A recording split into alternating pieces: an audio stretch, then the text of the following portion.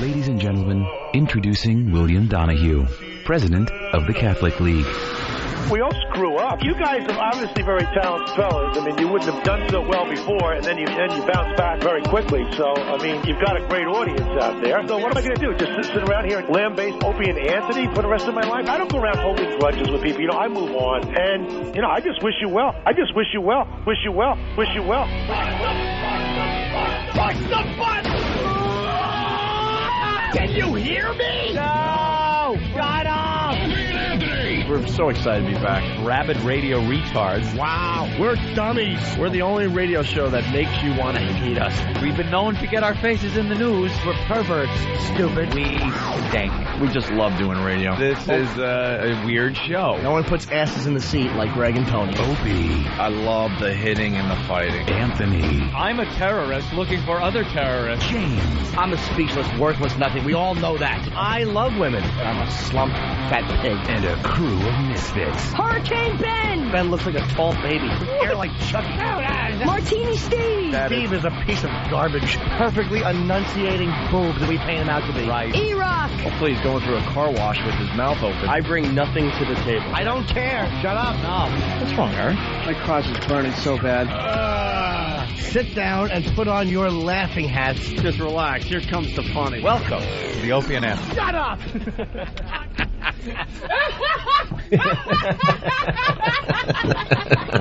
But enough of this palaver.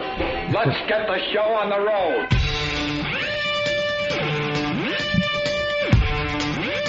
Well, let me tell you something, my crout Mick friend. And a man in my position can't afford to be made to look ridiculous. Mom, please stop calling me. You can act like a man. What's the matter with you? Mom! I'm not the Lord. I have to do this now. Don't you do it! Don't you! I got nowhere else to go! I got nowhere else to go!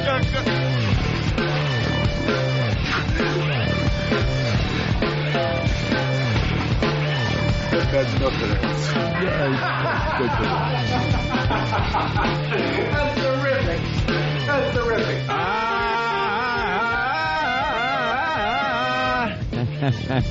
Hey, that worked out perfect. Nice cover up. I was starting in with the good morning.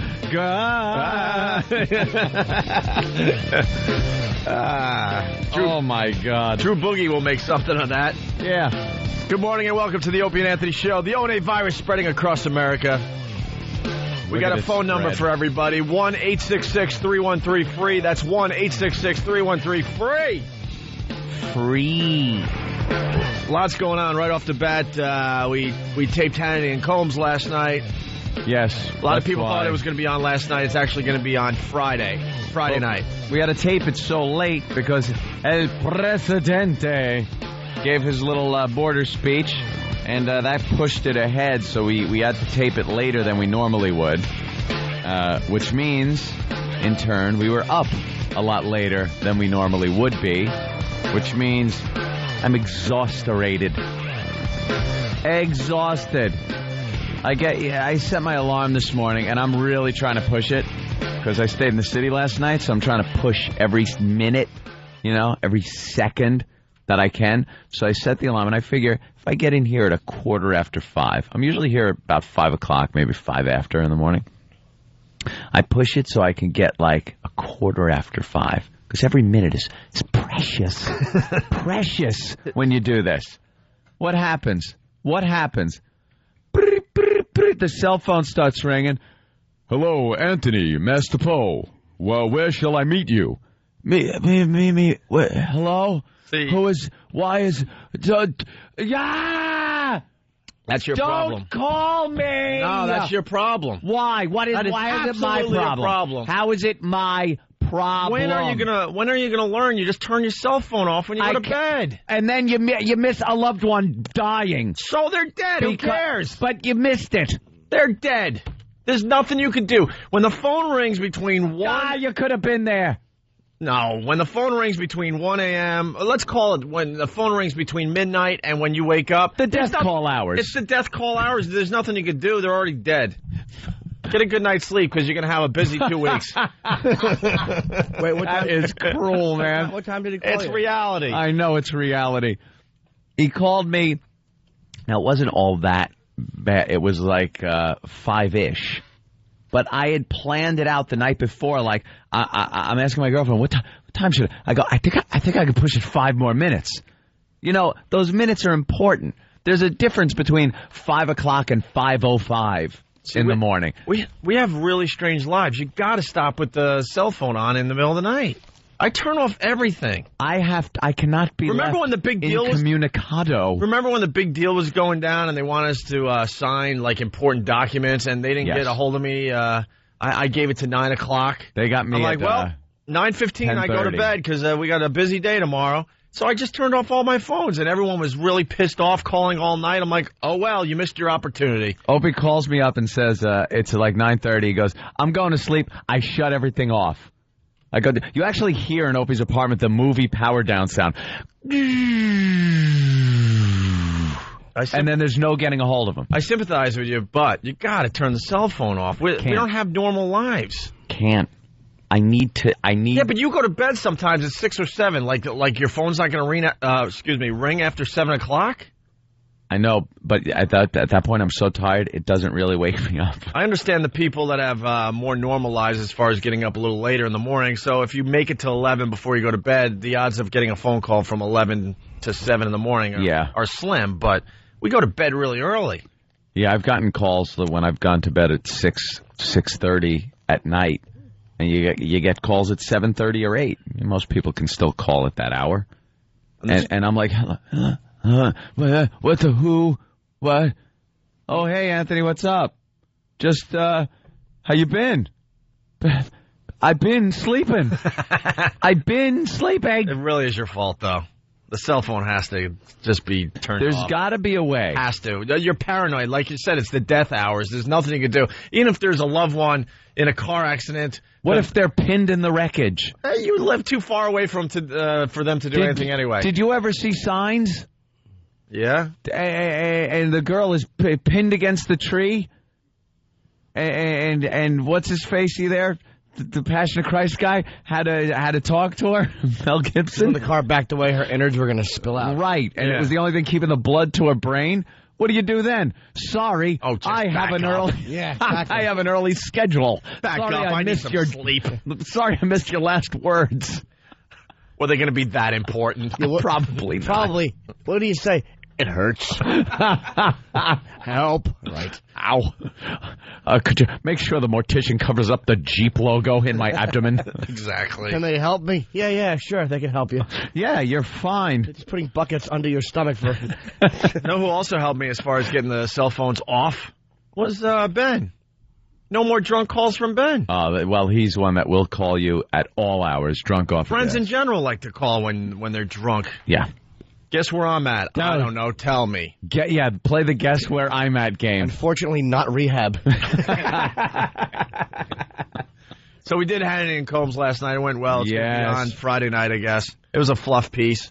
I don't think Hannity had any real agenda. I don't even think he was prepared for the interview, quite frankly. Jesus. He's such a busy man dealing with the immigration and Bush's speech. He was like, oh, yeah, I got Opie and Anthony tight. It was a very big evening for Fox News and all of their guys over there because the president gave the border speech, and we were taping on the same day, and we're just goofy radio show guys. So we go in there, and Hannity and Combs are there, and I'm sure they wanted to get to that part of their program. So, it was kind of a nice fluff piece, but that's kind of refreshing for us. Usually we're sitting there and it's, like we're in a witness stand on murder charges or something. It was kind of nice to just have a fluff piece. It's kind of, it's really nice, actually. We looked very relaxed because we knew we knew we weren't in trouble. How many interviews have we been able to laugh in? Where if we laughed, we would have looked like, oh, look at these scumbags. They do this and they're laughing. Yeah. Now at least we're able to talk and laugh and have fun with the people that are interviewing us. And I had the line in the interview. I don't know if they're going to use it. Yes, it's very funny. Well, I mean, it was Sean Hannity sitting, as you're looking at your TV from left to right. It's Sean Hannity, myself, Anthony, and Alan Combs. Sean Hannity starts the interview, He's talking for, 10 minutes. They're going to cut it up into only a 2 or 3 minute piece. But Sean Hannity's talking for at least 10 minutes, so we're all turned towards Sean Hannity. Yeah. Next thing you know, this voice out of nowhere asks a question. And then it's Alan Colmes. So I turn around to look at Alan Colmes to acknowledge him and start the conversation, answer his question. And Opie just looks and goes, he goes to Hannity, he goes, "Oh, he talks?" Got a big laugh. Well, he's just on that show for balance, that's all. You got to balance it out. And it's not much of a balance. The liberal part of the show. Right. He's the liberal part that keeps everything fair and balanced. That keeps the hate mail down. News. Keeps the hate mail down, yeah. Keeps the hate mail down, but let's be honest. Because Hannity's agenda is front and center. Like his political opinion is front and center. And then Alan gets to, well, Sean, I think that, we're out of time, and he's the cute liberal, man. They should have him, back near the window. Just way in the background. Way in the back. Through a ball. Way in the back. The president's approval rating really has reached an all-time. Well, we'll be right back after these words. Stay tuned. Because it's really Sean Hannity's show. So they should have him where he is, and then just have Alan Colmes way in the background at his own little desk. How about outside the studio? And they never focus on Alan Colmes. It's just a long shot. Like the depth of field, he's all blurry in the background. I think maybe they should put him outside the window, like a fan that's just waving, and have Hannity do his show that way. And he can call in on a cell phone every so often. By the way, I didn't even know that the immigration thing was going down because, I get my news by looking at the front page of the New York papers, and no clue that Bush did the immigration thing. Gave a little speech last night. Well, there was much more important news for the papers to hit. Both papers, actually, front page news. What is it? Is it immigration? No. Not on the front page of the New York Post. Oh, that's right. Oops, Britney does it again. What? Her baby Sean is in the back seat, in a baby seat, but the baby seat is facing the wrong way. Facing the wrong. Maybe she's driving in reverse. See, officially the baby seat should be where the kid is looking out the back of the car. Back. Yeah, the kid's back should face forward. That way it doesn't get whiplash or head injuries or something like that. What's the big deal with this crap? When we were growing up, car seat. When we were growing up, we didn't even have car seats. We barely had seat belts. Let me tell you about my youth with my father. All I remember was sitting in the front seat of an old Rambler. Do you remember a Rambler? You would, I guess, ramble in it. But Dad used to drive around, and there would be a beer tucked between his legs there. He'd be able to, drink as he drove. And he'd jam on the brakes every so often, and you would just stare at what was a metal dashboard. No padding, no airbags. You're a kid sliding around a huge slippery seat with steel in front of you. Just steel. That was it. Car seat. Get out of here. Well, that's all in the Post, though. I mean, at least the Daily News. The Daily News, at least, a little more responsible. They have... Oops, she did it again. She did it again. The same headline, the same picture, the same thing. Same, almost wording in the headline. Yeah. The same photo. It's that important. Much more important than Bush ordering 6,000 National Guard troops to Mexican border. That should take care of the problem, by the way. Yeah, we could use a few more people. Just a few. How many does that figure out with miles of border? That'll take care of one person. That'll take care of one village on the border. Yeah. Well, it's kind of a nice start. Like, I watched his speech, and believe me, I'm more Republican than Democrat. I'm a little more conservative than liberal, but I'm really not one side or the other. Kind of make up my own mind as I go along here. But as far as ideas go, it wasn't all that bad. I watch it. I'm just so prejudiced against anything Bush says these days, just like most people, that you kind of watch and go, shut up. Just shut up. And I'm sitting there, like, making up my own words for his speech. Our plan, and before he says what the plan is, and I just blurt out, we got to kill all the Mexicans. Just kill them all. Like, it would be hysterical to see the president come out with something so completely ridiculous like that. Got to build us a wall and then just gas anybody that's a little browner than this paint chip I got from Martin Paints. You know, just where everyone's staring at the TV going, oh, my God, did he just really say that? But it's not an awful idea. He kind of did a thing where he kept everybody happy as far as the amnesty issue went, because a lot of people don't want to give instant amnesty to everybody who's here. It's not fair to the people that went through the legal channels. Right.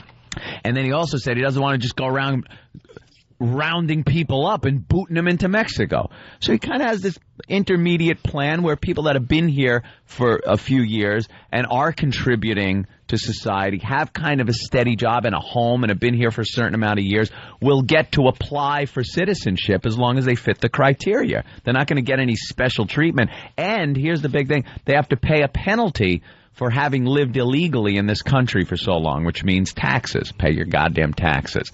So that seemed okay. A little more stepping up of the security on the border by bringing 6,000 National Guard troops in, which is a touchy situation. The president's power to deploy troops statewide gets a little iffy. You're not really allowed to deploy the National Guard for things like arresting people in states and stuff. It hits this level where it's a little martial law-ish.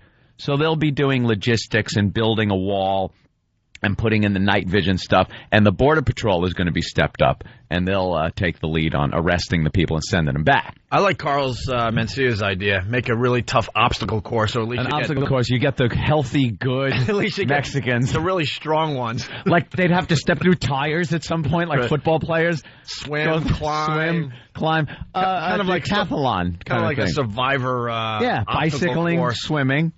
Oh, yeah, no, like, what was that show back in the 70s? Battle of the Network Stars. Give them a Battle of the Network Stars. Do they get a Network Star captain? Right. Like Robert Conrad and Dan Haggerty? At least make it interesting, then film it and make it into a reality series. Yeah. And then there was one other thing that just seems like it's not going to work out very well, an entrance that to the border where people can actually kind of check in and check out.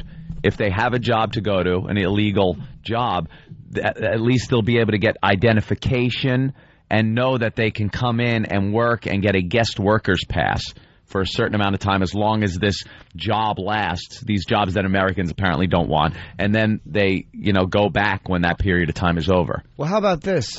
They throw them out, and Americans that don't want them try to collect welfare and then get the option of either doing that job or fucking eating out of a garbage can. Oh, or effing what? Oh.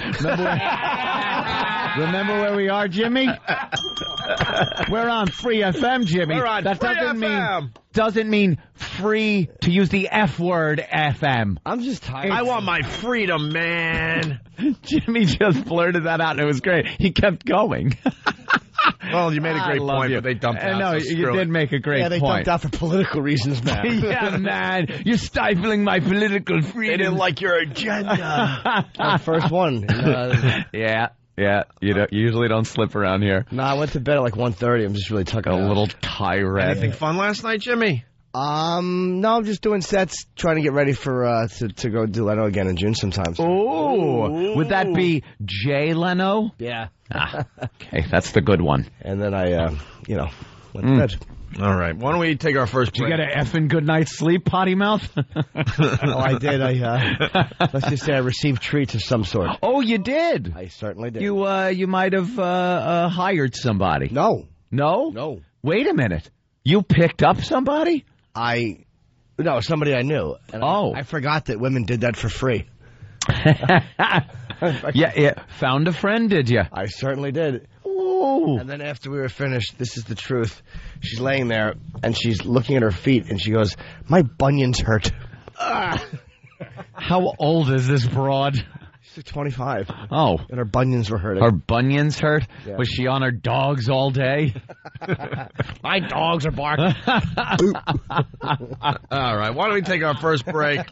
It's the Opie and Anthony Show. Here you go. Have a Dr. Scholl's and some AZT. You'll need both. The phone number is 1-866-313-FREE. 1-866-313-FREE. When we get back, we got to talk about what is in front of all of us.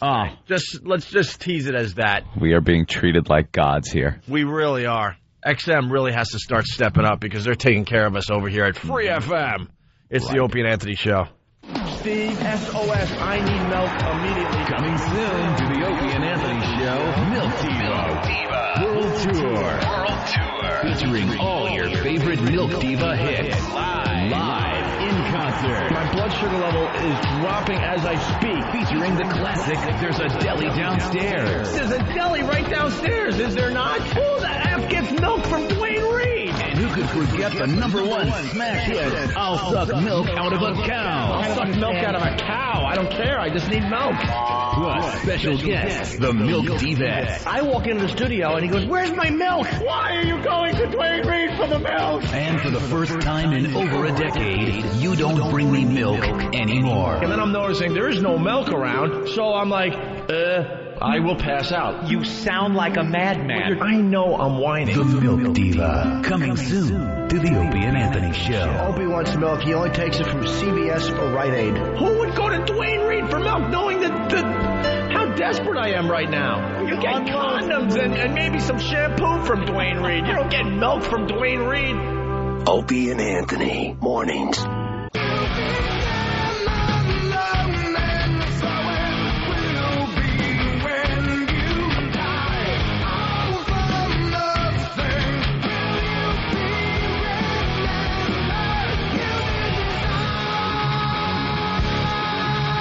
We're back with the Opie and Anthony Show.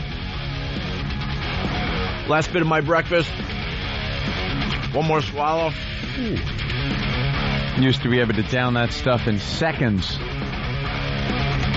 when we didn't have commercials. Mikey the Terrible on the instant feedback from, well, we can't say the website yet. We're still trying to figure out how we could say our websites on the air. Yeah, we'll get that figured out. Go to our MySpace. Yeah, go to our MySpace account, Opie and Anthony, and all the websites are listed there, okay? Join MySpace. Is little Jimmy tired because someone forgot to put a towel over his head? Oral treats, oral treats, oral treats, towel. That was really, really funny yesterday, Jimmy. We got to go to the phones, 1-866-313-FREE, and say hi to Mike in New York. Mike, what's going on today? How you doing, man? All right, Mike. You're on. What's going on with you guys? You know who this is? Welcome aboard, Mike. I wrote you guys that Newsday review last week. Oh, you're part of the review crew? Yeah, I'm part of the review crew. How does one get to be part of the review crew? I read the paper every day. They had an ad in there for it. I applied, and they picked me. How lucky am I? Do they pay you? No, they don't. It's actually, I get comped for everything I review. But what do you get comped, though? What can they give you review the radio show? What can they give you? It's for free anyway. That they don't give you anything. Oh, okay. Well, here's your review from last week, by the way. It was in Newsday. They do this review crew thing that we think just stinks. We think the review crew stinks. It's communistic. And they decided to review the show after, 4 days. Could have you shot for that. I could have had you shot for that. If that. Michael's 26 from Ronkonkoma. This is what he had to say as part of the review crew last week. David Lee Roth lasted less than 6 months. No real shock there. So what does 92.3 Free FM do? Bring back an ostracized cult favorite. Their show, much like Stern's, doesn't do much for me. It always seems to become a bunch of random talk and backhanded comments about other radio shows. I remember this guy. The guy that described a talk show. Yeah, you're part of our promo that they've been running for 10 straight days. Maybe they'll update that soon. With an established show on XM, they should be ready to go without needing much time to adjust, but that isn't the case. They'll draw ratings with their reputation and following of loyal diehards, but not much else. Grade C. Oh. They'll draw ratings with their reputation and following of loyal diehards, but not much else. But that's the whole reason we're here, to get ratings, Mike. Yeah. I gotcha. That's fine. I just see you guys didn't do too much for me. That's all I'm saying. We were only on the air 3-4 days. I figured you'd be more ready to go, being on XM for a couple of years, you know? Ready to go. The studio wasn't even ready. It was echoey in here. It was echoey. We weren't used to the headphones, the microphones. It's FM radio, not XM radio. It's a new job. What do you do? What do you do, sir? Actually, I'm a forensic scientist for the city of New York. A forensic scientist. When you first started, were you a little like, leery, a little nervous, a little unfamiliar with your work environment? A little bit. You didn't just go into the lab and start knowing where everything was. You weren't like Quincy the first week. Right. Putting your lunch in the same refrigerator that holds the brain. Yeah. Bossing Sam around because he's Asian and svelte. Nice. Yeah, so, I don't know why people think radio is any different. Have you been listening more? Well, actually, I would have been listening more. I only found out about what you guys said on the show yesterday because I went on vacation. So I was out of the country, came back, and all my friends were giving me crap. They're like, oh, you were on O&A. So I listened to it, and I was like, oh, crap. I figured I'd call in this morning and see what was going on. But, yeah, from what I've heard, you guys are pretty damn funny. It slowly kind of catches on, and that's why we call it the O&A virus. Yeah. And we've only been at it about 3 weeks. This only started feeling comfortable like late last week. Well, that's good. I'm glad you guys are feeling comfortable because you're way better than the other guy was. I just want to know what a forensic scientist, what do you do? Well, actually, I work in the DNA section of the lab, so. Oh. Yeah, we do. So you check out a lot of lacrosse players' fluids and stuff like that? Yeah, we do. That's turning out to be a big bust for the prosecution there. So they found no DNA on any of the three? They found a little bit of consistent DNA with one of the guys under her fingernail, a piece of fingernail that was actually in the trash. But there was so much waste in there that it could have gotten from anywhere. But what was from the rape kit that they got, they could have been from anybody she had sex with within 5 days, and none of them matched the lacrosse players. So it looks like a case of a girl just kind of crying rape. Yeah, they're hinting that she had sex with one of her boyfriends. Yeah. That's the DNA they're finding. So do you work for the police department, Mike? No, actually, we're all civilians, so we're not affiliated with the police department. So, what, different departments kind of sub out the work to you guys? Yeah, sort of. I mean, we get all their cases. Anything that the PD picks up or gets reported to them comes to us. That's wonderful. That's what we handle. Anything extra is all yours, right? You get to take home? What are you going to be reviewing in the near future? What's your next project as part of the review crew? Well, I'm still waiting for them to give me my next one, but I'm going to be done soon. They switch us out every 6 months or so we're on the tail end of our time there. Yeah, I don't want you building up too much of a power base there. Well, the review crew, they reviewed gas prices yesterday, and today they're all about The Sopranos on Newsday. Yeah. I haven't seen the new one yet. You don't need to. Don't spoil it. You don't. Don't ruin it for me. All right, Mike. That's all right. Thanks, Mike. All right. There goes Mike, part of the review crew. He didn't give us a good review. He gave us a C. After 3 days on the air, but now look. I think he's up to about a C+ now. I think he's our grades are getting a little better with Mike. He's got a little itch as far as the O&A virus goes. Here's the latest audio on the Duke lacrosse thing. A new face has emerged in the Duke lacrosse scandal. And it's a glazed donut. Before the media, the 23-year-old calmly defended himself and his teammates. I'm absolutely innocent of all the charges that have been brought against me today. That Reed Seligman and Colin Fairney are innocent of all the charges that were brought against them. You have all been told some fantastic lies.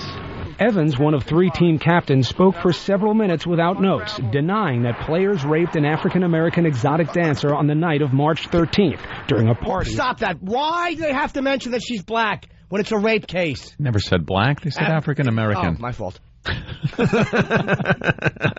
ahead, play it. The night of March 13th during a party at this off-campus house. I've repeatedly, through my lawyer, tried to contact the district attorney. All of my attempts have been denied. Evans was identified by the alleged victim as one of her attackers with 90% certainty. According to a transcript, she wasn't completely certain because she believed that Evans had a mustache at the party. David Evans has never had a mustache. Oops. We have pictures of David Evans from the day before, the day after, and almost every other day. He's off the hook. That guy's off the hook. No mustache and no DNA, and they still charge him. Yeah. Oh, they were hanging these guys out to dry a few weeks ago. And I don't like the fact that there was no racial implication in the case, and they still mentioned the race where, I hate to say it, but if there's been rape cases where there's black guys raping white girls. There's been? But I'm saying, it's like, when's the last time you heard, and they raped a white woman? I mean, you haven't heard that in the paper since 1957. It usually ended in something like a lynching. But, they just have to throw that in there. Yeah. Who cares? And I don't think they're guilty. That's by the way, what an innocent person sounds like. You get up and go, no, she's lying. Yeah. You don't hide behind your lawyer. And your lawyer's saying all kinds of things where it could happen, but they're trying to kind of brush it under the... That's an innocent guy going, hey, no, No, sorry. I've been trying to tell you this. I'm innocent, and you've heard a lot of lies, and there's no DNA and no mustache. What if the guy had a fake mustache on so he would be incognito? All those real bad ones. Yeah. He's back at his dorm room going, I fooled them. And the funny glasses. Exactly. Yeah. He had eyes that came out on springs, I swear, and big waxy tasting lips. And he was smoking a cigar and starring in Day at the Races. And his brother tooted a horn in my ear while they all raped me and played lacrosse. He gave me a piece of gum, and it made my whole mouth turn black. Gag gift? No. He shook my hand, and it went bzzzt. And he put rubber doo-doo on me. I sat down in the chair to relax and heard... Then there was plastic vomit all over the sheets. Hey, we got to say hi to some girl in New York City. Hey, what's up, you guys? Hey, some girl. Hi. Some girl. Yeah, I just didn't want to mention my name. We figured that. Okay, I was attacked a while ago, and... Oh, bae. That's terrific. Okay, yeah, I know. No, Bobby De Niro should not be chuckling at that. What happened, miss? Well, whenever if I do talk about it, and I say I was attacked, people always ask, was he black?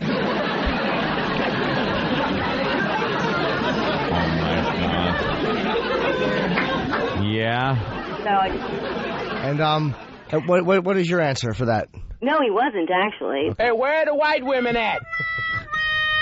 So you were attacked by a white guy. Yeah, but I agree. I like what Opie said about, why do they have to mention... Yeah, that's what I said. Stupid. Now, that was a good point that Drew Ope Boogie mentioned. brought that up. That's right. But anything intelligent on this show, I say. So remember that. The weird part is, next time someone says, was he black, you should just say, he may as well have been.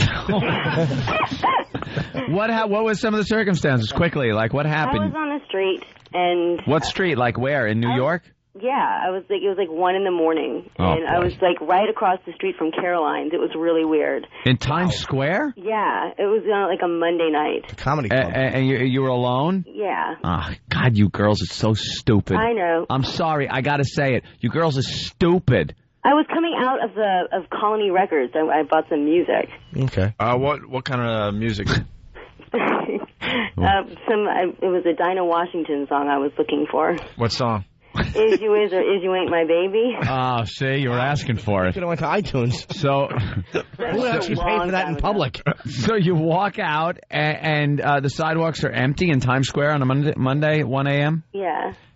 You start walking. Now, I know for a fact you probably had a bad feeling before anything happened.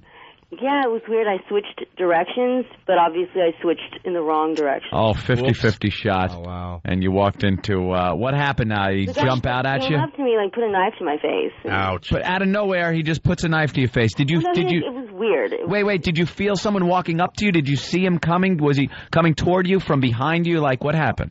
Well, I really don't want to talk about it. Well, you don't have to get into gory details. I just want to know what... I was just walking, and I was looking for a cab, and there was a lot of noise, I remember, and a big truck went by, and I was like almost to the middle of the block, and it was weird the way the guy just he was running. He was totally crackhead out. It was weird. Running like toward you? Yeah. Well, he was out of his mind, and it was really weird. God damn, you girls can't be alone in the city. Did he assault you, or did he was it like a sexual assault? He put a knife to my face, and he slammed me up against this smooth black granite pole or something, and it was off the sidewalk, but on the entrance to this building. And it was weird because there were cameras there, but the cameras weren't in that position at that particular time. Oh boy. So he's out there somewhere, asshole. Oh, excuse me, sorry. Yeah, that's okay. That's and he forced himself upon you? Yeah, I kept saying, you don't want to do this, you don't want to do this. And he said, no, believe me, I do. Jeez. It was bad. So what do you do now to protect yourself? I don't go out alone. Did they ever catch him? No. No. No, they never catch guys like that. It's just like this random, it's very hard to... And there have been other girls, with the same MO happen, like, in that area. Like, it's really weird. Well, hopefully somebody will catch up with them with a rifle. Too late. It's too late at night. There's not enough people around you, and you're not with a friend or anything. Yeah. The girls should just, like, you should have been out in the middle of, like, 7th and Broadway, just walking in the middle of the street. That was the direction I was going to, but I walked uptown instead, and it was so stupid. I was just trying to get a cab, and like... Wait, was this on... Wave down a cop, was you this know? on Broadway that this happened? I'm sorry? Yeah. Wow. Yeah. That's kind of hard. I mean, look, you think if you're gonna... I mean, it's late, but... It's, yeah, but you think Times Square on Broadway, right? It was like an eerie... It was really eerie. Like, I've seen it, though, where it's been pretty desolate there at night, especially at that hour. And if you're walking on the sidewalk and you're close to the buildings, there's a lot of nooks and crannies where these nuts can just, like, drag you into. Yeah. If you're a girl and you're alone at that hour, walk in the middle of the street. I've done that, and if I ever am, like, alone for, like, a block or so, I always walk in the middle of traffic. Middle of traffic. Screw 'em. It's easier. It's almost safer. Do you carry mace now? Pardon? No, I'll carry with a lit cigarette, or I'm just more aware. That'll get them. Why should we can have a smoke afterwards? That's about the only thing that's going to do. A lit cigarette so you can hear, ow! Now you've really made me angry. Yeah, really. Really fast. Miss, carry mace. A lit cigarette is not going to do... A secondhand smoke, there's not enough time for that to be effective.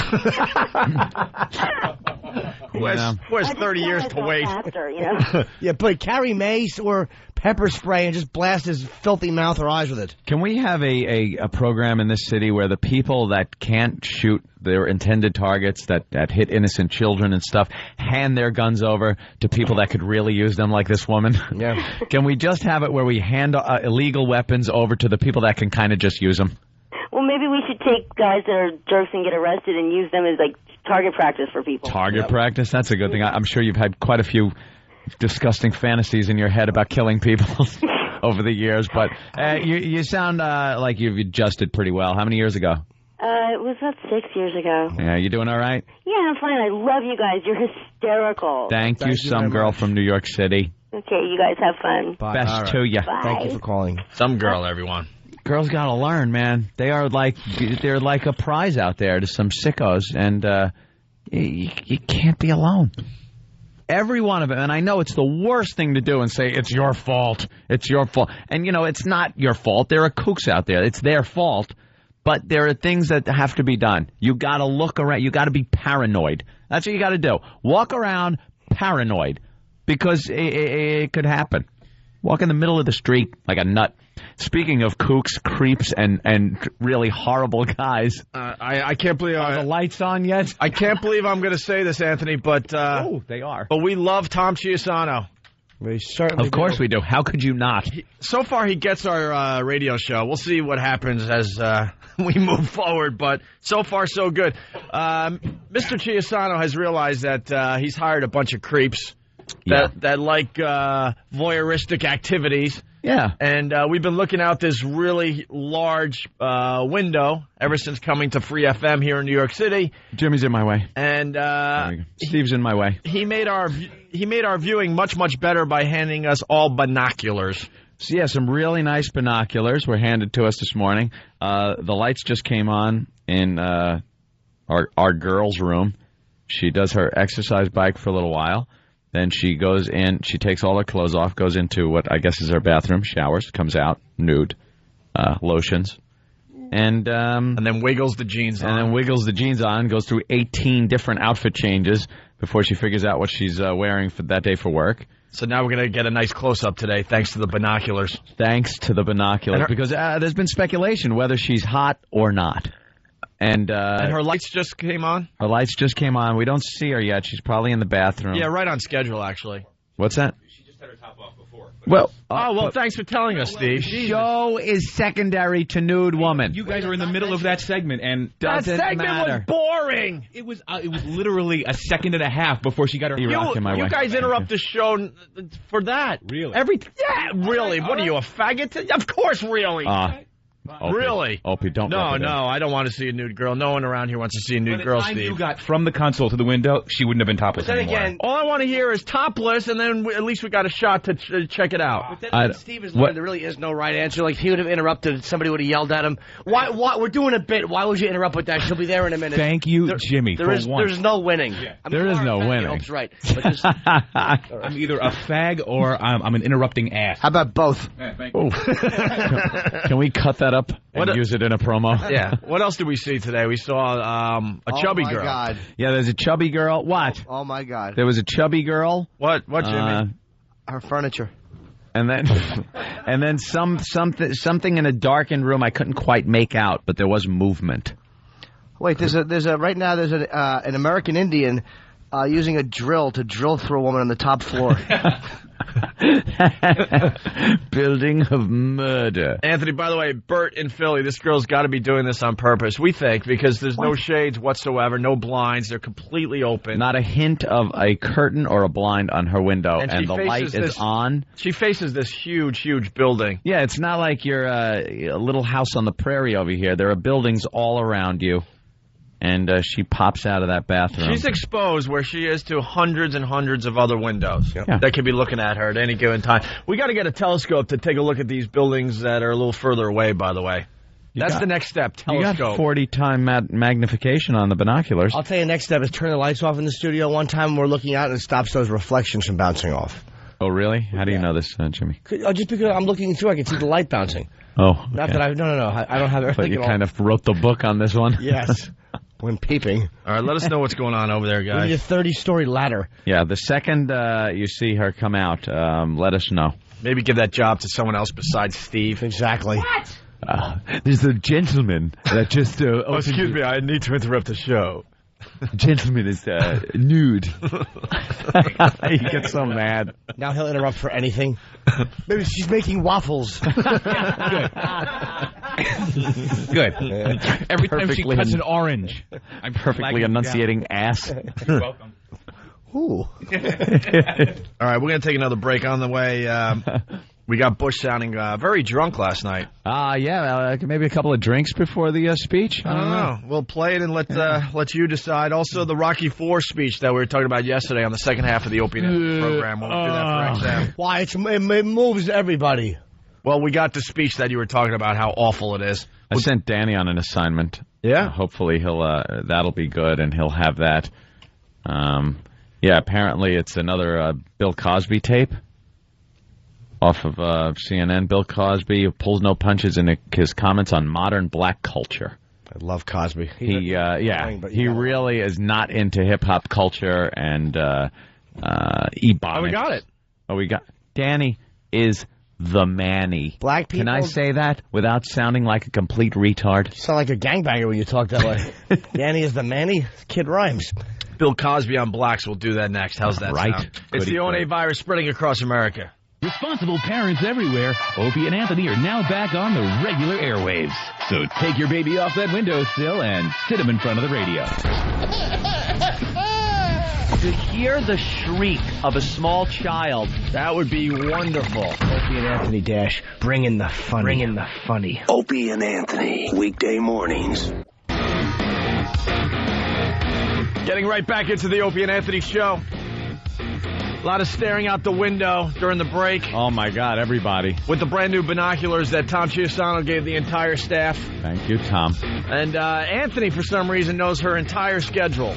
She's on the exercise bike now? Yeah, here's what she does. She gets up, she goes into the bathroom, and, I guess goes. It takes her a little while. Then she brushes her teeth. Then she comes out of the bathroom in kind of some Lycra pants and a sports bra and gets on her exercise bike, which she does for about 15 to 20 minutes.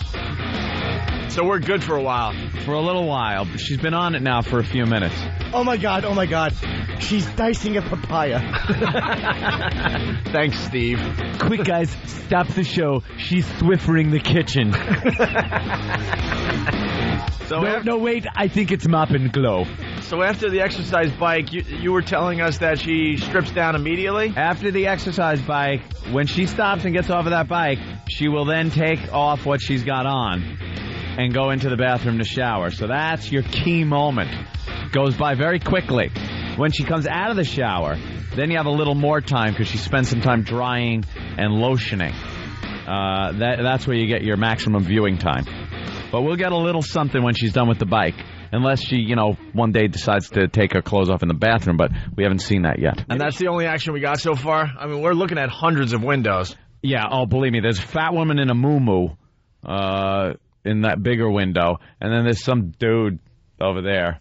We can't get girls up here for contests, and we're excited. We're watching a 5 on a bike. Yeah. She is the 10 of the building, though. She is. I'll tell you that. We've been looking around at this building, and this is the ugly building. It really is nasty. And she is the only one that doesn't have shades or blinds. And she's on the exercise bike, so apparently, she's working out. She's working on it. She got a little bit of a tummy. Oh, she likes to be watched. Yeah, you pedal that bike, you bitch. Let's go to Lorenzo in Westchester. Lorenzo! Yo. Hey. Good morning. What's going on, guys? What's going on, man? Love your show. I just want to share a little story I have. I stumbled over a chick in the fall going to work. I go to work at 5 in the morning, and all of a sudden one day I looked into this window, and I seen some chick in the window with her top house hanging out. Yeah. I mean, awesome, bro. Every day religiously now I stop there with binoculars. The chick's got a routine. She gets up out of bed. She goes into this one room. She turns the TV on. She takes her clothes out of the closet. She goes inside. She comes back out with a towel. Right in front of the window, she looks out, and she's stark naked, bro. Yeah. A lot of guys are assuming that, she might be doing this on purpose, has this little exhibitionist in her. And, because she does it, her window is completely open. The lights are on, and she gets naked. And there's buildings facing her. It's not like she can't see this building.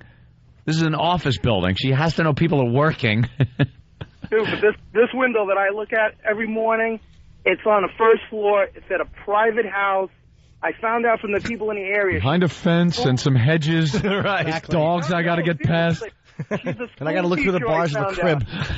I found out she was a school teacher, and this girl's a 7.5 every day. But now that it's a little lighter out, it's a little difficult to see, but like around the fall time, full blown right in the window, bro. That's the best viewing, right? You ought to start best viewing season. Yeah. Sell the address, and then people will start going there, like lining up, like at the Field of Dreams. Hey, dude, I caught a guy over there one morning doing the same thing. I asked him what he was doing here. He goes, nothing. I was looking for my keys. And you're like, I know what you're doing. All right, Lorenzo, thank you. Sir, what are you doing here? You came to look at a 39-year-old girlfriend. And think about snacks. Dateline Predator. Dateline Predator, Peeping Tom, DJ, Shock Jocks. Ralphie on Long Island. Ralphie. Why the binoculars? You listening to the show? Huh? You think she's listening to the show? I don't know. If she's listening to the show, we ask her to maybe blink her lights on and off a few times. Oh, yeah, that's going to happen. Even if she was listening to the show, I think she would just deny that she is. Blink the lights on. If she was listening to the show, wouldn't you just say, could you just get naked and plaster yourself against the window? But maybe she wouldn't want to do that. Maybe she wants to just go so far, Anthony. Hey, okay. How many guys you thinking I'm building are cranking them out there? What? No one. Not in that building, sir. No, in your building. In our building? I don't know. I don't know what goes on around here. No one. Look out the window. She's not exactly Bo Derek. I don't think every guy in the office is face first against the window cranking. We can't really tell yet. We haven't had the binoculars. And we're so critical. Someone yells out, she's flat. And then someone had to say, no, man, she's got a sports bra on. Hey, who blurted out she's fat? Drew says she's fat? Oh, flat. Okay. Flat. Ty in Georgia, what's up? There's a girl, I drive up to Chattanooga from Atlanta quite a bit, and there's this woman that drives with one titty out all the time. I don't think that's allowed, sir, but... She has one breast out all the time? Yeah, she'll drive, and you blow the horn, and she'll just smile. I took some pictures last time. I got to get them. And you see the same girl on the same ride? Yeah. And she likes to drive with one of them out. And meanwhile, there's a baby somewhere that she forgot to pick up. No, there's no baby. She's a good-looking girl. She I know, sir. rides up the road, but I got some pictures. I'll get them developed and send them. Stop the show, stop the show. I believe she's hit 1 mile on the bike. She's also reading a John Grisham novel. Yeah, it did look like something, either that or some romance novel. Stupid law book he wrote. He stinks. I used to like him. Yeah. The young lawyer who makes good. Oh, why don't you die already? Steve on Long Island. 20 times. Same book 40 times. Hey, Steve. How's it going? All right. The Pelican sodomy. All right. Steve. I'm a cop. I'm a cop, you idiot. Yeah. And we used to have different blocks of classes, and we'd have our gym block. Following that was one of our classes. And every single morning, the same girl would be getting undressed in front of the window. But we'd run. All the guys, we all knew this in the same class. We'd run from our gym class to get the good seat next to the window in our our behavioral science class. So our instructor would come in, and you'd have like 10 or 11 cops all sitting on the left side of the classroom, and all the other cops just sitting on you have 2 or 3 cops on the other side, and they come in there, what the hell is going on? Why is everybody on one People side of the classroom? Fascinated by this, and we've talked about it before. You can just, log on to plenty of sites and pop up women of all different shapes, sizes, colors, slutty, girl next door-ish. It doesn't matter. It's different when you can look through a window. And it's a regular girl. And it's just some girl going about her business with her clothes off. There's something else that makes that better for some reason. We were given the definition of peeping Tom. Peeping Tom. It's a noun. A person who stealthily peeks into windows, holes in restroom walls, or other openings with a purpose of getting a sexual thrill from seeing women or girls undressed or couples making love. The term comes from the legendary Tom, who was the one person who peeked when Lady Godiva rode her horse naked through the streets of Coventry to protest taxes. Being a peeping Tom is treated as a crime based on sexual deviancy. With various names in different states, it forms the basis for a lawsuit by the victim on the basis of invasion of privacy. Interesting. Unless, of course, it's public display. Like that, right? Like the fact that we're in a place, and I think if you search it out, if you're in a tree somewhere, in a tree on private property, you have to go out of your way. Looking at that Moxley girl, right? Exactly. That naughty Moxley girl. Oscar in Westchester. Oscar. Hey guys, how you doing? Good, Better Oscar. now, Oscar. Thanks. Hey, so what are the details on this girl across the way? Is she taking care of herself, nice and clean shaved? Well, we're from what we saw yesterday, I don't think I think she's using the razor on her armpits and her legs. Period. Oh my God! Oh my God! What, Steve? She has Yahtzee.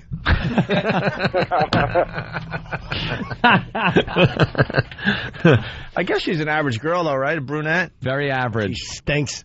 She's just very average. Exactly. Plain Jane. But this time of the morning, while we're trying to do a radio show, she's a 10 in our eyes. She's like on the 10th floor on an exercise bike. Yeah. Just fat. She doesn't shave. And she's flat, and she's in a bike reading a romance novel. She should be shot. Let's go to Scott. So should we. Scott, let's go. You got to get right in, man. Hey, guys. How you doing? Hey. You guys suck. Thank you. So when I was growing up, I lived next door to my little fantasy girl.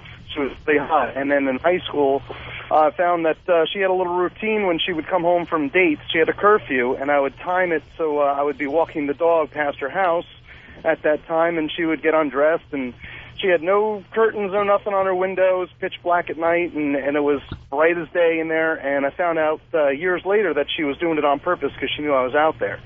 And it was my little fantasy come true. Wow, what'd she tell you? Did you read this in Penthouse Forum? Yeah. It's too perfect. Dear Penthouse Forum.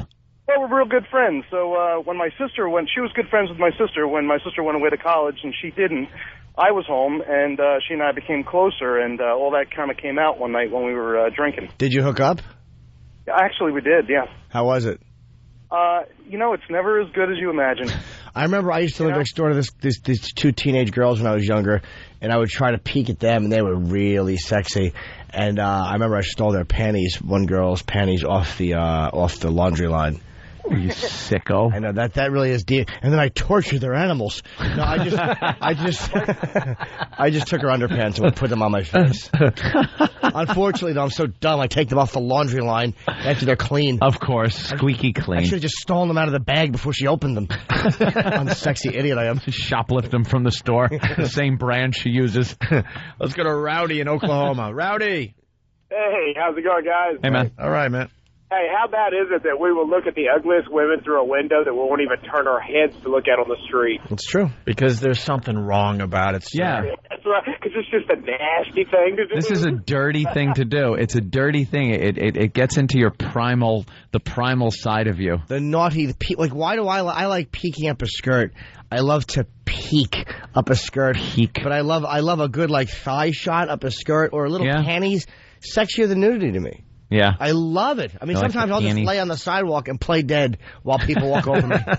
Let's go to Sammy in Queens. Sammy. Good morning, boys. Good morning. Sammy. Congrats on radio history, man. Oh, thank you, my friend. Yeah, I used to work downtown by the Seaport on Water Street. Mm-hmm. Across from us, they converted an office building into NYU dormitory. Oh. We were on the 16th floor. It's still there now. How many Asians did you get to see jump to their deaths? Yeah, right? Oh, I got to B+. It's all over. We used to Dishonored. It's an epidemic here in New York City. They should just install trampolines all around NYU's campus. Hey, if you were peeping Tom by the Seaport, it was like smell-o-vision for you. You got that right, Anthony. You got that right. You scratched the window? A lot of fish there, boys. Yes, we understand the joke, sir. I just told it. Yeah, thanks, Larry Literal. I don't want to sea salt. Seaweed sometime, low tide. So what would happen? You'd peek? Well, we used to sit in the conference room on the 16th floor, and we would see girls going, taking showers, walking out naked, getting banged.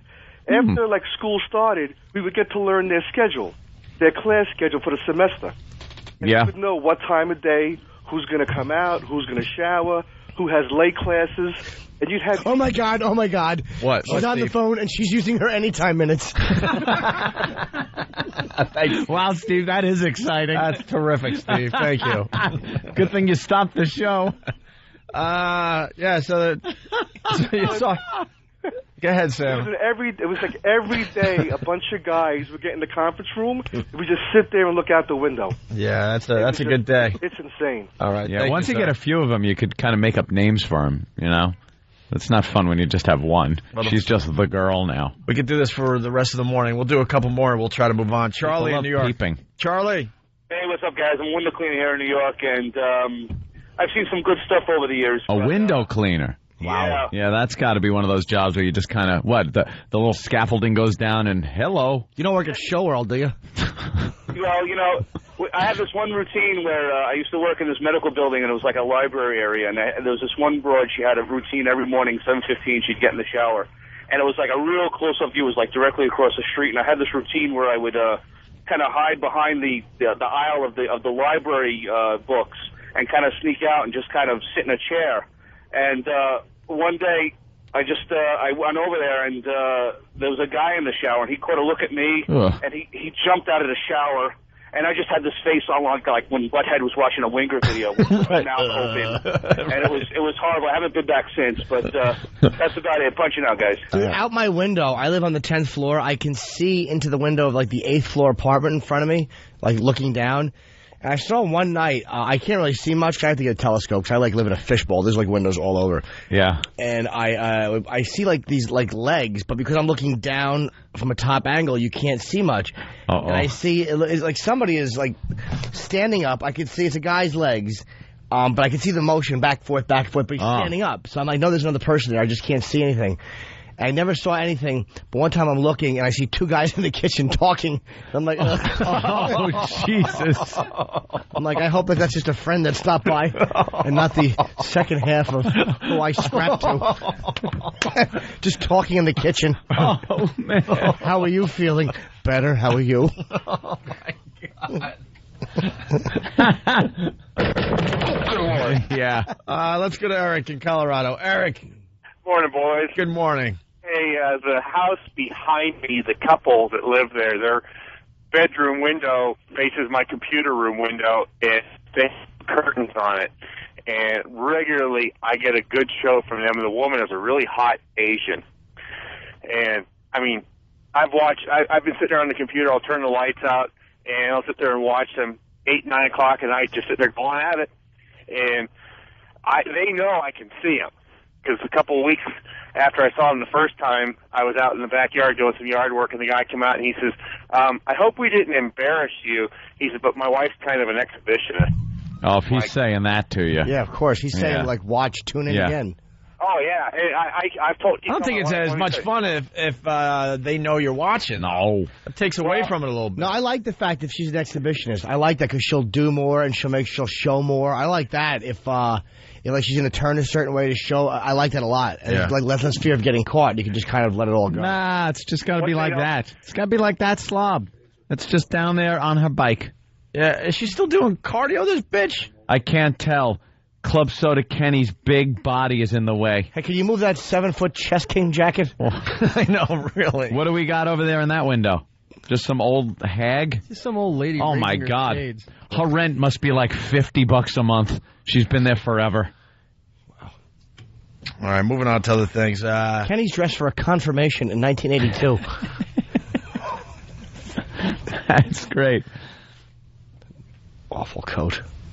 All right, why don't we do Don't this? touch my hair. That's what he looks like, doesn't it? That's the only time anybody thinks I'm good is when I'm down at the disco, dancing down at 2001. Take a lot of time on my hair, and he touches my hair. Hey, we got some audio from the State of the Union last night. Let's get through this really fast. And it looks like the president sounds drunk there. Yeah, I don't know. Want to take a listen? Sounds like he was tipping a few back, maybe relax himself before the speech. Yeah, he was talking about the immigrants and the problem we're having with that thing. Yeah. Once here, illegal immigrants live in the shadows of our society. Many use forged documents to get jobs, and that makes it difficult for employers to verify that the workers they hire are legal. Illegal immigration puts pressure on public schools and hospitals. It strains state and local budgets and brings crime to our communities. Communities. He sounded a little drunk. Sounds a little drunk and a little digitized. America can be a lawful society and a welcoming society at the same time. We will fix the problems created by illegal immigration, and we will deliver a system that is secure, orderly, and fair. And fair. And fair. A little more Bush from last night sounding a little drunk. Slurred speech. It is a way for those who have broken the law to pay their debt to society and demonstrate the character that makes a good citizen. We must honor the great American tradition of the melting pot, which has made us one nation out of many peoples. Many peoples. Many peoples. Demonstrate. Anything over there, E-Rock? She has stopped pedaling. Uh-oh. She is now, but she's sitting on the bike. Uh-oh. Is she reading? Piles. Is she reading? Put the book down. She's just trying to finish the chapter before she hits the shower. Read on the bowl like the rest of us. You ever read till your legs get numb? You get off and you're like a newborn baby fawn. Yeah. Big kneecaps, legs shaking. All chafed. More audio from Bush last night. And as we work it out, all of us need to keep some things in mind. We cannot build a unified country by inciting people to anger or playing on anyone's fears or exploiting the issue of immigration for political gain. I love that gag. This is the best gag. Damn, does he sound wasted? One more. On a visit to All right, she's up. She's up. She's up. All right, going over with the binoculars. Grab a wireless. Grab a wireless, sweetie. I must describe. God damn it. Hold on. Anthony's looking through his binoculars, courtesy of Tom Chiusano. Where's the window? All right, I've found the window. She is... Oh, my God, she's moving a piece of furniture. This shit sucks. Can someone get a microphone for Norton, too? She's moving some stuff off the bed. She's going... Come on. She's got to lose the bra. She's going back into the bathroom. Oh, she's taking her...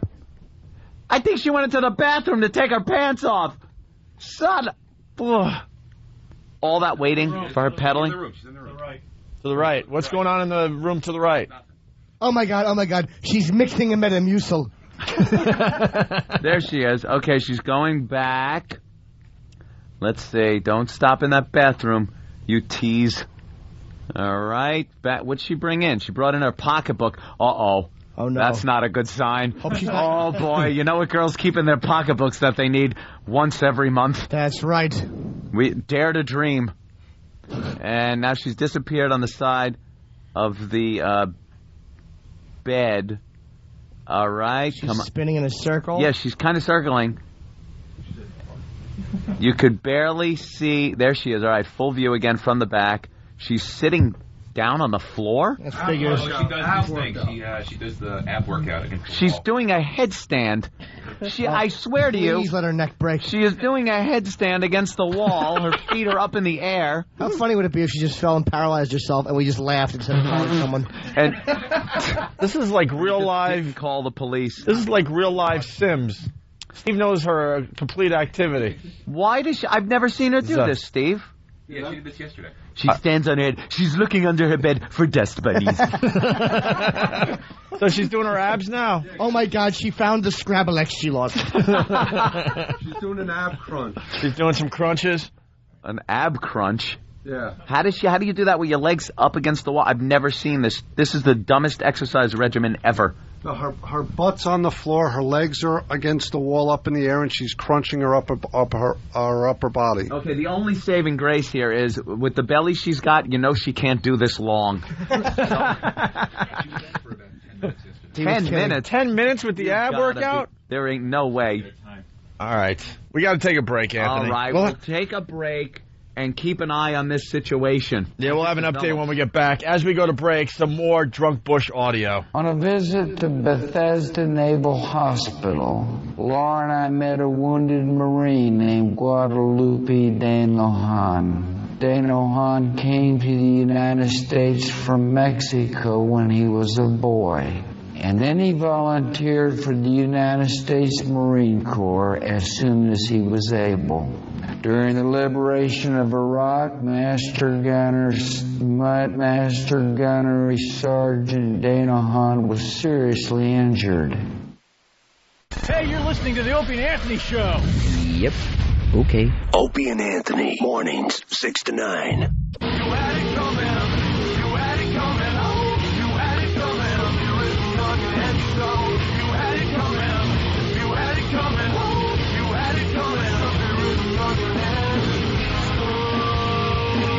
We're back with the Opie and Anthony Show. The ONA virus spreading across America. Anthony's next to the window. Anything going on, Anthony? This girl's a tease. Anthony's been he's been looking through his binoculars ever since we went to break. She's been doing her ab crunches. What else? She does some ridiculous headstand thing against the wall. Then she gets up, and I swear to you, as if to task us, she tasks me. She looked like she was going to take her pants down 3 times. She went for the tie in the front and everything. And then, nothing. Now she's back in her living room area. Okay, she's walking now back into the bedroom. We have a clear view into her bathroom also. I see her toilet bowl. Apparently, she uses scrubbing bubbles because it's spotless. And, she stopped somewhere in between. Living room. Is she in the living room again? But she never takes her clothes off in the living room. What is she doing? She's going through paperwork. She's grabbing her pants. She's either just scratching her butt or she's going to take her pants off. All right. She's done this 3 times. She's adjusting her radio and now flipping us the bird. Jimmy's in on the surveillance now. She's doing a lot of walking back and forth, but this is the time she always takes her clothes off. But for some reason, she's being a real tease. Where is she? I can't even see her. She stopped in between the living room, and then you got the bricks, and then the bedroom. I don't know. If she's having breakfast, I hope she chokes on it. Because this is no way to treat a room full of perverts. No way. Where do you see her? No, I thought I saw movement. I realized. Who's holding this for me? Katharine Hepburn? Why are my stupid binoculars not staying still? You have to put it against the window to steady it. It is against the window. I should be picking blueberries and looking at loons. Make me laugh. It shakes. This is completely shut down the show, by the way. I know. Thank you, Tom Chiasano. Tom got us these binoculars this morning. He didn't realize what kind of pervs we were. That we really are horrid human beings, and we'd much rather see a naked woman that doesn't know she's being watched. Living room? All right. He doesn't realize that by next week, the bottom half of this window is going to have an opaque covering on it. You know what? Night vision. We're going to need night vision. That's right. And like a helicopter like they had in Blue Thunder, so we can just hover and watch. We can just hover with the silent rotors. She's doing, like, work. What is she doing? Isn't she naked by now? Work.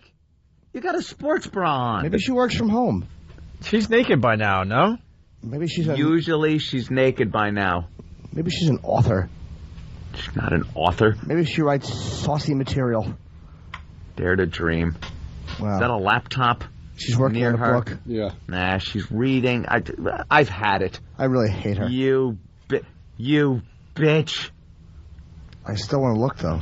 All right, we'll have someone just kind of take a look. Someone's got to look then. Interrupt the show if anything's going on over there, okay? Not Steve. And not Steve? I believe she has writer's block. She looks frustrated. Oh, my God, she's searching for whiteout. God. Club Soda Kenny, you're on the job, right? Yeah. All right, Kenny's on the job. E-Rock's got to move, though, because at any moment... Yeah. There you go. You do have a vantage point from your microphone over there. Yeah, I got a pretty good seat over here. I could just turn my head and kind of see if she's doing anything, but... All right, we got the cause. The cause. You had Danny find this? What's going on with this thing? Well, I was on CNN just kind of scrolling around, and I see Cosby, and then it has a quote. It says, "People have gone crazy." And it's a little audio of him being angry. He's come out before at criticizing this black culture, that he doesn't appreciate the hip-hop thing and the black-on-black crime, lack of education, he has said. So he comes out every so often and just lambasts the black community, and they call him an Uncle Tom for it. They don't like it. They don't like it. They don't like black people. Don't like their laundry being aired in public in front of white people. It's a really weird thing, and because a lot of people know he's right. I mean, people know that he's telling the truth, but it's the fact that he's doing it publicly like that bothers people. Yeah, there's something that should be kept this should be kept underground, you know? It should be kept within the community, just kind of whispered, because if you get somebody as big as Bill Cosby talking about it, then maybe someone's got to do something about it. Drew, you're a black gentleman. I mean, how do people look at it? I mean, he is not, first of all. He's barely black. He's black? He's more white than black. He's what not. does he know? I'm black enough for this room, I would Absolutely. Yeah, you are really dark compared to everyone else. If it's not you, it's Steve, who's Lebanese. That's as close as we have. Let my people alone. Just have some baba ganoush and pick it up with your feet. Well, you want to hear the Cosby audio? Let's hear a little Cos. All right. We're at a time when you look at numbers, and people just throwing numbers out, and these numbers tend to have no feeling about the incarcerated African-American male. Yes, but it sounds like there's not good news if the African-American female is looking for a love partner. All right, hold. Stop the president. Stop the president. Stop the president. We're getting nudity. God damn it. I can't zero in on this room in a second. It just takes too long. There we go. She is topless. How do they look? They don't look bad. Give me the... Would you someone hold the mic here? She has now gone into that little corner by her bed. Not much room, so she usually pops right back out of there. She's naked. She is. Oh, there are. She's laying out some clothes. I guess. Come on, I'm trying to see how dark they are. For when she gets out of the shower. That's her closet. I hate her OCD that she's going routine. into. But she took her sports bra off, so she is topless. She's wearing these black kind of stretch exercise pants. Yeah, and those are the pants. next thing that have to go. I'm trying to focus better here. Are they going? Are they going? Take them off, you almost fat lady. They got well. Now she's kind of walking into the bathroom. Oh, I had enough of this woman. She really is ruining the show. Stop She's moping coming around. back in. She's grabbed a piece of paper. Why am I excited about mediocre breasts walking by? They're B cups. I'm looking at B cups from across the street. But they're... There's nothing wrong with the small ones, Jimmy. Hey, Tom, can you get us the Hubble so I can see these? Stop making me laugh. It's shaking. All right, her boots. All right, come on, lose the pants. Here they go. Here Take them go down. the pants. She is completely naked. Naked. She's naked. Ew. There it is, and nice panties. Uh-oh. What's going on there? Ugh, nothing. Wow. She needs to stay on that bike a little longer than she has Exactly. been. Wow. But she's completely naked, and that's what we were waiting for. Those panties This is are good. awful. It would be sexier if she just wrapped herself in a flag. Yeah, look at that. No, is she going into the living room naked? I hope so. This. All right, let me move to the side. Yeah. There she is. Look, she's in her living room naked. Can you not rub the microphone on my chin? Is that Uncle? great? She's walking back now. Back. All right. Yep. Saw it. Hey, pick up a razor. Saw it. She finally turned in the right direction for us to see full frontal. What does she shave with? Miracle Grow? Chia. Oh, now she's putting the lotion on. Oh, she's lotion. See, Jimmy, what's wrong with this? Nothing. If she would get front and center, but she's in the corner like a screensaver. She's now lotioning her body. She's not showering today? I don't know. She's going to go in stinky. It puts the lotion on. It's bunt. It does this when it's told. Fat belly. Could you help me with this tube of lotion? I got a broken arm. Would you? Nice papoose, fatso. You about a size 14. I want to go over there and carve diamonds in her back. Make a dress out of her. Go for the tuck. There she goes. Oh, yeah. Look at that. Is she a great big fat person? She's hugging herself. She's lotioning her shoulders. Oh, I thought she was doing and now her hips. Positive affirmations. And now she's walking right up to the window. Wow. Get on the scale, puppy. Dude, she's getting on the scale, which is right by the window. And just a little. I'm not even kidding. Is she still wearing panties, or is that something else? Dude. Are you kidding? She's She wearing a really needs to take care of business. Please look across the street and see us. South of the equator. Please see us, tub lady from The Shining. She's not tub lady from The Shining, she but certainly is. I believe with that shape she could wobble and not fall down. She stinks. I'd rather watch Travis naked in the little room behind us. Again? Tell her to up her cardio. What is she doing, 4 minutes and then having ice cream? You mediocre slob, get dressed already so I can go sit. I believe she's putting on some type of skirt.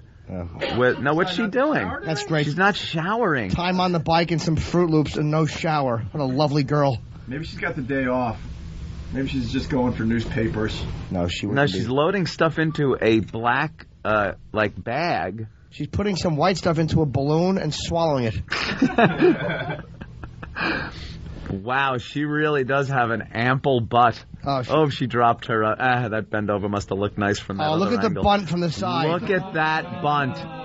Wow, that is like the continental shelf. It's like watching a giant European ant.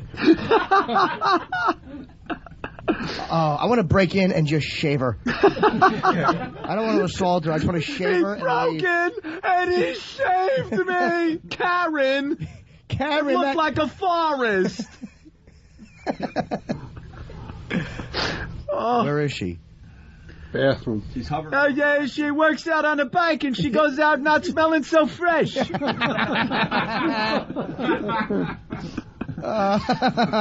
She really is a filthy animal. She's awful. She's awful. The elevators just smell like sushi.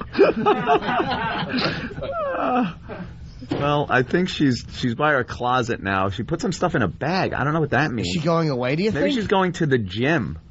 Nah, she where would have done will work bike out first. and then shower there. Nah, she would have done it all there. I love the speculation. Me too, and it's all worthless. Fun? She's probably going to Sloan Kettering because she has to have something removed. My God, man. Take the sexiness out of it. What's sexiness? Like watching my mother, but not quite as hot. She's disappeared into her closet for the past about a minute or so. How funny would it be if she hung herself? She's been listening to the show. Exactly. You just see the flash of a gun. She's playing a Van Halen records and killing herself. Well, where is she? I think she's I think she's probably in the closet getting dressed. Yeah. Where she should be. Exactly, right in front of the window. I can't wait till she looks up and sees us and just covers her mouth and hides. Isn't it the worst part of this whole thing is that she's the hottest girl in the building so far? She's the only girl. It's either her or the old lady in the other apartment. Yeah, you stir that sauce, you old bitch. We're just like rooting for her. Come on, grab that chest and fall. Hit that medical alert button. Hit her life call. It saved my life because the shock jocks were looking at Fatty. We're all trying to get off watching her and her little rascal. They never called the ambulance.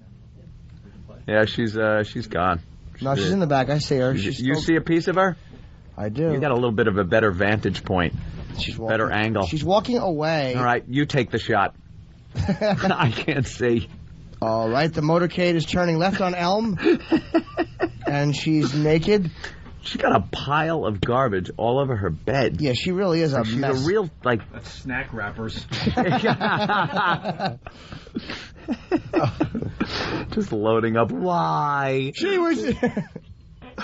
Oh, all right. That's going to send me right back to my seat. Jimmy got all scared. I got excited. And nervous. He got a nervous stomach. When I see naked girls walk in, my body reacts. All right. I've had it. I'm going back to the seat. She ain't worth the smell coming off of Jimmy. My goodness. Wow, well, that was a good first day with the binoculars. Thank you, Tom. Yes, thank you very much. That's the only window that has action so far. All the other windows, they're not even awake yet. No, the shades are down, or it's It must too be a dark in retirement there. building or something, because no one's getting up for work. Retirement from caring about how fat your body gets? Oh, that bunt is hilarious. That on the is side. really funny. Don't you just want to punch it? Yeah, it's more than I want to breathe. It looks like she's pregnant with a football. Stupid, awful shape. Hey, what do you do in life, lady, besides never drown? She doesn't need one of those shelves in the shower for the shampoo and stuff. She just rests it on top of the bunt. Hey, the James Gum. We got the Down in the Hole. We should play that again today. A lot of people enjoyed that. And I believe we have some other audio as well. Oh, yeah. We're doing Cosby, okay. Oh, yeah. We were doing the Cos. I don't wanna Cos miss was a little Sly. angry. Yes. Well, let's say hi to Hank Hill real fast. Hank Hill, what's up? Hey, good morning, guys. Hey. How the hell are you? Hey, buddy. It's the guy from Pal Talk. Yeah. Yeah, speaking of Pal Talk, the only thing you guys are missing from this show looking out the window is the little user screen names underneath everybody's window. Yeah. Well, we're working on the Pal Talk thing. Unfortunately, it's taking longer than we thought it would. But, What are you going to name this lady? Fat Bunt Girl. 13th floor fatso. You're on the line. Go. Uh-oh. Yeah, we're working on it All right, there, Hank Hill. Hank. Yeah, we should have the Pal Talk camera set up in this studio within the week, I guess. You hear the calls he makes on Pal Talk? He's a funny dude, man. That Hank Hill. Hank Hill's all right? Yeah. He's on Pal Actually Talk. sounds just like the guy on Pal exactly. Talk, yeah. Hey, we'll go to break with this Down in the Hole, sung by James Gum. You want to explain this, Anthony? James Gum. We first of all just love the character, James Gum from Silence of the Lambs, and Fatty Cycling Girl. Is that what we're calling her? Excuse me. Why is Matt Lauer broadcasting in front of the Mona Lisa? Da Vinci Code coming out. Why do you have to stand in front of the painting? Because Da Vinci painted it. It's part of the movie, I guess. That painting sucks. It's a big part of... How do you say the Mona Lisa sucks? She looks like E-Rock with a wig. It's not about her beauty. It's the subtle emotion on her face. What emotion? She's a fat curmudgeon. She's a fat girl. Look at her. She's looking at her friend right now going, I want to leave the party even though you and that guy are talking. I hate the Mona Lisa. Wait, look behind him. She's getting on an exercise bike and taking her clothes off. Mona Lisa is awful. It's a classic. It's a lot of excitement because the Da Vinci Code's coming out. So they're in Paris. He's got to be there in front of the painting. Of course he has to. Yes, he is. James Gum as we go to break. Down in the hole. Gum. Down in the hole. Where's your... Well, we also I don't think we could ever play that on a FM radio, but a couple of guys out in California made a Broadway musical kind of takeoff on Silence of the Lambs, and they used James Gum's voice.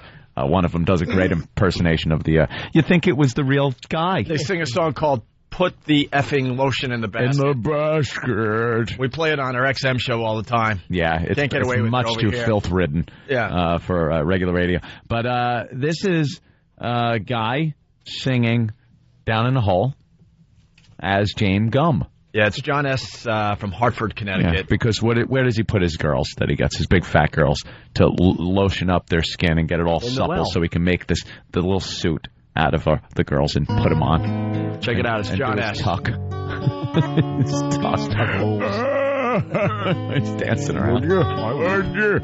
What? Can you help me put this in my van?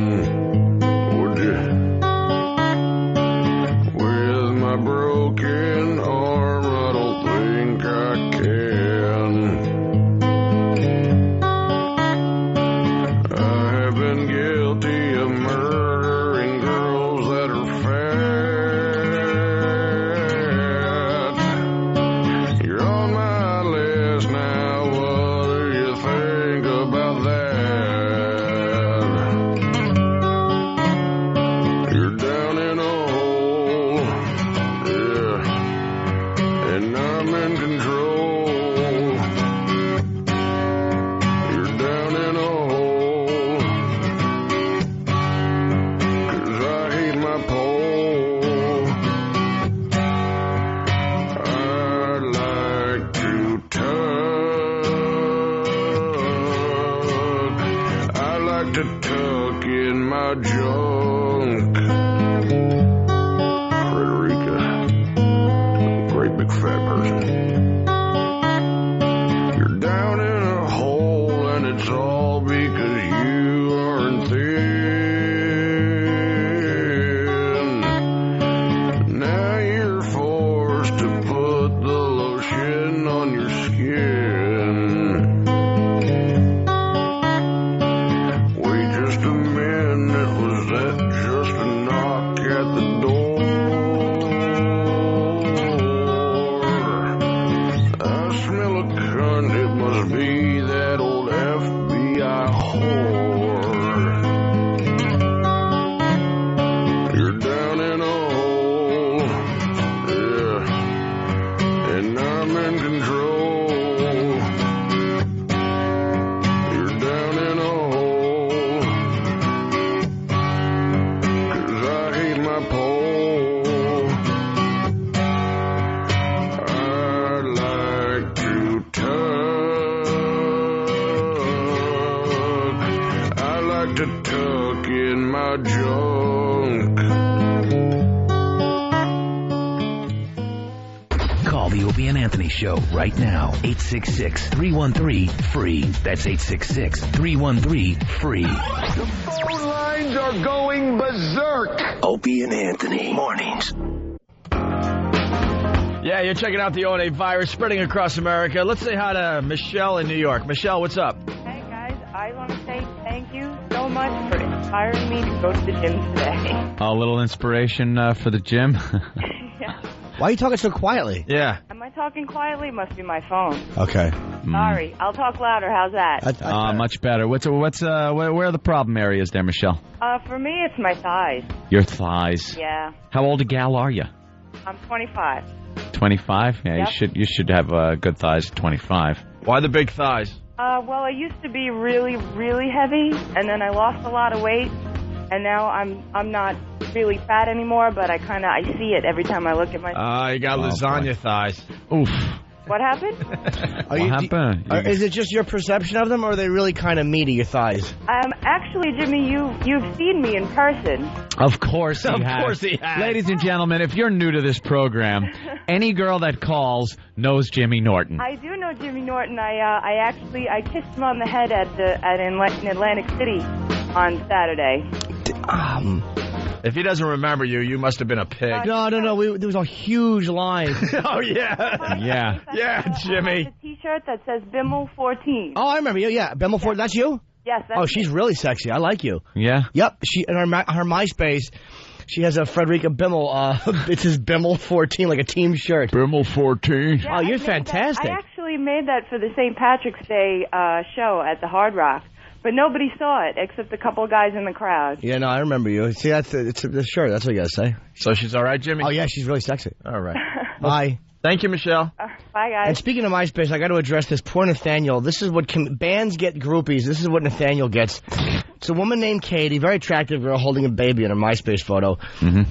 And this is the subject, looking to hire for stand-up. Hi, my husband and I are moving into a new home in Suffolk, North Carolina in the fall, and we're interested in hiring your services as a stand-up for our housewarming party. I know the venue is small, but we're willing to pay cash and your hotel and travel expenses. If interested, contact blah, blah, blah. It's not a venue, it's a living room. It's a house. And it's someone's housewarming. And Nathaniel goes, how do I politely decline this? Why would you want to politely decline this?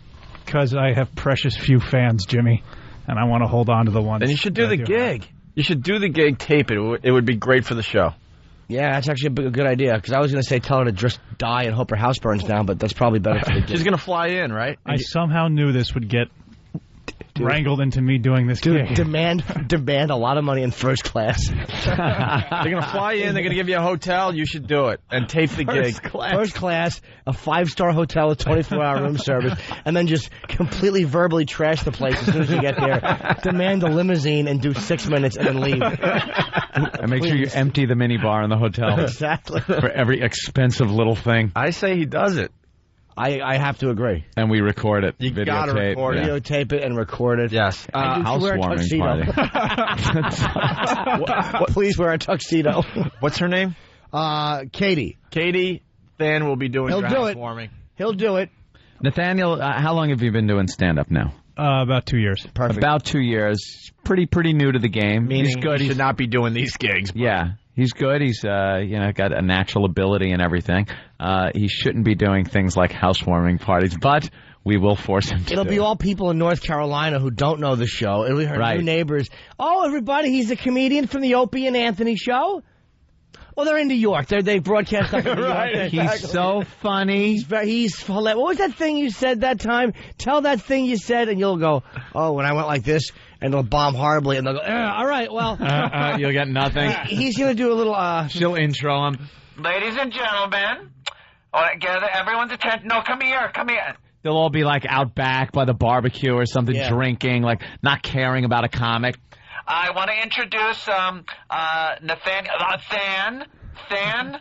Right, Than? Than. He's very funny, and, well, here he is. Like the worst possible way you can intro a comic. And they'll be coming in through the patio door like the husband and wife laughing and drinking like the other couple across the street. They'll be talking while you're trying to get started with your subtle nonsense that nobody wants to hear at a housewarming party. The guy in the neighborhood that thinks he's funny is going to heckle you the whole time. To get his attention. Yeah. He has to do this. Hey, Inspector Gadget. They'll all laugh. Sure. Denise in Pittsburgh, what's up? Hey, guys. I just wanted to call in and say that I love the show, and we've been listening to you guys since you came on XM. Oh. And we hate Howard. My husband's been watching him on TV and listening to him on radio, and I've always hated him. Boring. Sounds like we hate him. Yes, we do. And my husband watches and listens all the time. We hate him. Yes. We wanted to let you guys know that you got the virus in Pittsburgh. We've got quite a few people that we know that listen to you guys here. You use your tongue prettier than a $20 whore. Thank you. It's good to know that Pittsburgh is. You find some of your friends are listening to the program. Yes, we do. And we want to know if you're just a tool. Come visit us. You're just a tool. Yeah. Is that supposed to be sexy? I would like. I've been to Pittsburgh. It's been quite a while. I mean, what do you do for entertainment in Pittsburgh? It's kind of like a weird city. Yeah, it is. So what do you guys do for fun there? We've been going to a lot of Pirate games, even though they've been not doing so well lately. Well, don't they have a new stadium? Yes, no one cares. Oh, that woman. Got a mouth like an outboard motor. All the time. Put, put, put, put, put, put, put, put, put, put, put, put, put. Well, we're glad you listened. Beautiful stadium, but shut up already. By the way, when you're telling these little stories, here's a good idea. Have a point. It makes it so much more interesting for the listener. What kind of work do you do in Pittsburgh? Shut up, Jimmy.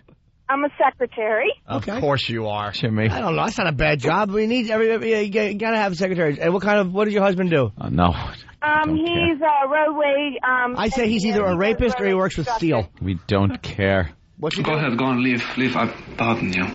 What's he do? He does roadway construction. Shut up. Shut up! All right. Well, I appreciate the call. I don't. Thank you, guys. Keep up the good work. We love you. Thank you very much. Thank you. All right. Hope you're dead before you get back to the radio. I want to say hi to everyone that's listening to us on 93.7 K-Rock in Pittsburgh. This is why we stink. This is the first nice call from Pittsburgh. We're horrible. Just awful. All right, here we go. We got some dumb news banter, and we got to talk about the alligators. And then who's our guest today? Ooh, a guest. We have a guest. We got some dude from the Smoking Gun. Beautiful. Nice. Oh, yeah. They break a lot of great stories. Yeah, we'll talk to him in a few minutes. But first, it's dumb news banter, courtesy of Fox here in New York. We've been asking for this from listeners. If you have any dumb news banter, please send it in.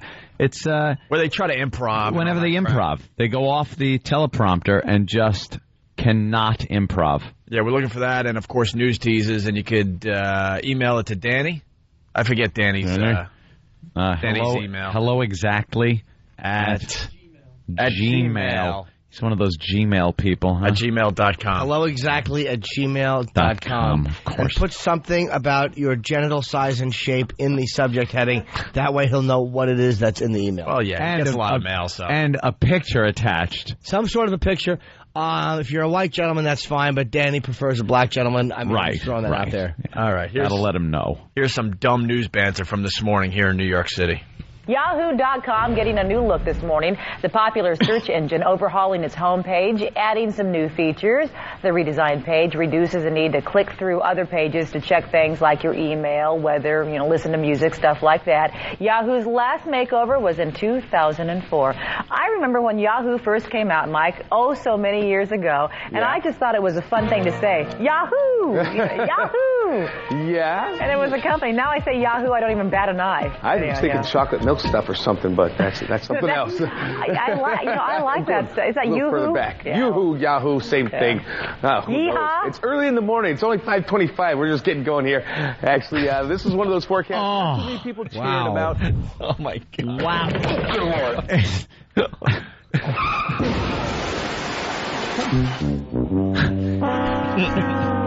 Sometimes I would just say Yahoo, and then I realized we're in the media, so I say controlled by Jews, and then I would see Black Star go Jigaboos.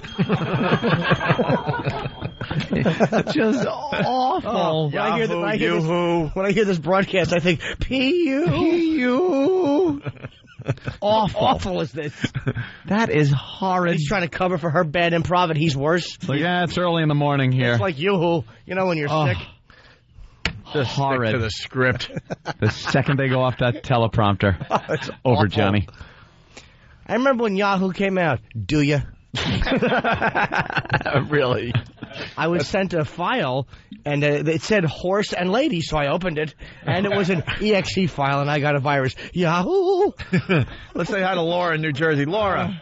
Yes. Hey, Laura. Hi. How are you doing? I just want to let you know that the commissioner of hockey is on Imus right now, and Imus is totally confused why the Stanley Cup is in his studio. Well, why the hell Why is the did Stanley Cup in our studio? I We asked asked Joe for Hollander that. for the Stanley Cup. We want the Stanley Cup so we Oh can my break God, it. there it is. Start showing us some respect around here. Joe Hollander gave us a dumb 10-inch Stanley Cup on, what, Friday, was it? What did he say? Show it to Ed? Oh, you weren't here for the Stanley Cup that was presented to us. No. It was To symbolic. make us work hard. What was the note that said... It said, just like Mark Messier promised in 1994, you guys will be on a lot more radio stations or something like that. Yeah. And it turns out that Mark Messier never said that. And then he gives us a 10-inch Stanley Cup that's... with a Devils logo on it. A Devils logo, and it's autographed by a New Jersey Devil. And I'm like, I'm an Islander fan. He's got it all messed up. He's got a Ranger quote that's not right. He's got a 10-inch Stanley Cup trophy signed by a New Jersey Devil. You were very angry, and I said, it's Joel Hollander, and it's the thought that counts. And I threw his thought right in the And garbage. Opie throws it, and then demanded that the actual Stanley Cup be brought in here to make up for it. That's right, and I'm still waiting for the Stanley Cup. And as we look over on MSNBC, Don Imus has the Stanley Cup on his show with the commissioner. How did that happen? Imus doesn't even know what hockey is. Well, I think that they got the shows confused. Well, that's Why is there a Stanley Cup in my studio? Yeah, you know he's not appreciating that. And why is Opie and Anthony getting a call from Senator D'Amato? They're kind of they screwed up. They screwed up the two shows here. Gary Bettman is the NHL commissioner. I'm just not a hockey fan. I wish I was. Hockey's just the greatest sport to watch. Well, you kind of want to see the Stanley Cup, right? I would see it if it was Be here. kind but of I would- cool. You don't want to see the Stanley Cup? It's the greatest trophy in sports. Slow Name down. another trophy that's bigger than the Heisman. Stanley Cup. No The Heisman. way. The trophy I It won looks when I was silly. He's turning a wacky way. A murderer won it. Yes, is he running? Is he a dancing homosexual? You can't tell with the You Heisman can't trophy. tell. He's doing Fosse hands. It's the greatest trophy in sports. When I was a kid, I won trophy. I won boy voted most likely to brighten your day. That was my mother gave me that Under a porch. All right, well, Imus has the Stanley Cup, and we got a 10-inch replica last week. Yeah. I'd like to look at the Stanley Cup and then give it back to them with what appears to be a Snickers bar in it. Here you go. Now, Commissioner, who's this the Stanley guy with this deal? You know that's what he's got to be asking him. What's that made out of? Can I put my brother's salsa in there? And yeah, shut up, stupid. Stanley Cup. It should be Ben's Cup. It'll be bigger. Awful interview he's probably doing. We right now. want the Stanley Cup in this studio. Pronto. Why don't we have it? Huh? Why don't we have it? We should have it today if they have it over there. Bring it over here. I just didn't ask for it. We asked for it. We did. We got a dumb plastic one that was 10 inches high. I want to be nutty. I want to take the Stanley Cup and put it on my head like a hat and make everybody laugh. Not only do I want the Stanley Cup here, Anthony, I want to be able to walk it all the way to the XM studios. I don't think you get to do that. We do the walk Especially every not in the morning. rain. I want to walk with the Stanley Cup. Make that happen. Not in the rain. Make that happen. Hold it over your head. I want Mariano Rivera's hemorrhoids. You know he's got He him. has to. He has to. He's from Panama. He probably flies home every few weeks to see people. So you'd say he's sitting in the seat so long. Flights, yeah. All Okay. baseball players have hemorrhoids. Hey, it's all about the alligators. Let's get this over with. They got details about the alligator attacks in Florida. Blanket statement there. No kidding. That's why McGuire retired. It was the roids. They were killing him. Not steroids. Hemorrhoids. Stupid Faye Vincent. Ah, my back! Yeah, I'm sure it's fast. Well, guys. Shut up. Well, guys. Well, guys. Put your right on your swollen prostate. Look, man. Back in the 30s, man! Shut up. We've turned the corner. We're starting to get better guests on our show. Let's keep it that way. I like Faye. Nice name, girl. Sometimes we got to take a boring interview to get the other ones on. Didn't King Kong carry you up there, Faye? Faye Ray. Oh, whatever it is. Commissioner of Baseball, Faye Ray. All right, I could go into a few other jokes there. Ding, ding, ding. let's do this. Let's do the alligator attacks, okay? I'm scared. It's all about the alligator attacks in Florida, and they found the one alligator that did what it's supposed to do and eat people, and they decided it needs to die. Yeah, of course it does. It needs to die because, you can't have alligators eating people. It should have known in that walnut-sized brain not to hurt people. So, it just knows. Listen to the details about the first 2 attacks. Ugh, gross. As menacing as they are, alligators have rarely killed people. That is the stuff of fiction. Until now. 3 people killed by alligators in just the last few days here in Florida. On Saturday, trappers captured and killed this alligator that they say is responsible for the death of a 28-year-old woman near Fort Lauderdale. Medical examiners say the gator attacked her while she was on land and dragged her body into the canal. And this gator's a large gator. He's probably close to 10-foot range.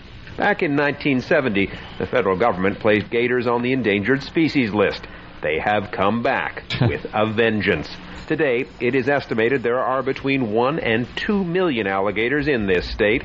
Another of them attacked and killed a 43-year-old woman by a canal north of St. Petersburg over the weekend. Investigators are still searching for that alligator. We are trying to catch an alligator that has become accustomed to people, and there's a public safety issue here. Have you been to Florida lately? Yes. When we were off the air, I went down to Florida, and I was playing golf with Rich Voss. They've given up as far as the alligators go because there's so many down there.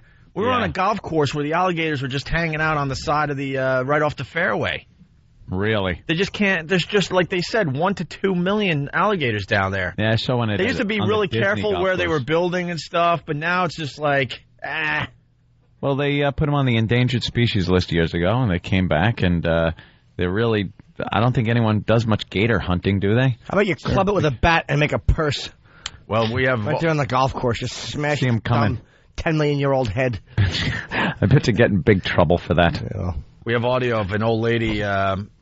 She protected herself with a garden hose. You're kidding. An alligator was attempting to attack, and she took her garden hose and just started beating the animal. God, should have eaten her. The third alligator death, a 23-year-old woman killed at a lake near Gainesville. Her friends managed to pull her out of the jaws of the alligator, but it was too late. 74-year-old Connie Gittles could have been a 4th victim, but she got lucky. She felt something bite her while she was gardening, looked down, saw a gator, and started hitting it with her garden hose. And I got him right on the nose. One whack. I don't know where he went, but he was gone.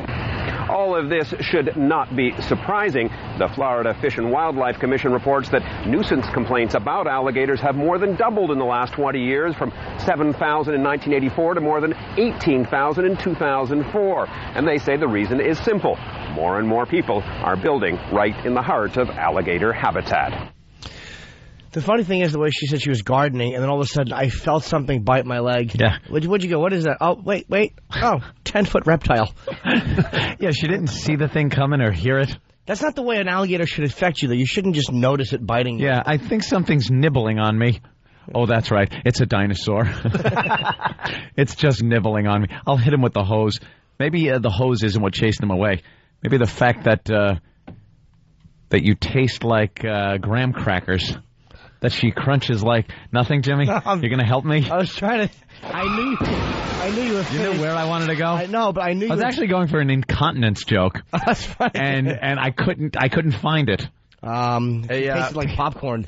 Believe me, that's accurate. Okay. Well, only certain people know that. Mr. Torrance on Instant Feedback. Ope, you liberal man, you. First of all, I'm not liberal by any stretch of the imagination. The croc was doing what it was supposed to do. Well, so were the humans who killed it. Stop with the whole "we are such hypocrites, man" angle. Man. I'm all for alligators eating humans. Sorry about that, but... The goddamn hypocrites got nothing to do with it. It's alligators.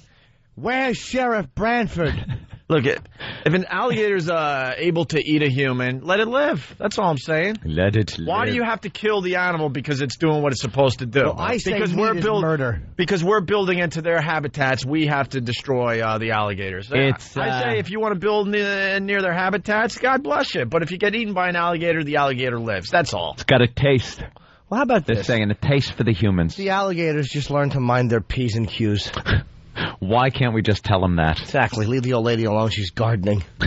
You know, the Mother Nature is cyclical, right? We've seen it with the deer population, the bald eagle once extinct, and now, of course, it's flourishing. But they don't pose the same danger to people, and No. so we don't pay as much attention, perhaps. Not the kind of thing you want to see in your backyard. Yeah, and I have friends who live in Orlando, and one friend in particular, she lives along that chain of lakes there. I said, do people swim here in the lake? And they do. Their homes are on the lakes, and they jet ski, and you wouldn't find me in there. Me neither. No, and so they're keeping a close eye there. That must have been a fascinating conversation. No kidding. When he said, do people swim there? Well, yeah, I mean, there's homes there, and they jet ski. Did you hang up then, or did you laugh that one off after? I said to my friend, did you? And a news reporter should never say that. Yeah. Well, according to my friend. Yeah, you're a news reporter. Should be more than your friend as the source. What else did Ethel say as she was hanging laundry? Who are you, Richard Johnson from the Post? And did you see what the alligator was wearing? Gossipy Gertie. Oh, you stupid broad job doer. Why don't you cook some dinner for your husband and put rollers in your hair, faggot. You're still on the Richard Johnson He thing, makes me sick. You stupid girl's job. Here you go. Here's the latest. Oh, he went to journalism school. Page 6, New York Post gossip column. Oh, he likes to gossip. With Dish in Richard the Johnson. dirt. Wow, it's shocking. More Howard. Love for Rosie. No, that wasn't an optical illusion at Nobu over the weekend. It was Howard Stern and the longtime butt of his wrath, Rosie O'Donnell, dining together. Wow. This Richard Johnson really gets this skinny. He gets the skinny on things. He's dishing. This guy makes me sick. Do a man's job. And now I think she's great, and I like her honesty now. The shock jock cooed on his Sirius radio show. They love the word cooed in that column. I actually Everyone's that. Cooing or canoodling. I told you one of my regrets was Trash and Rosie because I like how honest she is now. The fact that she's... Really? Yeah, I do. One of your regrets. No, I mean, as like you say things sometimes, you're like, I wish I hadn't said that. That's very rare, I feel. What did you say? The first episode of Tough Crowd, yeah, where Janine Garage, what is Jim Norton wearing? I can't wait till that's on page 6. Ugh, die, you faggot. I was on the first episode of Tough Crowd, and we had at the end, in our Act 4, we had to issue a fatwa. A fatwa. A fatwa, which is an Islamic death sentence. Yes, of course. And Janine Garofalo, of course, issued a non-violent one. You know, because why do something for comedic value? God, is when you she can the make worst? A non-poignant statement. So the one I issued was towards Rosie O'Donnell, and it was relatively brutal. Yeah. And I look back on it, I kind of feel like a goose. Cause what'd you say? I don't remember. We'll get the audio. Yeah, I We'll never be friends with her. Oh, I have it. Could you bring the audio in? Sure. But I had met her once before, and she was actually very nice to me. I kind of wish I hadn't done that. I never want you being friends with her. Oh, no, I like the fact she's brutal now. She's really brutal. Yeah. Yeah. Yeah, she's completely changed her tune. Certainly has. Yeah. You want to call it a tune? They used to go. They used to be. And now it's. Much different tune. It's now. That's good. Did the same joke twice. I don't know why I did it. It works both times. Because you used actual music the first time. Maybe. It was a tune. Yeah. All right. The second time. If you get one laugh, you might as well get two. Give me those ribs. Let's go to Cheryl in Florida before we take a break. Ooh, elbow. We got to get William Bastone in here, the editor of The Smoking Gun. Hey, Cheryl. Cheryl! Stop listening to your Stop listening to the radio. We're on a delay. Okay. Just talk on the phone, Cheryl. Yeah. What's going on? Nothing. I was just wondering, you know, like how you say you're not liberal, but then you agree with alligators eating people. I agree. He is, right? Am I right or wrong? He's like that. Aren't the conservatives more for right. alligators eating people? How is this a political thing? Alligators have the right to, explore territory and eat whatever they fucking want to. Language. Hey, what type of talk is that for a boring woman? Her phone almost dumped out of her anyway. Whatever they want to, but I think animals should eat people because, I mean, let's be real. How many people are that important out there? Yeah. And let's be honest, Cheryl. We always say on this show we're not as important as we think we are. You know, humans have just invaded the animal kingdom, Cheryl. How do you feel about that? Yeah, man. No, I totally agree with you, but that is so liberal. That is It's not liberal, but the trees have a right to live too, And if I have to fight to save one tree, I will. We're going to live in a tree this summer that they want to well chop then- down. How do you know a vegetable doesn't make a sound when you bite down That's on right. it? Aw. Anti-liberal. And, you know, if you're the complete opposite from liberal, then you're conservative, and that is not conservative. Saving Yes, the it is. environment and like being pro-animal and I'm not helping. completely pro-animal. Are you I- saying rainforest conservatives aren't and all that pro-animal? Have you seen Republican women? Shut up, Cheryl. Who cares? It's scary. Shut up. Cheryl. Did you have a friend eaten by an alligator? Oh, maybe that's it. How about the good way? Too close She was to dating home. it. No, but I haven't been by a dog. That doesn't mean I'm going to kill every dog in the nation. Well, why not kill the dog? No, I love animals. Because we've decided dogs more important than alligators. Absolutely. They're cuter. That's why. No, They're furry. The famous Dennis Leary bit. We only kill the ugly animals. Any animal No, that puts his all nose in your animals crotch, you have to love. No, all animals have equal rights. Andy, and why that's what don't you people- talk to Cheryl? Hey, you ever hear of natural selection? If we're hanging out where the alligators are and they want to eat us, let them eat us. But if we can kill them while they're trying to eat us, hey, we win. There you go. Right. That's what I'm saying. Yeah, I did not hear. And by the any way, of that. Mr. Torrance has written back on instant feedback. Tell this dumb whore to stop defending my position. I was just busting Opie's balls. Oh. Yeah, he was breaking the balls, and right away you're getting fresh. Goodbye, Cheryl. Thank you for spoiling everything. Goodbye, Cheryl. Good day, you woman. We shouldn't be so mean to our listeners. Cheryl, Oh my goodness. We're sorry. Cheryl, I like you, and I enjoyed your I was saying opinion. that you were right. Yeah, I know. What the hell? Cheryl, we're a little cranky because we're all gay. I guess so, and you haven't had your coffee, apparently. Oh, it's almost like...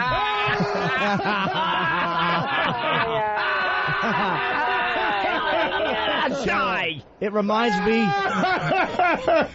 I have a T-shirt that says, "Get out of my way until I've had my coffee." Yay. Yeah, And he means it. Yeah, I've seen you driving down the road. Yeah. Well, where have you seen me?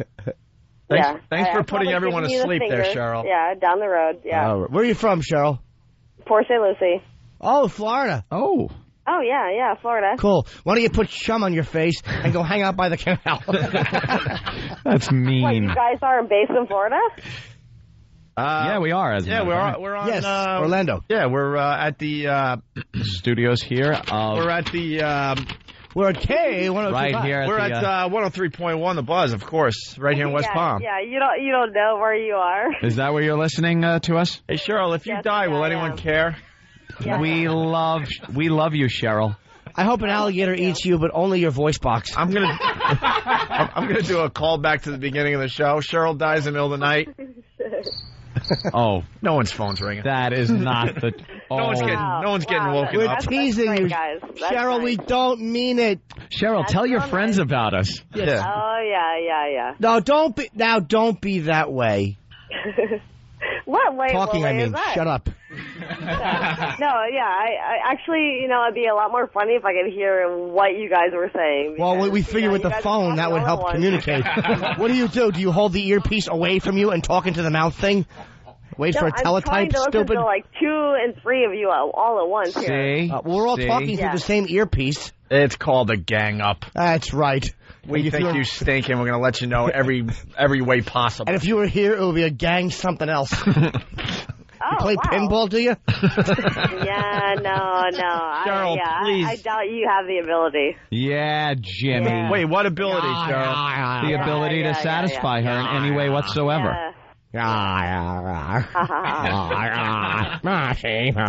Cheryl, we got to go. We got William Bastone. Cheryl, thank you for listening, and please tell your friends about our program. All right, conservatives. What's your favorite radio station?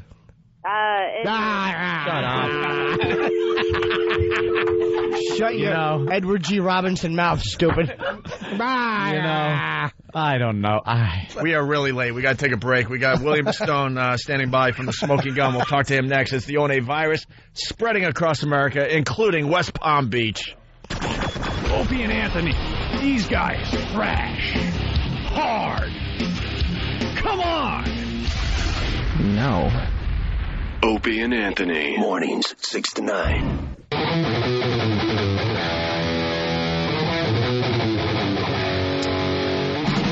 Brown Starfish from Long Island on the instant feedback. Opie and Anthony, these guys thrash hard. And then he writes, probably the gayest promo I've ever heard. Almost embarrassing. When we went to break, we have this promo or sweeper that says, Opie and Anthony, these guys crash hard. Right. And then, we got Sam going, right? And the guy thinks it's the real deal. We're goofing. We're goofing. It's a joke, you dummy. It's a joke on promos, like old school monster truck commercials and old school radio promos that used to take themselves seriously. Oh, he didn't get it. No, he didn't. Oh, that's cute. Some people don't get it. He's a character. We got William Bastone in studio. Bastone? Yes. I said it right. Nice. I rarely say the...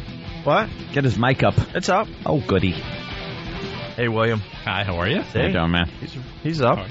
He's up and rolling. From the Smoking Gun, of course. Yeah, I love the SmokingGun.com. A lot of scandal comes out on there. A lot of people learn things on that one. Right? Yes. What did we learn? Was the Pat O'Brien thing broken on that? No, we've done... Oh, damn it. No, it was broken on our show. Yeah, that was his competitor. Thanks for... Do you have a competitor? Jesus. No, not really. Everyone goes to the Smoking Gun. Actually, we were the first to have the Pat O'Brien sex tapes. Yeah. Oh, did you? Because we do the satellite radio show, we were able to play them uncensored. Uncensored. While everyone else in terrestrial commercial radio, whatever, they had to play a very bleeped version of it. How much fun was that? You had the Bill O'Reilly, though. Yeah, we were the people who posted the complaint against Bill O'Reilly. We had a lot of fun with that. Let me ask, that Bill O'Reilly stuff, that didn't sound like just quotes. That sounded like transcript because of the way, a little speech things. Did you guys hear any audio on that? No, we know that she recorded him. There's definitely tapes. But there is a tape. Yeah, but he settled that thing out of court. He wrote her a check, and probably, in instances like that, he got the tapes back. So they're probably been shredded someplace. Why would I gotta think there's a copy. There's another copy. Like a serial killer, he just keeps it around his house like a trophy, plays it every so often. I can't destroy this. It's wonderful stuff. Listen to me. Well, I think if it ever surfaced, she would probably be liable to pay back the money. I'm sure it's part of the deal. Is you're giving us the copy, and if anything ever gets played ever, you're in big trouble. So odd. You would think that whatever the settlement was, she could get more money just selling it.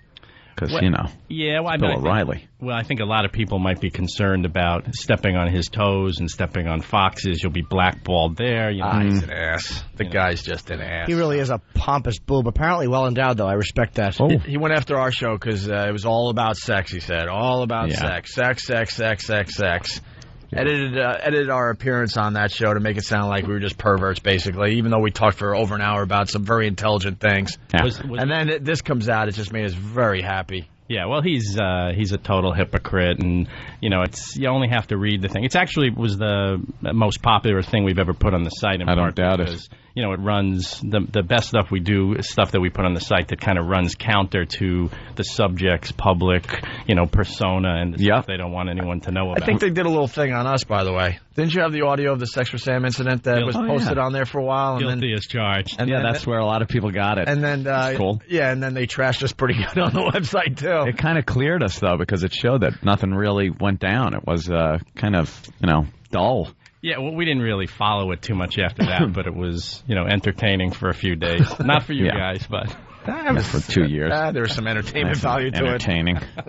Jesus. And the site got hit, 75 million times in January? So it's still rocking. Yeah, we did the story on the guy James Fry, who did the book A Million Little Pieces. I read the book. Yeah, that thing came apart on him. I read the book, and I was questioning all sorts of stuff. I'm glad all that came out. Why'd you read that? Because Oprah recommended it? They had a No. Jesus. I think I read... Did I read it before Oprah? I'll be honest. I'm not sure. But no, there was a buzz on it, and I try to read. I try to do some of that reading. You're stuck up. And it's, the reviews on the book were unbelievable, and I read it, and I thought it was unbelievable, but then I started questioning all sorts of things myself, like his dentistry without any Novocaine, getting root canals without Novocaine. I'm like, come on. What dentist in his right mind would do this? None. And that's what piqued my interest, wow, something's not right about this book, and sure enough, it all came out, and now he's just a disaster, and he might as well start boozing because his life is over. Booze it up. Yeah, he lost his movie deal. He lost his deal with the book company. No more books for him. But you never know. Look where we are. Yeah, he only has to fall back on like the $15 million he's earned, so it's a little rough. Good point there. Good point. So you guys broke the fact that he was lying? Yeah, well, we did essentially, we read the book and realized that the book was unbelievable. There were things in it that, we didn't think were truthful, but what we focused on were the things that you could figure out whether they were true or not. Didn't rely on just his words, so that ended up being things that documents would have been attached to, police reports, rap sheets, any kind of incident reports, and basically we gathered up all that information, and basically you found out his account of his life was directly contradicted by the actual records of it. And once you start calling into question the things that you could kind of verify, why would you believe anything else the guy says if it relies on his word alone? Were there any things that you got across the table and you went, no? From time to time. I mean, we're not too interested in, we don't do gossip. So everything we do revolves around us obtaining a document so that you can visit or audio from the St. Pat's. Not really editorializing. A lot of people are pointing out that the Smoking Gun has called you guys moronic shock jocks and was in favor of you guys getting fired. No. In favor? I don't know if we were ever, I don't think we've ever come out and get people fired. I mean, we may have written the moronic thing. Yeah. Hey, it was moronic. We're the first to admit that. It was also clever. Really? Was it? Well. So you started the Smoking Gun? Yeah, I'm one of the 3 founders. We started it in 1997, so we're heading towards our 10th anniversary. And the site's actually started out as a side project. I was a reporter at the Village Voice here in New York, and kind of grew into something rather big. And now we have like a pretty big audience. And sued yet? We've been sued one time. Successful?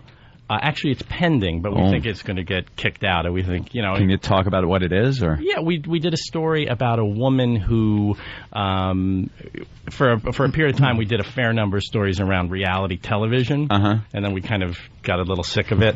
And we did a story about a woman who was kind of like the in-house psychiatrist or psychologist for a show called The Swan. It was like a makeover show. Remember that one. Anyway, we did a thing about her credentials. And lack thereof. Well, we contend that she got her degree from a less than reputable kind of University of Higher Learning or something, kind of like a mail order college, and she's kind of saying, well, it really wasn't a kind of a degree mill, a diploma mill. So we're fighting about that. But there's not a lot of wiggle room, and if we get a police report or we get your mugshot or there's a lawsuit, we're just putting it on the mugshot page is great.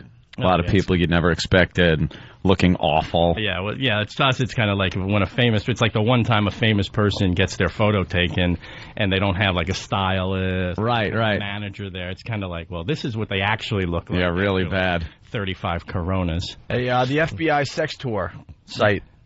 What's that about? They gave us a few things that we might want to bring up. Yeah, we did a story a couple days ago. It's on the front page of the site. The FBI, as they do fairly frequently, arrested a guy who's involved in kind of one of these international kind of like sex tours when you want to go and do whatever with like a 14-year-old in Guatemala. Go to Thailand or something. Right, Thailand, other places. Vietnam. Anyone going to Vietnam is not going there to crawl around in foxholes. Exactly. Let me check out there's a Ho Chi Minh City. There are people, let's just say, they like to talk to us about their trips to Vietnam, and we're like, who you think you're fooling? Wonderful. You're going there to what? To see how small the foxholes really were? The crawl space? Are you? Are you really? Hidden POW camps? Yeah. Stop. We know why you're going there. Yeah. But anyway. So we did a story about one of the things the FBI did was they set up this undercover website, this fully operational website that they used to lure in people who they were trying to convince to take these sex tours to Thailand and other places. So we did a story about they arrested a guy, and in the reading of the documents we realized this site is up there. So we've done a story about that. So we kind of we'll do things that are kind of silly, kind of strange crimes, celebrity stuff. Yeah. So it's kind of like we're just a 3-person staff, but we have a pretty wide. That's it? Yeah, we have a pretty wide array of interests. So if we find it funny or interesting, it finds a way onto the site. Best celebrity scandal, in your opinion? I don't know. I mean, we've done a lot of them, but I have to. This thing that's going on with Charlie Sheen and this is good. I'm not a particular big fan of either one of them, but she filed a document a little less than a month ago that is one of the most unbelievable page turners like in our site's history. Like it's not usual, it's not often that we'll post like a 17-page document and there'll be dead spaces in it. But I couldn't stop reading this thing, and it keeps going, and you realize, if like 50% of it is true, it's like the greatest document ever published. What thing is that? What thing? This is Charlie Sheen and Denise Richards. With the phone transcript. The C words being thrown around. Oh, like crazy. Else. My favorite one is she talks about at some point as the thing's falling apart, he comes back to the house and goes into the garage where they have like a 4-foot by 6-foot framed wedding photo. Right. And he takes like a saw and he saws it in half. But before that, he writes he spray paints dumbest day of my life on the photo and then saws it in half. Nice wedding picture. Yeah. By the way, that's filled with tidbits like that. By the way, the listeners will not let it go. Vincent from the Bronx. Tell me again, he called the stunt moronic. August 23rd. We don't usually agree with the Catholic League, but moronic shock jocks Opie and Anthony got just what they deserved for broadcasting last week's stunt involving the Virginia couple arrested for having sex in St. Patrick's Cathedral. I'm telling you, man, we got pests all over the place. They watch out for well. What are you going to do? It was moronic. Any skeletons in the closet that you're afraid might end up on a website for yourself? Me personally? Yeah. No. You got to keep pretty clean if you run a site like this. No, I think we've there's 3 of us, never been arrested, never. You don't drive after a couple of drinks? I don't even drive. No? No, I'm a New Yorker. I take the subway. I don't drive. No, Do you laugh all the way to the subway? Remember from yesterday? Nice callback. Did you hear about that? There's a huge scandal, actually, and no one's going to cover it. It's about the Stress Factory in New Brunswick. Oh, because I'm doing a gig there Memorial Day weekend, and there was a whole big conflict. There's no conflict. That was Memorial Day weekend, you said? It's a shameless plug. We'll look into that. You stink. Well, we got to wrap up the first half of the Opie and Anthony show. You want to do some more over at XM? It's up to you. Where we can talk and use the F word. Or you can run away. I wouldn't blame you. Why don't you come with us? We'll all talk, get to know each other. It's William Bastone from The Smoking Gun. And we got to get out of here, I guess. Yeah, we got to go over and do our other half. Yeah, we're going to be broadcasting live. What we do is we leave here, we meet in the lobby, they give us wireless mics, and then we start broadcasting live exclusively on XM, all the way over to the XM studios. Yesterday, by the way, a city bus driver stopped and gave us a ride that lasted 100 feet in the rain. Nice guy. All right, William, thanks for stopping by today. Thanks, it's the ONA virus spreading across America. And we'll see you guys tomorrow. Thanks for checking us out today.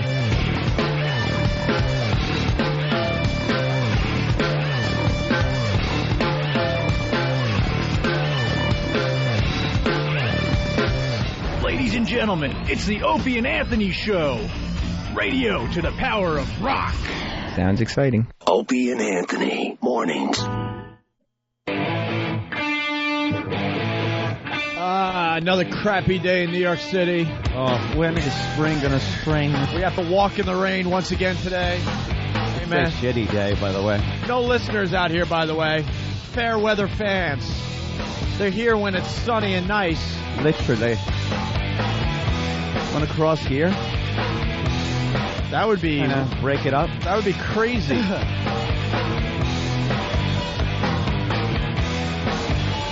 Driver guy. Just beep to us.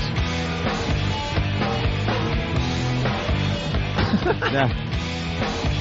Everyone is miserable out here on the sidewalk today. Because it stinks. It's cold and rainy in New York City. The chick getting naked and stuff was really good. Yeah, That killed about an hour of the show today. She had an awful bunt, big fat ass, and little tits. Is she really that bad? I haven't gotten a good look at her yet. Nah, not that bad. Seen worse. I get dizzy I've looking paid through for those. worse. I get dizzy looking through those dumb binoculars. My nephew wants to come in tomorrow. He's 11. To see that? Yeah, he wants to come in and watch the show for a little while. Growing pervert. Let him. You're cultivating. Yeah, let's show him his first naked girl. CBS would appreciate that. Oh, when is it going to get nice? You dropped something, Danny. Stop littering. He's littering to put wow stickers in the same place that they're removed every day. I know. Don't litter. We here on the Opie and Anthony show do not support litterers. Do I have to take a dump? Do you? Oh, you never have to take a dump. I know. Hope you shit your pants. I did. What's better than a friend shitting their pants? Jimmy. Nothing, Jimmy. What kind of logs you think Anthony has? Right now, it's probably going to look like lava. Like a fucking pile of I'm tired, soupy lava. I'm thinking he has perfect logs. No. No? What's cooking here ain't good. Nah, for him to have to shit this bad on 57th Street. Are you percolating? I've been staying at the hotel. Yeah. Over the weekend and then last night, and I get the fruit plate. Oh, boy. And it's a huge plate of cantaloupe, strawberries, honeydew. Oh, boy. And it's all just made this soup that is ready to blast out of me like Mount St. Helens. I should have come with toilet paper. It could take a piece of my cheek off and send it flying miles. All right, let's see if the bum is here today. Yeah, of course he is. Get a job. Let's just walk right by him and completely ignore him. Yeah, this time. Not a word. Don't even acknowledge he's there. He's sleeping again. Oh, is he? All right, well, let's make a little bit of a... Just wake him up. He needs a haircut. Whose money is this? Hey, Mac, how are you today? Hey, Mac. All right, we'll see you soon. Yeah, it's raining. We've lost interest. Well, yes, we have a doctor that's supposed to do the walk with us and see what's going on with his leg. But I guess the doctor's waiting for nice weather. Hey, look at this looker. Hi, miss. We're doing a story. Jesus. How you holding up in the rain, AIDS? Are you for real? Yeah. Yes, we're doing a radio story. It's about the rain, AIDS, and how people are holding up and stuff. How are you holding up, AIDS? Okay. All right. It was good. The subway was fine. No flooding. No flooding. Nobody tried to grow up here, sodomize or anything. Sorry? Nobody. It's like it was cool in the subway. No flooding. No problems. Right. Mm-hmm. Okay. We're just doing a walkover. All right. Bye. I think we have to interview this woman over here, Jimmy. Which one? The one that is on the phone fat. Oh. Hey, Mama Cass, miss. Oh, too bad you're on the phone. We're doing a radio show. We're trying to do some interviews. Oh, okay. You want to do the interview? What kind of interview? For fat people. We're just talking about the rain, how people stay out of the rain and stuff like that, and what are the people doing. I walk through the raindrops. LOL. Oh, good gosh. Where are you from, dear? From Staten Island. Ugh. What's your name? Iris. Hi, Iris. What are you doing in the city? I'm going to work.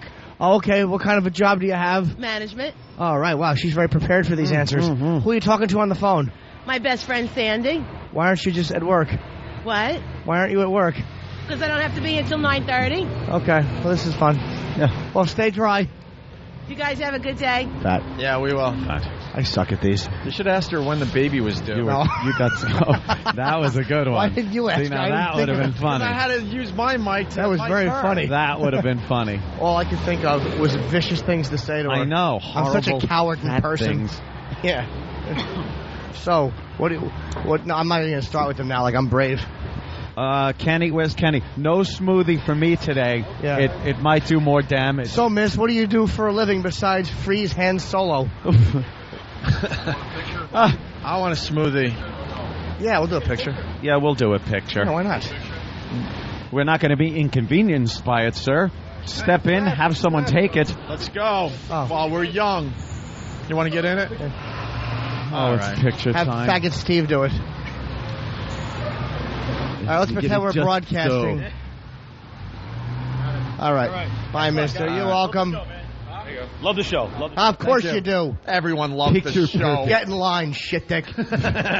Club Soda Kenny, smoothies for Jimmy and I, all right? No, I don't want a smoothie. Oh, no? All right, I got a big meeting after this. I want a smoothie. You can't be in the bathroom. I got a big meeting with Sirius. Smoothie? No. No? Pretzel? No smoothie. Oh, I want pretzels.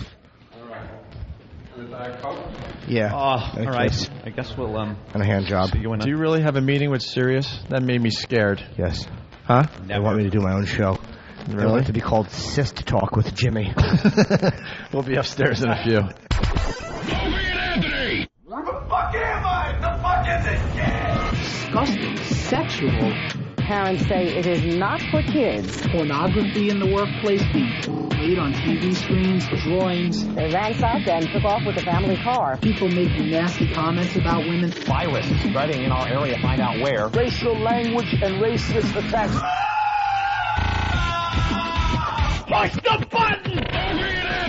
I'm a black ninja, fuckface! All right, we remember. Shut up. We smoke pot with Snoop Doggy Dogg on a daily basis. You're talking out your ass. There's going to be some action today. I'm going to crap myself. Oh, what a log you're going to have. Holy shit. The Opie and Anthony Show. Holy shit, Yahoo, indeed. Oh. With Opie. I have psychosis. Anthony. I'm a xenophobic asshole. Jim Norton. I don't have the chops to do this. And a bunch of zeros. Good old Ben. Steve really is love. Perfectly enunciating boob. Sorry, Steve. E-Rock! I bring nothing to the table. They love when Hawk fucks up. Shut up. But more importantly, we see Derek's balls. You just relax. Here comes the funny. Problem, Hawk? My crotch is burning so bad. Shut up! But enough of this palaver. Let's get the show on the road. Oh, we don't get a break. All right. Right already. Oh, another day without the Stanley Cup. Where's my Stanley Cup? Doesn't XM have hockey? Yeah. Give me the goddamn Stanley Cup. I really thought we were going to get the Stanley Cup that time. Wait, does XM have hockey? Yes. Do something. Do something nice for us for once. No bitching. Oh, yeah, no bitching today. Yeah, not today. Takes us a little longer to set things up these days. I love this Alabama Democrat. So late. He disputes the Holocaust. Wow. And he's speaking to a pro-white organization. A Democrat? Yeah, he's what a guy. From Alabama. And he, what did he say? This guy is just a classic. He thinks that the Holocaust is a myth. And he says, Tyson said, aside from his views on race and the Holocaust, Darby also has publicly advocated legalizing drugs and shooting all illegal immigrants. How do you not vote for this goose? Right to the point. Oh, the soundbite you'd get for the next few years. And what is he running for? Or he's in Birmingham, Alabama. He's a candidate for Alabama Attorney General. He's actually, I'm not going to vote for him. He's too liberal. That's really funny, actually. He's a bleeding heart. All right, where do we begin? I don't know. We had the 50. We never did the top 10 most depressing songs of all time. I'll reply. What the hell is going on out there? I don't know. What happened, Than? Nothing. What's the matter? They should be closed. Attaboy. Word. Huh? Word. What? Word. What? What? Word. Huh? What? Word. That's the worst what ever. Right? Really Can we actually punch into Ben's interview with Ortiz right now? Word. Word.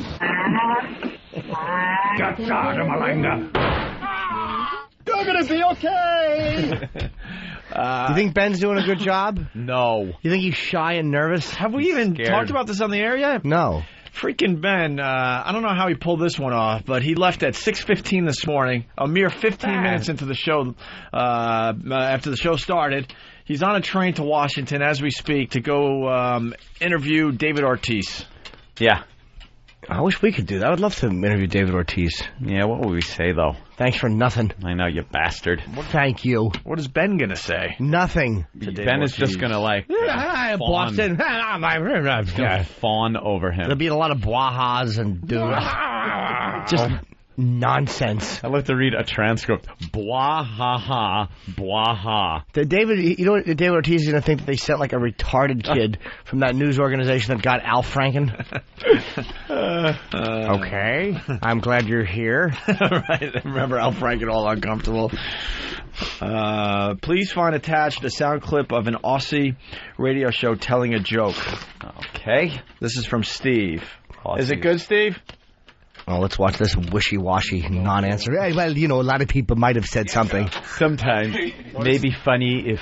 What is this about? We're trying to clean up some of this material in front of us here. Someone sent this in. I can't remember if you had asked for bad jokes or bad cheesy something. It was an Australian radio show, and someone... Is it funny? Bad joke. Indeed. No, it's a bad joke. If you think it's funny, it's funny. Yes. No, if you don't think it's funny, Here's not the funny. problem. A bad joke usually takes 4 seconds.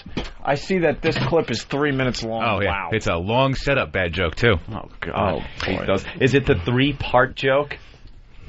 Where it's like the first guy does this, and the second guy does this, and the third guy does this. It's along those lines, I think. Oh, I hate the 3-part joke. A couple attending an art exhibition at the National Gallery was staring at a portrait that had them... I know this one. Oh, you do? Yes. No, you don't. Let's move on. I do. Stop, Jimmy. Couple is standing at an art gallery. An art gallery? And the one guy goes, "Did you paint that?" And she goes, "Fuck you, you kangaroo fucker." I love that joke. It's probably funnier than the real joke.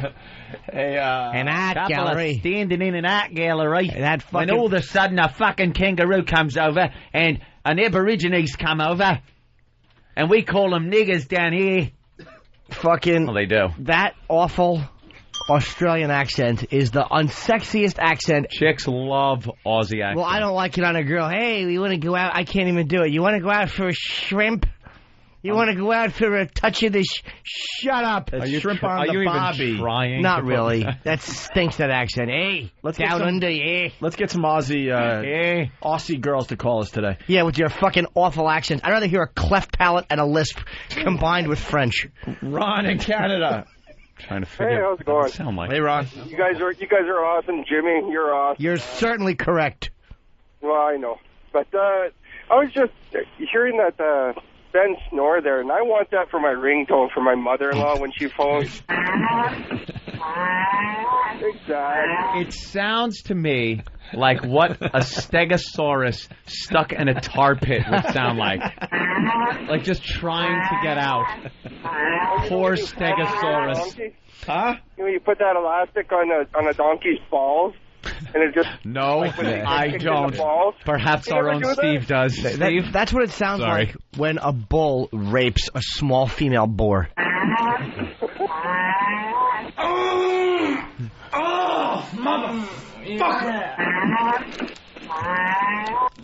I cannot believe that's him actually snoring. I know, that is Ben Sparks snoring. All right. You guys are awesome, man. All right, thank you. We all love you up here. Hey, thank you. Why don't we throw that on opieandanthony.com so they can make it into a ringtone? And why can't I have that on as a ringtone on my dumb Pebble? Uh-oh, why is it a dumb Pebble now? Stinks. That was the best. That was the best phone ever when you first bought Because it. I can't get ringtones. You can't get ringtones. Well, we were trying to get you couldn't get Twitchels because your phone wasn't compatible with the service you used. But who's showering? Who's that? Red Rum is showering on Paltalk. I love Red Rum. Well, what the... why am I... But can I get... Now she's covering up. Yeah. You can't do that. I love can't do Red that. Rum. She's a dirty girl. Hey, Steve. Yeah. Can you get Ben Snore as my ringtone? I'll do a little bit of homework. I'll see if I can get it on there. Shouldn't be too hard. You know what would also be an awesome ringtone? Yeah. Is Jimmy's mic test. Oh, yeah, that would be. Here's a good one. You know, just to have them with a mouthful of pretzel. I have pretzel. Sometimes I lick my pretzel and smell it. I heard that somewhere. Perhaps it was yesterday. I didn't say it on the air, though. No? No. I thought you did. It was off air. Who knows what's on Yeah, air it's or right off there. air or FM or XM anymore. All right. Drive me crazy. Hold on, let me give them a ringtone. All right, here's a ringtone. Yeah. Anyway, one more thing. Oh, my God, you stupid fuck. You ruined it. You ruined it. He was doing the ringtone, and you fucking chime in. Jimmy, now don't do it. Okay. Someone teach this kid some fucking manners. Ron, thank you. Here's the ringtone. Ringy dingy dingy, ringy dingy dingy. So obnoxious. I love it. He's just getting a little fucking manners. I'm trying to do a ringtone. He's getting fucking fresh. I'm breaking your balls and you're right away you're getting fucking fresh. Ring ding a ding, ring ding a ding. All right, listen. There's your ringtone, jizz toes.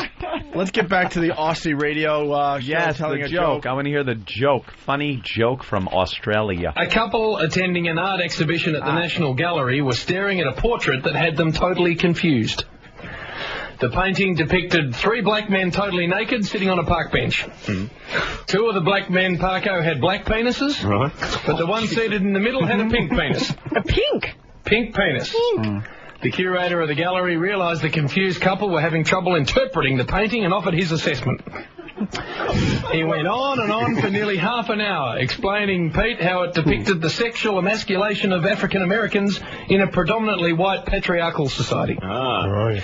In fact, he pointed out, some serious critics believe that the pink penis reflects the cultural and social oppression expressed by gay men in a contemporary society. After the curator left, a Scotsman approached the couple and said, would you like to know what that painting's really about? The couple said, how would you claim to know more about that painting than the curator of the gallery? Because I'm the guy who painted it, he replied. In fact, there's no African-American representation at all. They're just 3 Scottish coal miners and the guy in the middle went home for lunch. What's that?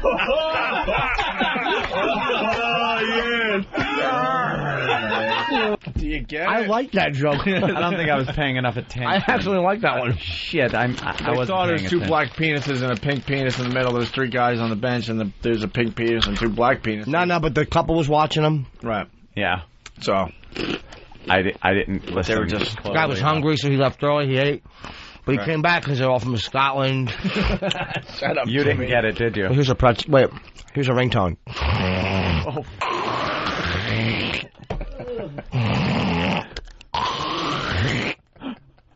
Was that horrible? Yeah, why don't they have ringtones like that? That is your ringtone. You should start a whole ringtone business. Imagine you're just on the train and you hear that coming from someone's pocket. All right, listen, we got more. Oh, I guess not. That was it. Wow. All right. There was just more time left on it, but it wasn't really time. Okay. All right. Can I have the song for the dumps? Live from the Opie and Anthony Show studios, the Daily Dump Report.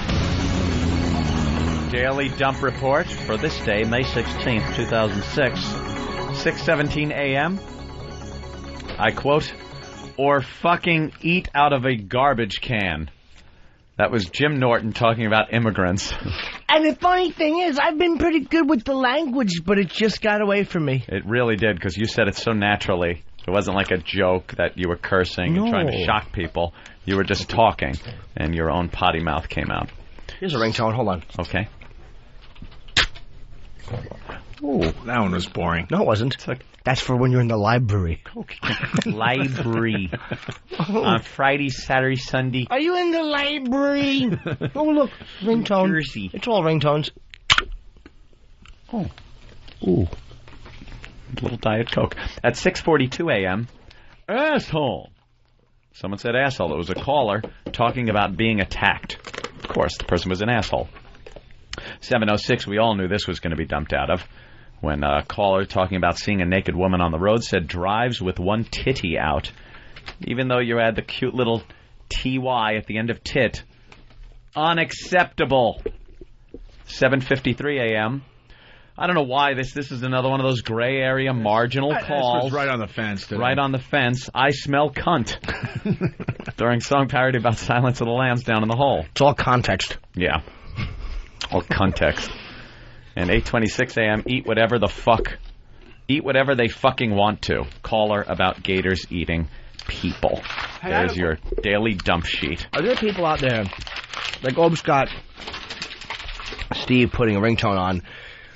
Guys like Colin Quinn have no idea how to use their cell phone, so Bob Kelly will always put weird things on his phone that Colin can't take off. So if any of you out there have friends or a girlfriend or a wife that does not know how to take things off her phone, I'm going to get a little ringtone that you might want to put on there, and she won't know how to take it off. Okay. Ring, ding, ding, pick up the phone, cunt! Ring, ding, ding, pick up the phone, cunt!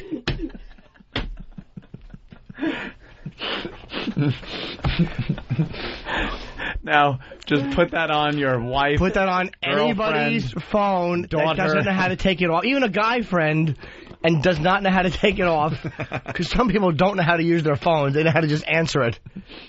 Or how about... fuck, it wasn't loud enough. It smelled like Chinese food from last night. I would absolutely please somebody put that on someone else's phone. All right, here's Dave in Oceanside. Dave. What do you say, Dave? Hey, what's up, guys? Hey, man. Hey, how about, can we get a blurker, blurker, blurker from Jimmy for my ringtone? Jimmy's got the best ringtones. I'm feeling pretzel. Hold on. He'll do it in a little bit. I'll do it in a minute. All right, let's go to Japan. Japan. Japan. Japan. Japan. Japan. Opie, you're in Japan. You're in Japan. So am I. So am I. Holy shit. Holy shit. How did this happen? Jim Norton has a big cock. No, he doesn't. No, he doesn't. Hello. Hello. We're broadcasting from Ben's Cup. From Ben's Cup. A blurka, blurka, blurka. Blurka, blurka. A blurka, blurka, blurka. Blurka, blurka. A blurka, blurka, blurka. Blurka. There you go. Hello. Hello. Bobby. Bobby. Cindy. Cindy. Bobby. Bobby. I knew we shouldn't have come to the Grand Canyon. T-cells. T-cells. Dignity. Dignity. Any weight over 85 pounds? 85 pounds. Listen to me laugh at you. I like listening to us. We do a good radio show. All the way to Japan. Brett, you there? And then back. Brett, you there? Brett. That's how long it takes to get to Japan and back. And back. You know, electricity moves quickly. I'll say it does. I'll say it does. It's got to Like go the speed of light. It's got to go 70 miles an hour. Perhaps faster than that, Jim. You're a little faster. A little faster. Bye, Brett. Bye, Brett. I think we should just listen to ourselves. In Japan. You know, that's twice as good a show. Because it's the same thing. Twice. If you miss a joke, you catch it a quarter of a second later. Right. All right. One other thing here. Steve stuff. Okay, here's the backstory. I board up at a radio station on Long Island. I shall have them remain nameless. Anyway, these freaking douchebags paid to do a half an hour show, and they were complete assholes. They thought they were big radio stars, but they paid to do radio. So they left and went to WLIR, thankfully. So I decided to do a Ramon call. Here you go. Oh, I thought we were going to get the recording of their program. New York fan 16. LIR, Real Radio Show. Come on in. Ramon, see this cunt smells like a filter fish. Goodbye. What was that? Gefilte fish. Okay, have a nice day. Go try yourself. They have a whole... A cunt smells like gefilte fish. Gefilte fish. All right, that's pretty good. I'll give it to them. They don't have a delay over there, huh? I guess not. Let's say hi to Rich in Philly. Rich. What's going on, boys? Hey, man. Yeah, I want to hear Jimmy's impression of Richard Johnson as a ringtone. Oh, damn. Hold on. Punching out. Hold on. This is a ringtone. He was swallowing pretzel. I'm sorry, guys. It bip bip bip bip bip bip bip. I'm a faggot. It bip bip bip bip bip bip bip. I'm a faggot. That'd be fun to put on a Friends. Absolutely. And, have them not know how to remove it. All right, here we go. Faggot. From the book, I Hate Myself and Want to Die. I need the cock. I need the cock. These are all to be put on Foundry Music as ringtones. I hope they know that. Or how about this? Jews are inferior. Jews are inferior. Jews are inferior. Oh, my God. Why not? Put that on someone's phone who works at the law office. Yes. All right, we're going to need some help with this. Fumbling with his phone. Just panicking. From the book, I Hate Myself and Want to Die, the most depressing songs you ever heard. Yeah. We forgot to do the top 10 list, so we do that now. Okay? And if you could help us with what some of these songs are about, that would be wonderful. Oh, Brett's back. Brett. Hey, Opie. What's up, Brett? How's it going, bud? You're calling from Japan? Yeah, I'm in Japan, Shin Yokohama. What are you doing there? I'm spreading the virus. I got my new brown O&A SARS shirt hot off the press last week. Yeah. And so this morning I ran around the street like a complete idiot and walked up to people and said, hey, you guys know who Opie and Anthony are. So first they look at you funny because you're actually speaking English to them. They don't know what the fuck you're talking about. And then you ask them about Jim Norton, you ask them about all this different stuff, and they just basically run away from him. So I got a couple pictures of them. I'll send them into the website tomorrow. Of Japanese people running from you. Yeah, because, the first thing is you're about a foot taller than they are. Yeah. And they just simply do not understand what happens when you're going to speak English to them. And so I'm a marketing guy. So my theory is you got to walk around, you got to ask people what they think. So I spent last week in Seattle doing this. And I listened to a couple local shows there. They got the Man Show, the Man Room. They got the H-Hole Army. They got all this crap, the copycat stuff. It doesn't matter how far away someone is. When a call sucks, it just sucks. Come on, Anthony. I'm trying to become the unofficial marketing guy for the Could be a guy calling from a couple of doors down. I like Brett. Or just Brett's all right. From halfway around the world. He's a marketing guy. What do you sell, melatonin? No, software. So how long are you in Japan? It's 11 o'clock tonight here. It's about 10:30. Shower curtain rings. Oh, come on, Anthony. Cut me a break, man. It's late. It's been a long night drinking. I'm trying to Not figure that out late. how to... What time is it? 500 o'clock? Stupid Japanese time. Well, we got to spread the virus in all the different countries. You can't just settle for Boston and New York and all the crap places you guys want to be. You got to be... Oh, yeah. Japan could be a big market for us. Go to some African village and tell them you're spreading the virus. Because I want you hacked up with a machete. Actually, tomorrow I'm heading to Korea. We're going to try to give it a shot in Seoul and see what these guys think. Yeah. I'm thinking if the Japanese don't get it, the Koreans probably won't as well. Good luck to you. Keep up your good nature. Thanks a lot, Anthony. Keep in touch. All right. All right, I'm calling you next week from Boston. Please do. Yeah, later. All right, there goes Brett from Japan. I hope that cost him a lot of money. Jesus. All right, the most depressing songs of all time, according to this book, I Hate Myself and Want to Die. They did the top 52, but we'll cut it down to 50. We'll do, number 11 was One by Metallica, so it just missed the top 10 list. Aw. And number 10. You got the list in there, Dirk? He better. He gotta play the songs. If he doesn't have that list, he would have a list of job openings. Number 10 is not a depressing song. No? Fun little ditty. Then why is it I don't know. on the list? It's by the Jim Carroll Band. Oh, because it's People Who Died. People Who Died. It's a depressing song. The clue, he was 12 years old. He fell from the roof on East 29. Kathy was 11 when she pulled the plug. 26 reds and a bottle of wine. Bobby got leukemia, 14 years old. He looked like 65 when he died. He was a friend of mine. Those are people who died. Up-tempo number, but for God's sake, it's pretty. You die. I like it. It's pretty depressing. Little kids. One more verse. She worked in church, she let the gimmicks go rotten, so they died of hepatitis in Upper Manhattan. Flying Vietnam, bullet in the head. Bobby OD'd on Drano on the night that he was wet. There were two more friends of mine, two more friends that died.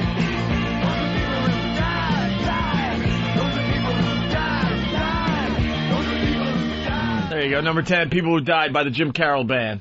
Robert Reed was a dad on TV. Wound up getting the HIV. When they heard it, they went tee-hee. And I have it too, said their pal Jimmy. Huh? A lot of the songs in the top 10 I don't think I've ever heard in my life. No? Marianne Faithfull in 9th place, a song called Sister Morphine. Does anyone? I think I've heard Shut it. up, Jimmy. I know Marianne Faithfull. I think I've heard that one, though. No, you don't. I do. No, you don't. Sister Morphine, Brother Aspirin. I don't think Brother Aspirin makes an appearance in this song. Uncle Cotton Ball, Aunt Needle. Let's go to Jason in Oklahoma City. Jason? Hey, I was wondering if I could get a ringtone for Jimmy there. All right. All right. Which one? Get it, Wah Wah Penis. Oh, yeah, you got to do Wah Wah Penis. A lot of people like Wah Wah Penis. Wah Wah Penis. Wah Wah. Wait, yeah, let me do it. Thanks, Hawk. Good call. Do it in the tube. Wah Wah Penis. Wah Wah Penis. Good ringtone, man. Exactly. Good ringtone. Nick in Texas. Nick? Yeah, what's up, guys? Hey. Listen, whoever made this stupid list, a song has to sound depressing to be depressing. That's what I'm saying. Nobody can just... Go ahead. That was ridiculous. Yeah, that's up-tempo. I like that one. Yeah, that was too... Like, even if the words say die, die, die, or commit suicide, if it sounds happy, it's happy. It's kind of like you playing the Benny Hill music behind something, you know? I completely agree with you. Still depressing, the words. No, not at all. You get little kids with leukemia and... you just get into it. Look 65 when he died. Just sing along to it. That's a toe tapper. Sister Morphine, what's this about? We have a little taste? No? All right, good. Sister Morphine, oh, the time has come. No, that's not it? Number 8. Sister Morphine, Brother John. No, I don't think that's it either. I hate that fucking song. Wait, it's Paul Someone's knocking at the door. Yeah. Ugh. Somebody's ringing the bell. Do me a favor, open the door and let him in. That's the name of the song. Let him in. So hopefully it's not a shoe salesman. All right, number 8. It's 9 Inch Nails and Hurt. Yeah. Cash's is better. Cash's is way better. I know the More original. depressing. I know the original is done by 9 Inch Nails, but can we get a taste of Johnny Cash doing Hurt? This song is deeply depressing. I hurt myself. Here he goes. Hello, I'm Johnny Cash. Should have had Joaquin Phoenix sing this.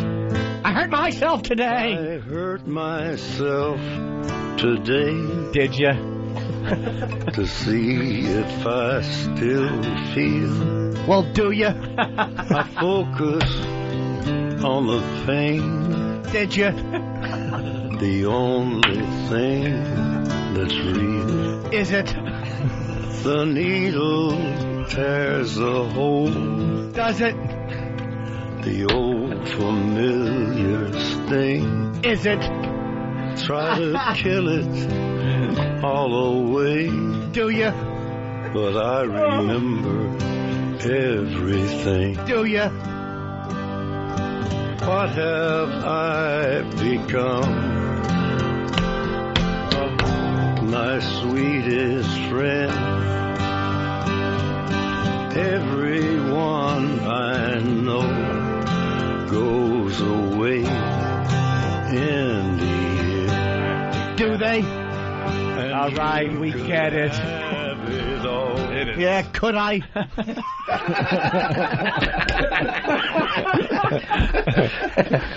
That's a great song, though, man. Fantastic. Hey, let's say hi to Rick, another Canadian checking in. Lucky us today. Hey, Rick, what's up? Hey. Hey, man. Hey. I'm telling you, we fucking love you guys up here. Hey, thank you. We haven't gotten a lot of email from Canada yet, Rick. What's up with that? Go. We don't have computers up here. It's cold. Ah, it's cold. They freeze up the keys, eh? Anyways, I don't. You guys don't know who Jim Carroll is? You gotta know who Jim Carroll is. We know who Jim Carroll is. Okay, good. Well, Basketball Diaries, my friend. You've never heard the song before. I've heard the song many times. I think we all heard the song. Isn't it supposed to be autobiographical for him? Like, didn't he write the Basketball Diaries, that movie with that faggot DiCaprio? What? Faggot. Wow. Uh-oh. Sister Morphine is a Stones song that was co-written by Marianne Faithfull. The Stones Eric, version do we have is that? on Sticky Fingers. Is that true? Yeah, we got it now. All right, thank you, Rick. We know it's a historic day, by the way. Why? Because it's the first IM I ever got from Pal Talk that actually contributed something to the show. But you know I don't like being IM, so I will ban you anyway. No, I would say pardon this one if they help the show. Okay. I pardon you. And the rest of the room. Yeah, but somebody's got to pay. You're right. Yeah. Someone's got to pay just to keep the law in line. Who wanted the hot chicks out? You got to show them. I would let them back in, but you got to show 'em who's boss. Yeah? Do I have to do that? No. Yes. No. All right. Yeah, let's hear. Oh, I see what you're saying. You want to hear the Rolling Stones version? Does Marianne Faithfull sing on the song? I don't know. I don't know if I know this. Red Rum's got to go. No. Are you kidding? You said one of the hot girls. But not Red Rum. Why? Because I like her name and she shows her bosoms. It's a Shining reference. No. O-Town. All right, I pardon everybody. O-Town. Shut up.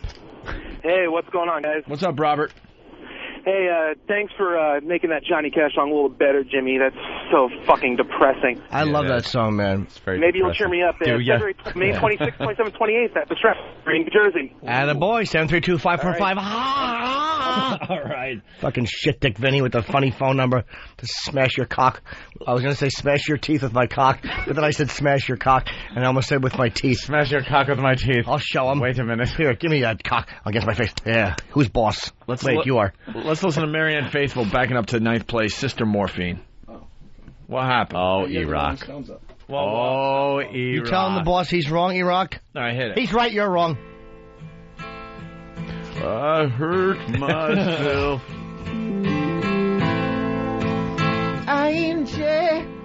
She was good at a Metallica song. Yeah.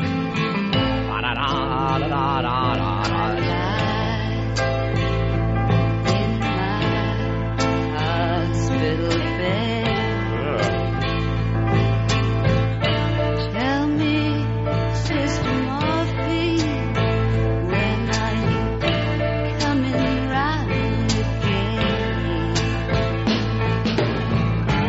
Oh, I don't think I can wait that long. Here, can you have Mick Jagger show her how it's done? God, she has the worst voice ever. I like her. You didn't like her in the Metallica song? What was the one she was about? What was that fucking song? Hated it. Where she chimed in and ruined the song. I was at when Brewer was on SNL, and I got to watch Metallica rehearse Fuel, and that song. It was like 15 of us in a room on the SNL soundstage, and Metallica came in and was rehearsing. They had to time it out, so they were doing the same song like 8 times just to get the timing right. And then Marianne Faithfull came in and was helping them, blah, blah, blah, blah, blah. Whatever song was it? Was Fuel was one, and the other one, The Memory Remains. The Memory Remains. Hate it. And she ruined it. Hetfield was annoyed at her. He didn't want to stand next to him while she was on it. Get away.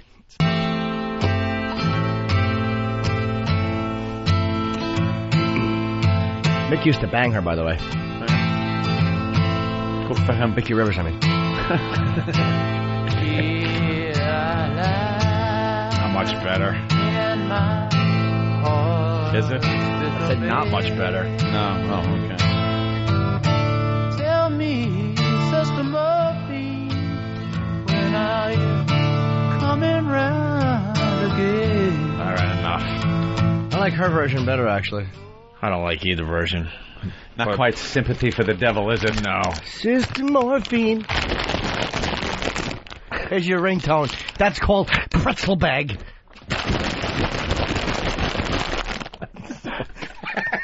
Obnoxious ringtones with Jim Norton. That is such a great business right there. It will be downloaded like crazy. Wait, one more on the pretzel. Uh-oh, look, Mother's calling. Oh, God. Number 7, most depressing songs of all time, according to this dumb book, I Hate Myself and Want to Die. I love you. Billie Holiday. Billie Holiday. Strange Fruit. Who's he? I understand. Strange Fruit, oh boy. Someone help us out with what these songs are about, by the way. Help us on the instant feedback or something. I think we know what this song's about. Never heard the saying strange fruit? Something that grows on trees. It's not supposed to be there. It's strange. Maybe that fruit was seen with a white woman. Oh. Yeah.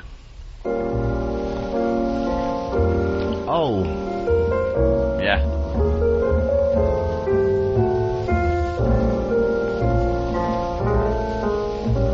Long enough intro, huh? Don't stop treating me like a whore.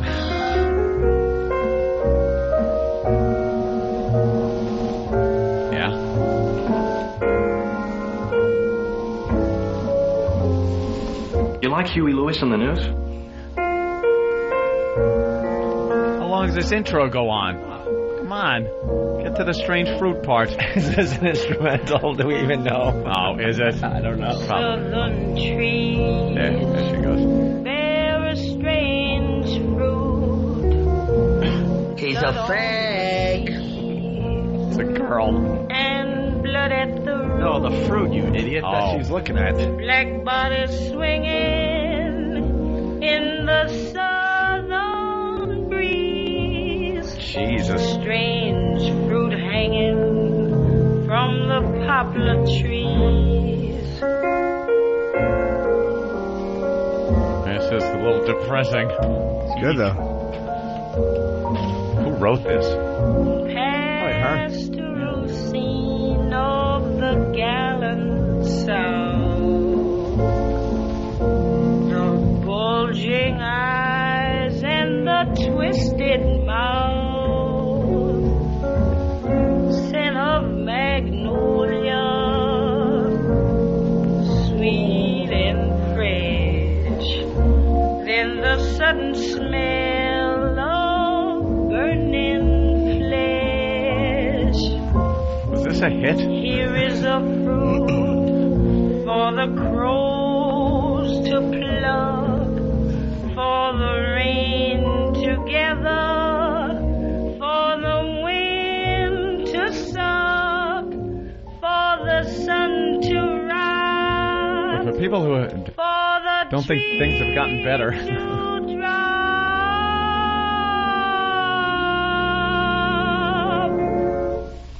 Here is a strange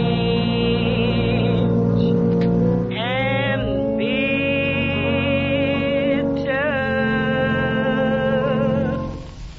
cry.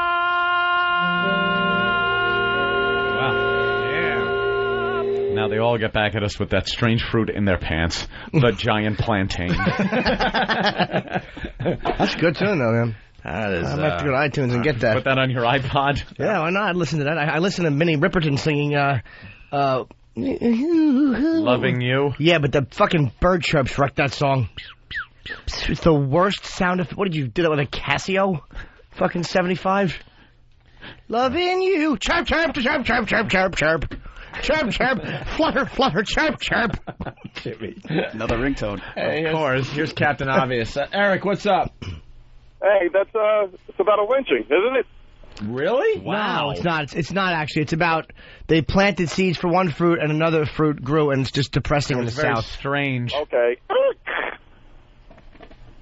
Did he really think he was enlightening us? Yes. On that one? He did. Let's go to Jim in Florida. Jim? Because black bodies swinging from the trees wasn't exactly a tip-off as to what it was about. Hey, guys, we need a collage of Steve's ringtones, grrr, and the hybrid car, all that. Yeah, put those on Foundry. Yeah, we'll get a bunch of ringtones up on OpieandAnthony.com. That'd be great, dude. Love you guys. Thank you. All right, Thank so you. that song, yeah, that's definitely depressing. More depressing than the Jim Carroll Band, People Who Died. Number 6, most depressing songs of all time, Blood Rock. I've never even heard of this band. That's E-Rock when he's on his period. We all are getting going. Wow, yeah. The wheels just started turning, and Jimmy's already in first gear. Jimmy is quick. He's ripping down the strip. Blood Rock. Why'd you make a face before? Because his breath is awful. I was trying to be cool, but... Oh, stop. No. I almost passed out. Well, really? He leaned over because he was looking for something. I was like, you got to be kidding me. Don't tell him when he gets back, though. All right. Trying to be cool. No one will Keep it under your hat. Johnny from... Snapman from Whackbag. People Who Died is about people lucky enough not to hear Brett's call. Loving you. All right, here we go. So, Blood Rock. Chirp, chirp. 6th place, a song called D.O.A. Ooh, sounds creepy.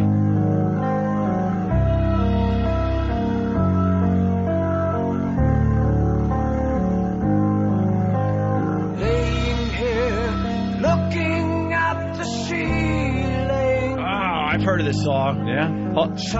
This is like this is one of those songs the rock stations like to play every Halloween. Oh, really? Dead Body. Like Monster Mash? Dead Body. It's Monster Mash. And, yeah. I played this song a million times when I was doing the rock jock thing. Yeah. Monster Mash stinks. Oh, what an awful song. The graveyard, the Monster Mash. All right. All right. It was all in a flash. Was it? Really? His uncle fucked him in the ass. The Monster Mash. The monster rain. Oh, the bubbling of the laboratory. and my uncle took me down for some monster rain. Monster rain? Oh. His butt was in pain? Oh. Were ya? My eyes beheld an eerie sight. Did they? A monster from the slab began to rise. Did he? And suddenly, to my surprise, He did the mash. Did he? He did the monster mash. The monster mash. It was a graveyard He smash. did the mash. Oh, huge It hit. caught on in a flash. He did the mash. I don't know who I want dead more, him or the background people. Yeah. From the castle east to the master bedroom where the vampires feast. Somebody actually, these women actually for years have probably been telling people, you ever hear Monster Mash? Yeah, I'm backup singer. I'm backup singer 4. They did the mash. That's me. You can hear me more than the other ones. I like this version of Monster Mash. Yes. Here I am, out for a stroll, minding my own vampire business. Hey, what's that noise under the porch? I better investigate. Oh my goodness, stop that. Now I'm scarred for life. I remember this. I was walking one fine day when I first saw 2 young eager boys hidden under the porch. One was little Jimmy Norton with eyes so round. He was on his friend's crotch making slurping sound. He did the rain. He did the monster rain. The monster rain. And now his clothes are all stained. He did the rain. It caused him mental pain. He did the rain. He did the monster rain. With his little buggy eyes and soft little breasts, young Jimmy saw that he was making a mess. His hair was all sticky, but he kept his pace. Now we know why he likes hookers to piss on his face. He did the rain. He did the monster rain. The monster rain. Little Jimmy was game. He did the rain. It caused him mental pain. He did the rain. He did the monster rain. The 2 boys were just having fun. The monster rain had just begun. The other boy's father caught them and he said, Hey there, what are you doing to my son? Hey, young Jimmy, let me tassel your hair. Why you so sticky and covered in sweat? Your spit-stained cheeks are so very pale. Why not just invent a game called The First Night in Jail? He did the rain. He did the monster rain. The monster rain. As an ass. Little Jimmy was game. He did the rain. And now his clothes are all stained. He did the rain.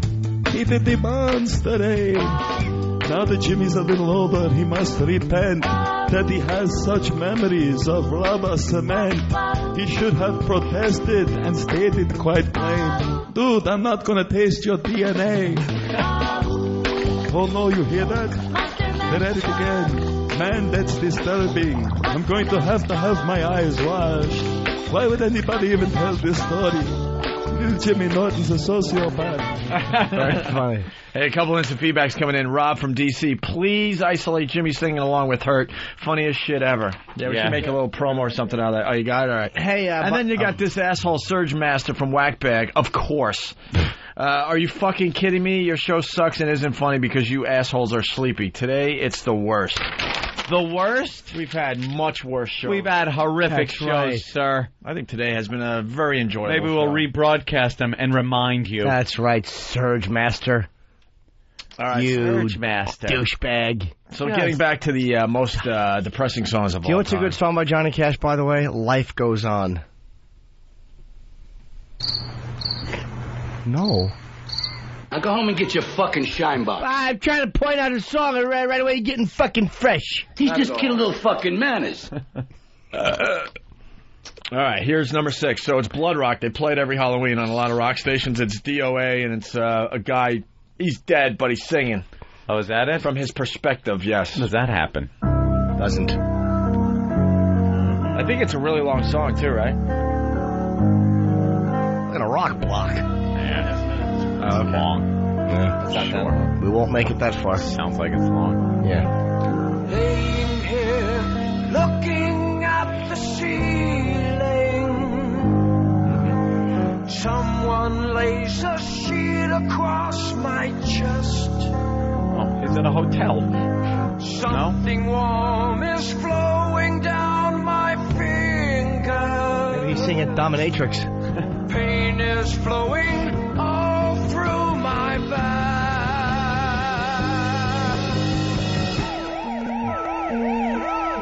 Yo, hey, man. This is horrible. Don't get it. I tried to move my arm and there's no feeling. And when I look, I see there's nothing there. Jesus Christ. The face beside me stopped, it's wholly bleeding. The girl I knew has such a distant stare.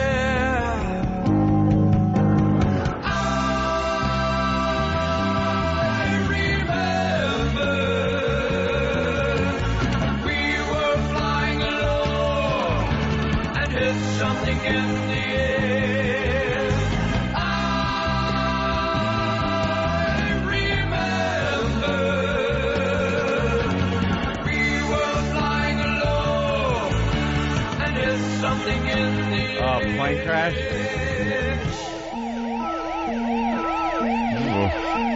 So creepy. Then I looked straight at the attendant. His face is pale as it can be. He bends and whispers something softly. He says, there's no chance for me.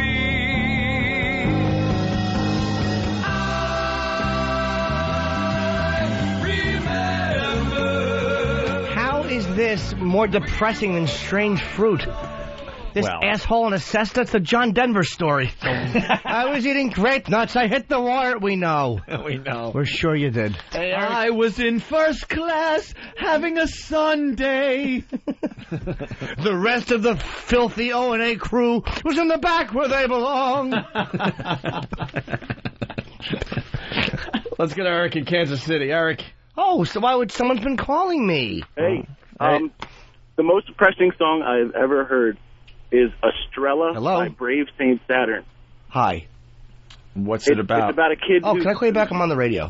Who is it, Jimmy? It's Laura Armstrong. Who is she? I'll call you back in a few. Stretches. Who is she? No? I have a meeting with her after. Funny. Full of gelatin, and you can pull her arms real far. Shit. Hello? Yeah, oh, you're on the phone too, right? Go right ahead, sweet angel, sorry. You got to play a song called Estrella by a band called Brave Saint Saturn. We'll get right to it. Who's deaf and going blind? Oh, yeah? Okay. What's the song called? My Driving Test? Sounds good. Welcome. All right. Back to the real list. Yeah, we're going to take a break and we'll do the top 5 most depressing songs of all time. Although, who was the guy in Whackbag that didn't like us? Everybody. Serge. Douchebag. Sorry, cunt face, you're not enjoying the show. Turn it off. Why don't you just stop listening? That's all you have to do. Just fucking stop listening. Masterpiece Theatre presents a production of gargantuan proportions, Ode to Ben's Hog, as read by Rod Von Cocksmith. Ben's hog is so big, there's still snow on it in summertime. Ben's hog is so big, it won't return Spielberg's calls. Ben's hog has an elevator and a lobby. Ben's hog is so big, there was once a movie called Godzilla vs. Ben's hog. Ben's hog is so big, the head of it has only seen his balls in pictures. Join us again as we pay tribute to the precious gift, which is Ben's hog. Spread the virus, motherfucker.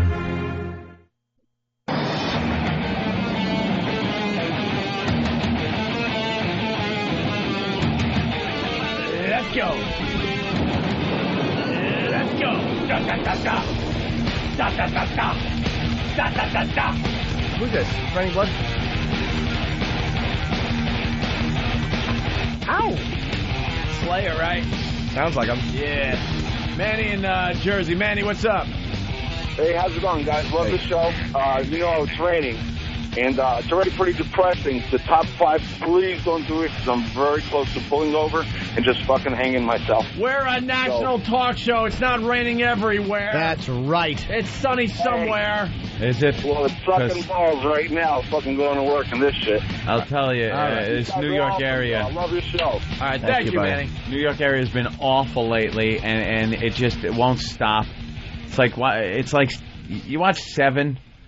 Oh, and the whole movie, it's just pouring rain and gray and miserable. That's what New York has been for I don't even know how long. It's close to a week now. Where's the sun been? Close to a week. Where's the warm May weather? Where's the daffodils? I want daffodils. Daffodils.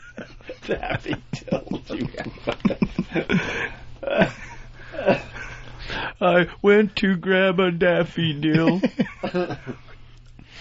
Do we have Life Goes On by Johnny Cash? Not that we hear it now, but I'm just saying in the future.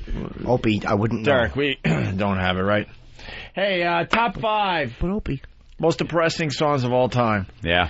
We finally hit good old Terry Jacks. Terry Jacks? The one-hit wonder of Seasons in the Sun. Oh, we had joy. We had fun. We had seasons in the sun. What's sad about that? You had some fucking fun at the beach. A little fun. What's wrong with it? Where does it go wrong? I don't know. Goodbye, my friends. Oh, is it? Yeah, maybe it starts bad. Goodbye to you, my trusted friend. We've known each other since we were 9 or 10. All right. Someone should hit him over the head with that old Leslie keyboard. Trees. Learned of love and ABC. Skinned our trees and skinned our knees. Goodbye, my friend. It's hard to die. Then we killed Mark Moxley. All the birds are singing in the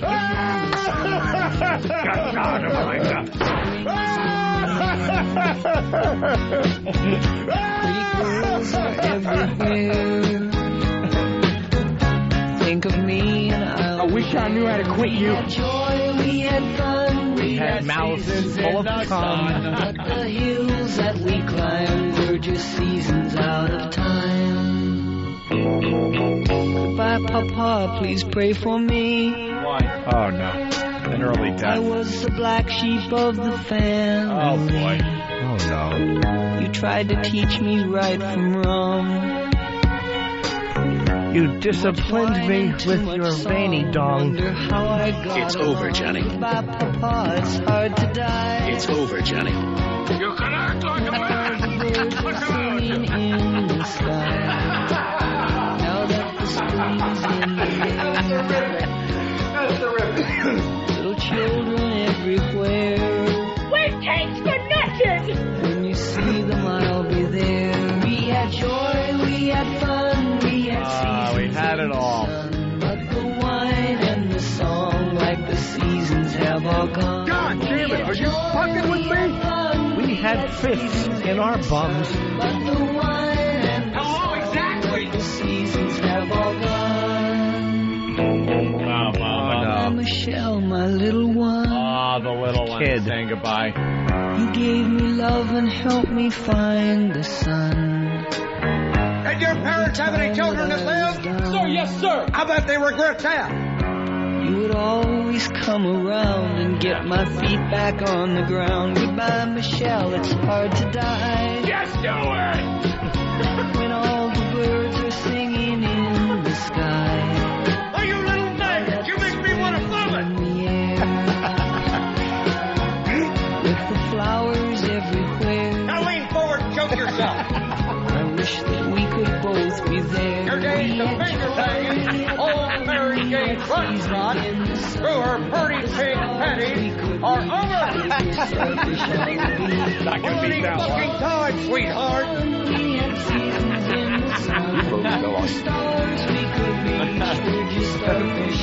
You had best unfuck yourself, or I will unscrew your head and get down your neck. You folks fell on your face. Like the seasons have all gone. All our lives we had fun, we had seasons. That's a hard one. All right. Why does it keep coming up like this? You folks fell on your face. No shit. Did the guy die? Apparently. In real life? I don't His career did. What's that song about? Can someone get me a bio quick? He's dying. He's saying goodbye to everybody. But is it from someone else's point of view or his? I don't think it's his. Because it was Terry Jacks. He wasn't dying at the But time. who's Michelle? He named people, so it's got to be from someone. Yeah, imaginary family. Goodbye, Michelle, my little one. My little one. Well, that's number 5, most depressing songs of all time. Goodbye, Franny, my neighbor. That's all right. Whose lawnmower I never return. Goodbye, my mailman, always there for me. Goodbye, milkman. Thanks for the extra cream. We get it. You are loved. That's Go for fuck tomorrow. yourself. We'll do that tomorrow. Make sure you remind me. Goodbye, grandmama, and your smelly feet in diapers. Yes, I know Nirvana did a cover of that song. Yes. Did they? Yeah. Number 4, Anthony. Number 4, Jimmy? most depressing songs ever. Bonnie Tyler. Total Eclipse of the Heart? What's wrong with that song? What? Turn around. Bright eyes. No, which one is that? Turn around. What's wrong with the song? Every time It's a good song. something. Every time I ba ba ba ba la la la la la. La. Well, let's see What is where this wrong goes with this wrong. song? I've heard the song a million times. I had no idea it was a depressing song. Suck this cock. Turn it off. I can't hear this. Ooh. Thought you were going to start there. And there. But not here. Every now and then I get a little bit lonely. You're never coming around. That's her uncle. Heartbreak or Every now something? and then I get a little bit tired of listening to the sound of my tears. Turn around. Every now and You know what it is? She's really drunk and she's squatting and shitting on the floor and leaning on the toilet with her elbow. Someone's telling her, hey, turn around. She's evacuating all over the tiles. Every now and then I fall apart. Every now and then I fall apart. Every now and Show me how you suck a guy's cock. It's the last time I'm going to ask you.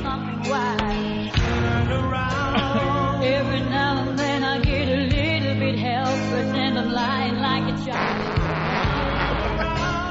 And then I get a little bit angry and I don't cry. Every now and Either that or maybe she's singing on the train tracks. terrified, but then I see the look in your eyes. Lady Di singing to her ex-husband. Every now and then I fall apart. Every now and then I fall apart. And I need you now tonight. Would you?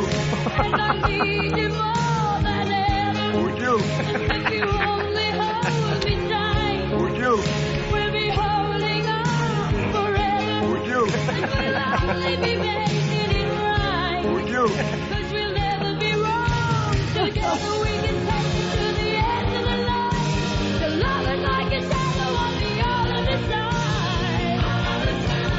I don't know what to do. I'm always Just like heartbreak.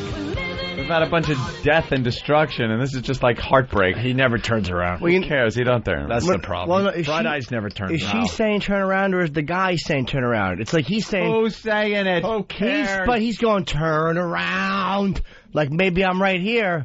I think that's just a thought. It goes unanswered. There's no eye like, contact. she's the one that's heartbroken. Why is she calling him Bright Eyes? Who is she, Sinatra? Turn around, babe. Turn around, you classy dame. That's number Fucking asshole she is. That's number 4, most Wonder depressing he left. songs of all time. Bonnie Tyler, Total Eclipse of the Heart. I'm going to guess that number 3 is. All right. Happy birthday. To me. It's somebody called Bobby Goldsboro. Oh, no. Which one is this? Oh, I know what it is. I know this song. Yes. What's the title? You're a liar. Honey, there's a lump on your tit. What's the title? It's called Honey. Honey. Is it? I was joking. Yeah. It's called Honey. That It's was a called complete Honey. goof. Honey. Oh. And it's about him, I think, she dies. She dies. Sure it's not about Steve's lunch? Honey. I forgot how the tune of it goes. If I knew, I would probably know every word. All right, let's take a listen to Bobby Goldsboro, Honey. Got it.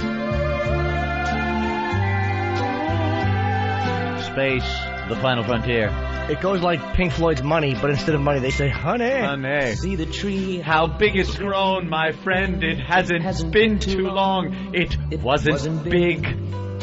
I remember this song from when I was a little kid. I laughed at her and she got mad. I punched her in her fucking face for laughing at me. Because it wouldn't get hard. I've been drinking, you castrating pig. She ran up to brush the snow. You put a few pounds on. So it wouldn't die. See, she went to, they planted a tree, she brushed the snow away so it wouldn't die. Came running in, all excited. All excited. Slipped and almost hurt herself. Almost. Very close. And I laughed till I cried. And he laughed at her almost slipping. That's funny. She pulled a muscle in her back. She was always young at heart. Kind of dumb and kind of smart. She was an easy lay. She's a clumsy retard. She'd shit her pants and wave her medals, wear a Pete Rose hairdo, and spoil the family pictures. 2 years ago. Jesus, what else did this enchantress do? It would sure embarrass her when I came in. Fucking useless cunt, brushing snow off tree roots. And she'd have peanut butter on herself and the dog was there. He'd lick her pussy, I'd fuck her throat. We'd laugh and make eye contact. Here it is. And honey, I miss you. And I haven't gotten to the part where she dies yet, though. Oh, he's singing this to the tree. Yeah. And I'd love to be with you. Then kill yourself. If only I could. How to get it to work? All right, I think the death scene's coming. Uh-oh. Hold on to your hats. How'd she die? She wrecked her car and she was sad and so afraid that I'd be mad. But and I was. My insurance premiums went up, and I had to kick her in the uterus. Yes, you could say she's It was a Saturn, and I couldn't cruise trannies for a while. She was pinned against a tree, causing a ruckus. Unexpectedly, it came home and unexpectedly. Caught her crying needlessly in the middle of the day. She's a fucking psychopath, retard, clumsy bitch. There was a stewed tomato on the floor. Flowers bloom. Have to repaint that room again. She went away. And honey, she was kind of crying, and then she drops dead. She had something, I guess. I'm being good. I don't know. I'd love to be with you, but I'm busy repainting the nursery. We'll make it an office like we originally planned. We made the nursery an office, and the chick that I was really looking at moved in last night. I know you've only been gone 3 days, but what the heck, I gotta get over it sometime.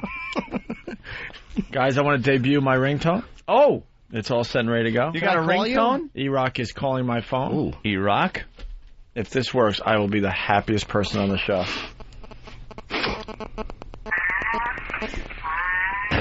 There's the Ben snoring ringtone. That's good. It ought to vibrate like Ben's head. Can I get it louder? I can see what I can do. I want the same one on mine. That is awesome. What I can do. Here. We should all have Ben ringtone. No, we shouldn't. Put it loud. Get to it, Dan. That rocks. No, we shouldn't. Thank you, Danny. Thank you, sweetie. So number 3, the most depressing songs of all time. That's it. Bobby Goldsboro, Honey. Anthony knew it. I'm amazed. When I was growing up, that song was like on the radio. When I was a real little kid, and it was on all the time. I don't remember that. And then me and my brother used to make fun of it when we got a little older. Yeah.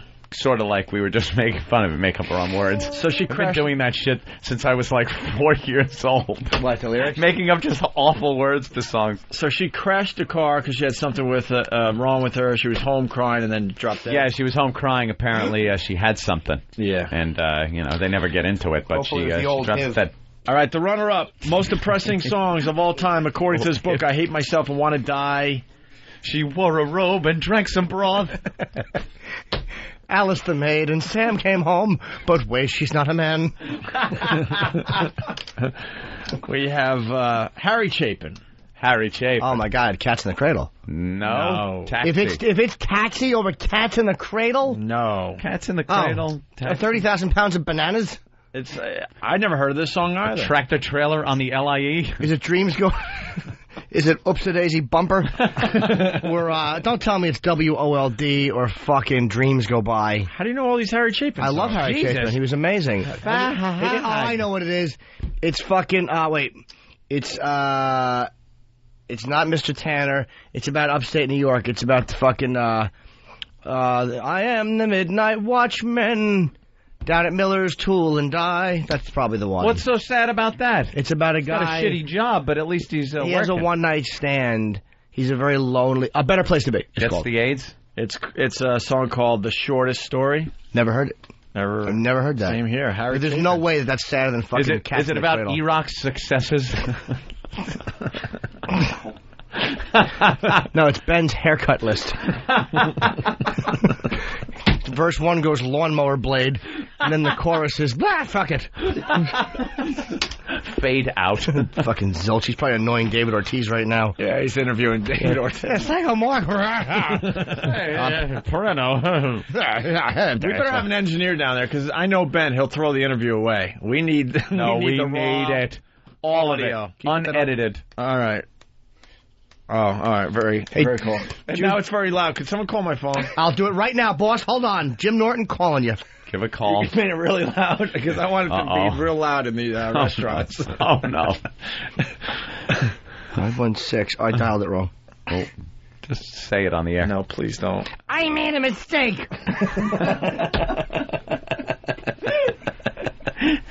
You got it there, Jimmy? Why are you dialing? How else am I supposed to do it? Just look at the phone and it'll know? Oh, just about. Don't you have much No, I speed don't dial? fuck with speed dial. Ugh. Here we go.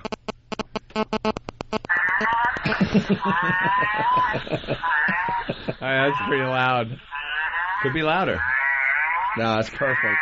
Dan, get to it, it's please. horrible. Hello? Hello? Ooh. It's me! I'm not going to be in today.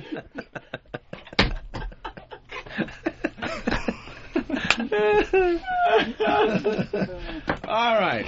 Thank you. Thank you, Danny. Suck his cock. Let's listen to the shortest story. The runner-up of the most depressing song of all time.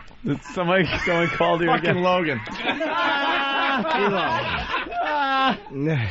Elo called you. He wanted to hear it again.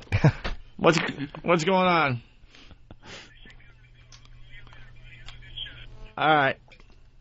Bye, Elo. You just called to say have a good show and hear the... No, he wanted to hear it again. Oh, that's going to be the greatest ringtone. I know. I wanted the Twitchell's one, but the bring. How old... All right. How old? What are you going to make that as? Make that as... I'll just load a ton of stuff for you. Can you load them on there and then we can make them what we want? Yeah. Oh, Dan, this is nutty. It's crazy, I won't be isn't it? ignored, Dan.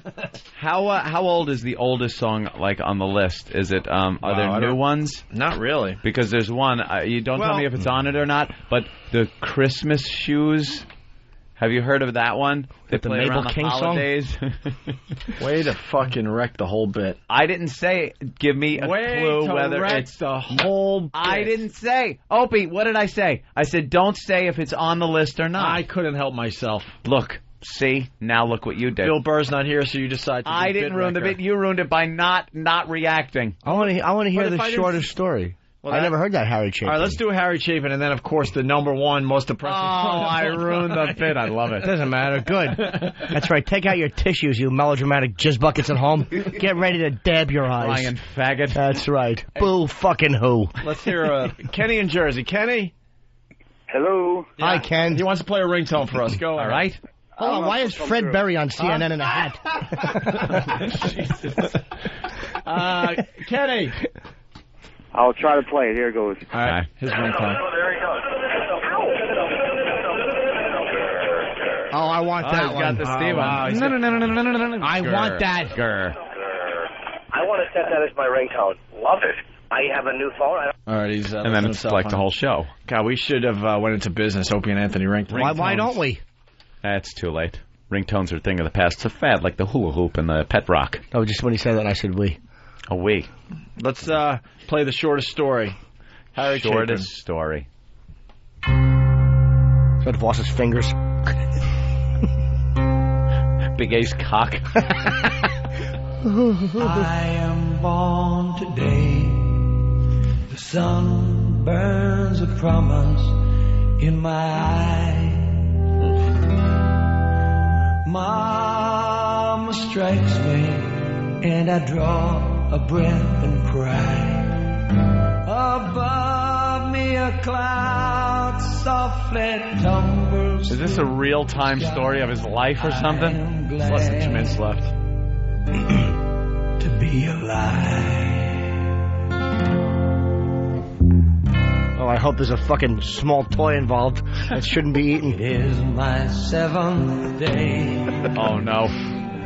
I taste the hunger. The blind and string. I cry. String to the blinds that you're supposed to sniff at the bottom. That yummy paint chip. Cling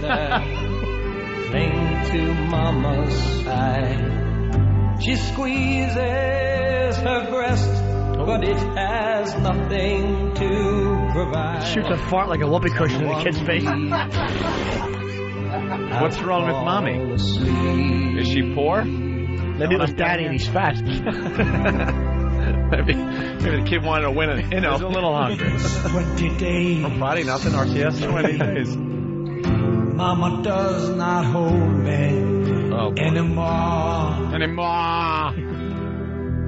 I open my mouth, but I am too weak to cry.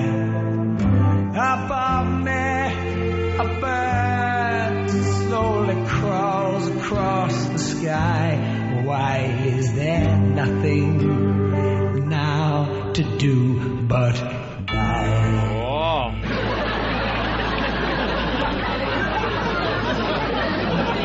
He's ripping off Neil Diamond. Yeah, really does sound a little Neilish. That is not that sad. No. Who knows? The kid had fucking some kind of problem. No, I think the mother had a Just problem. neglected him? Yeah, neglected. Drug addict, whatever. But fucking The Cats in the Cradle is a much sadder song than that. Like the cats in the cradle and the silver spoon. The fucking kid, he teaches him to throw the ball, and I want to be like you, Dad. He's getting fucking fresh. And he ends up just like his dad. He's being busy. a piece of shit that's too busy to be with his son. It's just about life getting busy. He's like, no, you could take some time. He long since retired. My son's moved away. A man is never a true man unless he spends time with his family. That's a good point. But he fucking called him up the other day, and the kid's got the flu. The kid's got the flu. What are you going to do?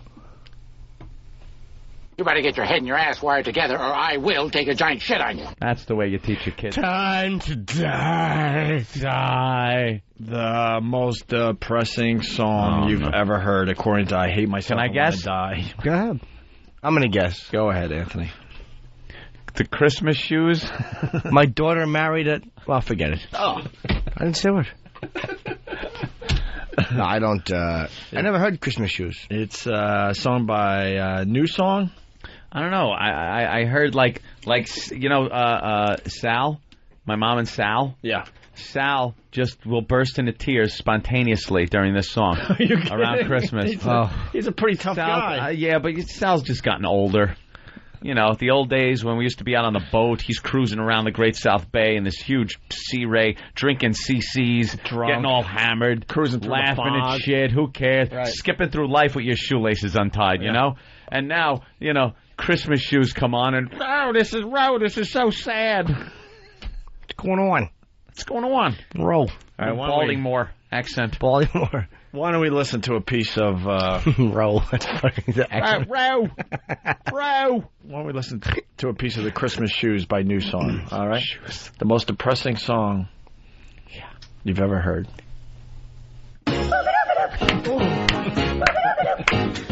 Ring, ring, ring, ring, ring, ring, ring, banana phone.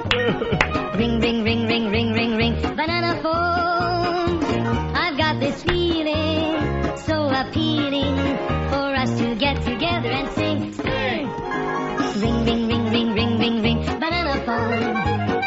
Ding dong, ding dong, ding dong, ding, banana phone. It grows in bunches.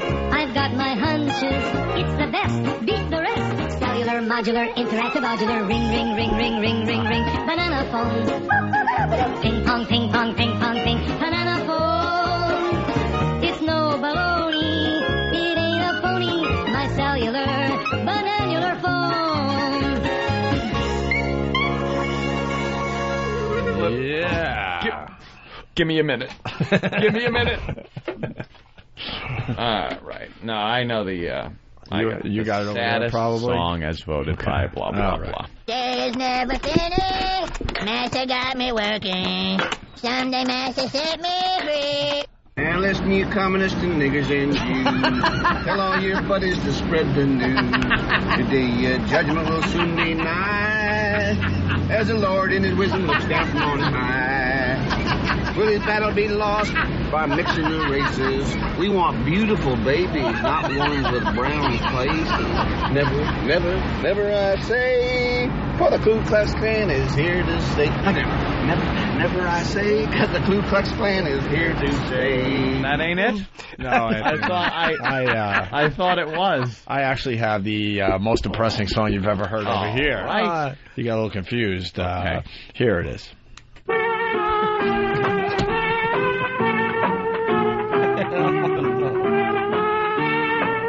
The house next door to me's been sold to niggers. They claim to be wild Indians from the plains. This is not the most depressing song ever. Oh, but they It's the most depressing thing to happen to the neighbor. That's not right. That is so wrong. I mean the house being sold. I just want to go on record and say that that was suggested by our own Drew Boogie. It was not.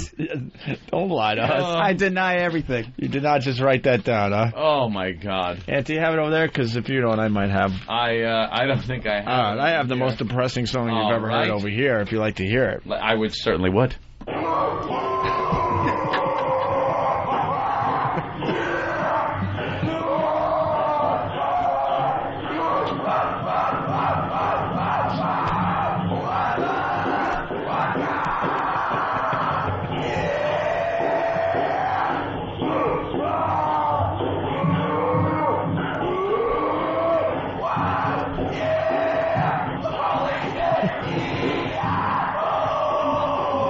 Holy shit, Yahoo, indeed. Let's go to Zach in Tennessee. Zach, what's up? What's up, man? I have this best ring. Hold on. All right. That's his ringtone. That's his ringtone?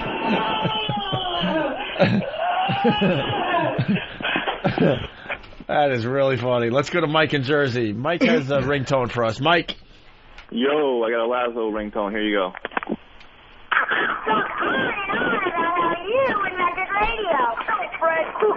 Yeah, that's pretty good. I don't know how to load ringtones. This seems like fun now. I want this to be like my new hobby. So much fun. Jeff in Jersey. Jeff? Yeah, how about Ramon Get the Phone? Yeah, real hit. Jesus. Most depressing song. Oh, you got ever. it? Yeah. All right. Mama, my vagina. Let's say. You know what actually is a very sad song? Do you ever hear Jim Neighbor singing "Oh My Papa"? Ooh. That thuggeet. As he gets a cock in his ear.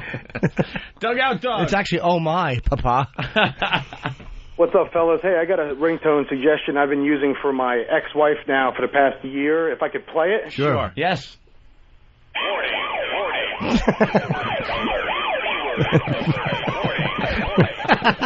That's very funny. Keyword alert. That is hilarious. That could be a big hit. All right, Doug. Thank you, doll. Short and sweet today for Doug. Doesn't Remembering Lacey rate up there? Wish we had a copy of that one. We do. Remembering Lacey, her smile will make you smile. If I could use the word smile twice like a fucking idiot. Please, can we play that? Where is it? We'll find it. Please? We have a happier version of the song.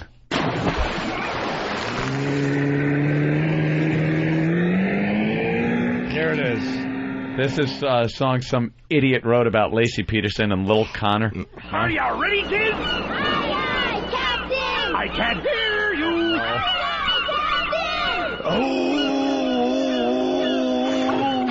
who lives in a body bag under the sea. Lacey Peterson! Absorbent and bloated and pregnant was she. Lacey Peterson! Her nauseating, nagging Scott won't miss. Lacey Peterson! Her and Connor are food for the fish. Lacey Peterson! Lacey Peterson, Lacey Peterson, Lacey Peterson, Lacey Peterson.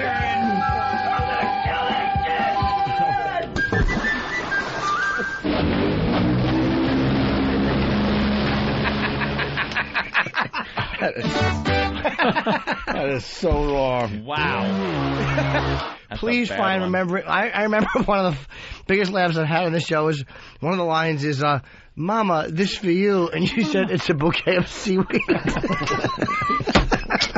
Well, that was in that stupid song. Yeah, Mama, these for you. These for you. A bouquet of seaweed. All right, shut up, you little creepy corpse. Exactly. Peter, you fucking perjuria thing. There is nothing creepier than dead corpse children in movies. Oh, they're awful. Nothing creepier. Oh, we found it? Yeah. Oh, here it is. This Remembering Lacey. Melodramatic dreck. It combines awful writing with a horrific death and horrid vocals and music.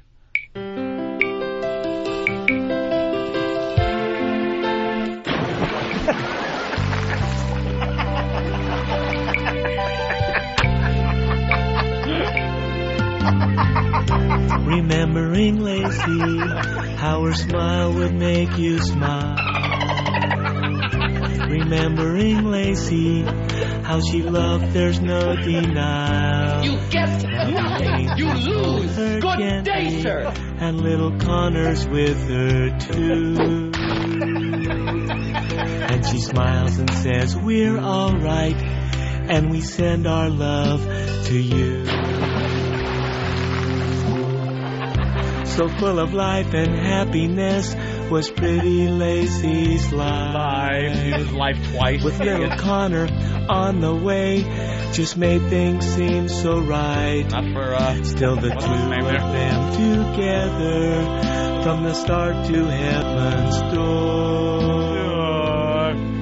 And she smiles and says, we love you, to the one she's loved before. It's over, Johnny. The last time I saw a mouth like that, I had a hook. The tears that fell made flowers bloom on earth in heaven too. Oh, here it is. And little Connor runs and picks them. Mama, these for you. Now the angels are preparing special tributes from afar. As you gaze into the heavens, look, the Lacey Connor star.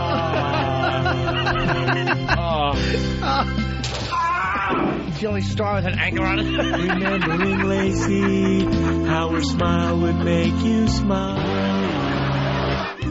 Remembering Lacey, how she loved, there's no denial. Now the exactly. Her gently. I hope she loves denial, because that's what she wound up at the bottom of.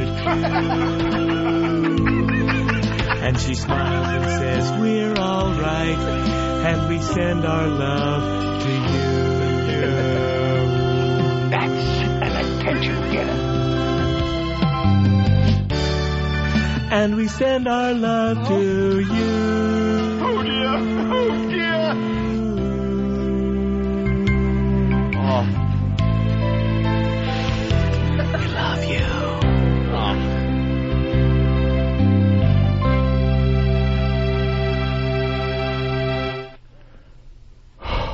What have we got here? A fucking comedian.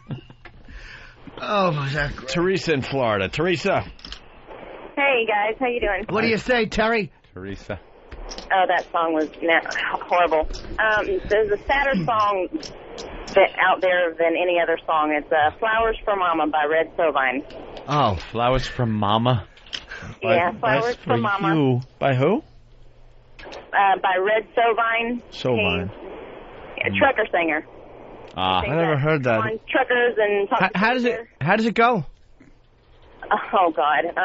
Just a little bit. I might have heard it. I kind of tell you what it's about. A little.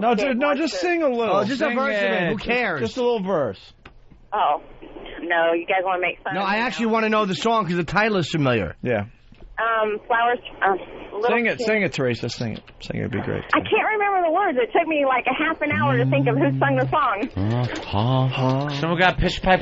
You got a pitch pipe? Clear to feel some men are going to do some drinking. Go ahead, Teresa. You can sing it. All right. Here's Teresa. She's going to sing a little piece of the song for us. And Teresa. Go. All right. You're on. Go. Just a little bit. Every second that ticks away is valuable radio time. Teresa. Flowers from... Oh, you son of a bitch. Perfect. Hope she's still belting it out as a trooper pulls her over. All right, can we hear yeah, let's hear the number one. This is new song, The Christmas Shoes. Let's listen to the most depressing song you've ever heard according to I Hate Myself and Want to Die. This very touching. This dumb book. And Sal really cries? Oh, yeah. Like by this part, he'll be bawling. Christmas Shoes by Paul McCartney.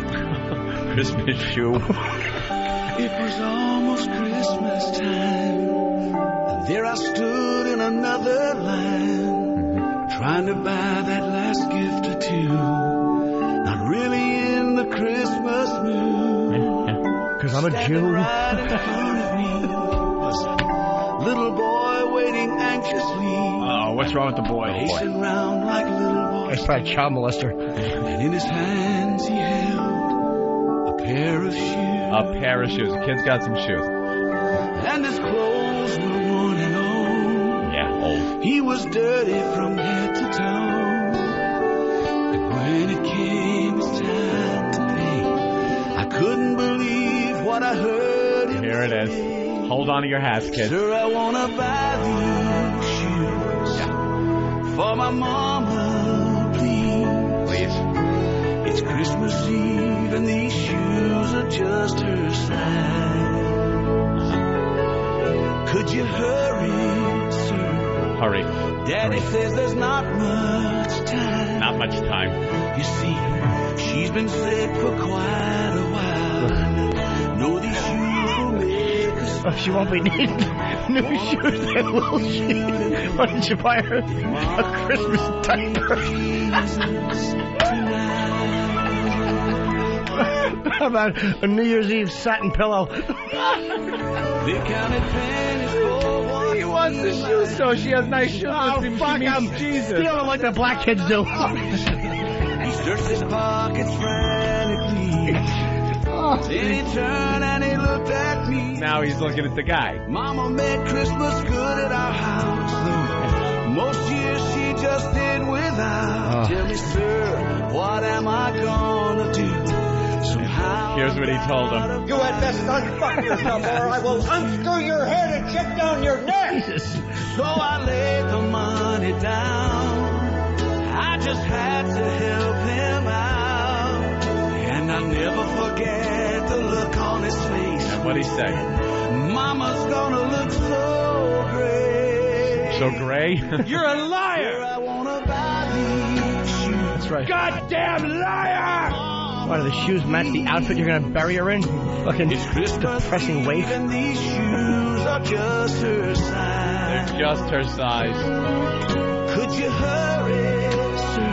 Hurry up. They're small because she's Japanese and Daddy binds her feet with blocks. You see, she's been sick for quite a while, and I know these shoes will make her smile, and I want her to look beautiful if Mama meets Jesus tonight. Oh, I knew I caught a glimpse of heaven's love as he thanked me and ran out. What does Mama have? You will be molested. I hope Mama doesn't have cancer. You should get her a Christmas wig. This is all about. Sir, I wanna buy these. Why did you do that? Why did you spend loving me? As Mama's illness drains the inheritance, you better trip over that Christmas plug. Could you hurry, sir? Would you kindly shut your noise hole? You see, she's been sick for quite a while. We get it. Shut up, you damn asshole. Will make her smile. Oh, what's wrong with her? You need to shut the fuck up. Jesus tonight. Sad. Put on Nikes and castrate her like fucking Marshall Applewhite. The shoes so she can catch the spaceship. Tonight. Ugh, this song stinks. Goddamn rich cunt!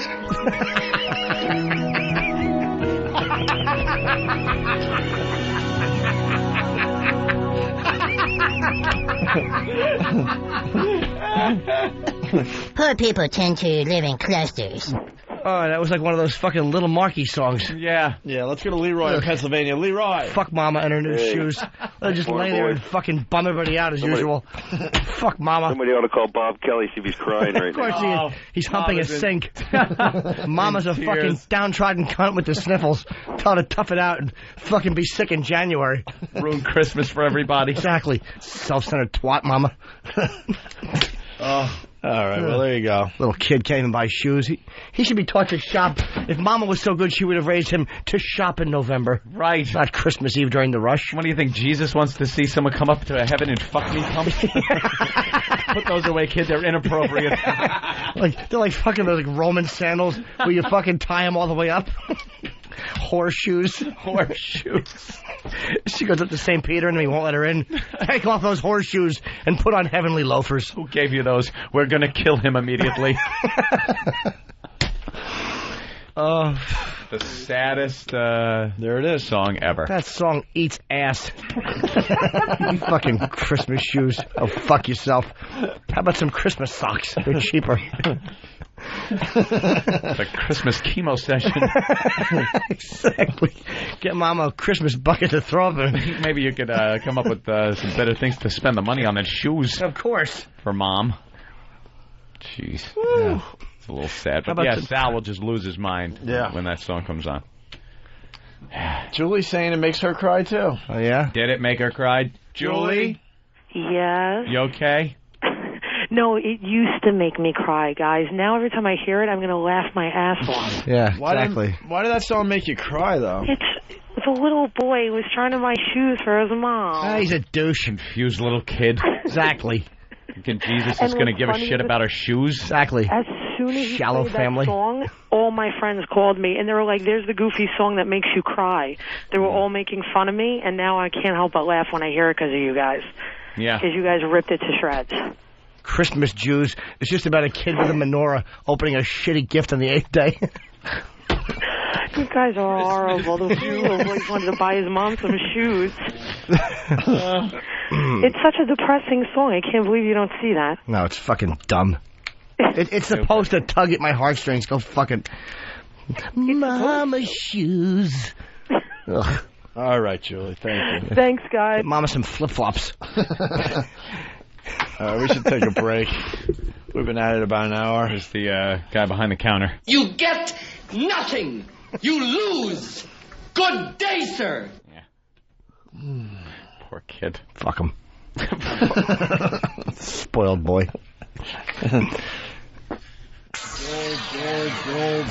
Go, Ben. He's like a tall 6-year-old. Hair that was combed with a rake and a hammer. Comb your hair, stupid. Good old Ben. Doesn't matter what he's doing, he'll just walk around going, E-Rock, E-Rock. Tell him, Fred. E-Rock. Ben looks like poorly spliced film. Good old Ben. Ben, our producer. You'll see him at his email. Highlighting text and then unhighlighting it. Highlighting it, scroll, highlight, unhighlight. Retard lump in the front. I want Ben to wear saran wrap slacks with no underpants. Oh, it's hilarious. Hilarious.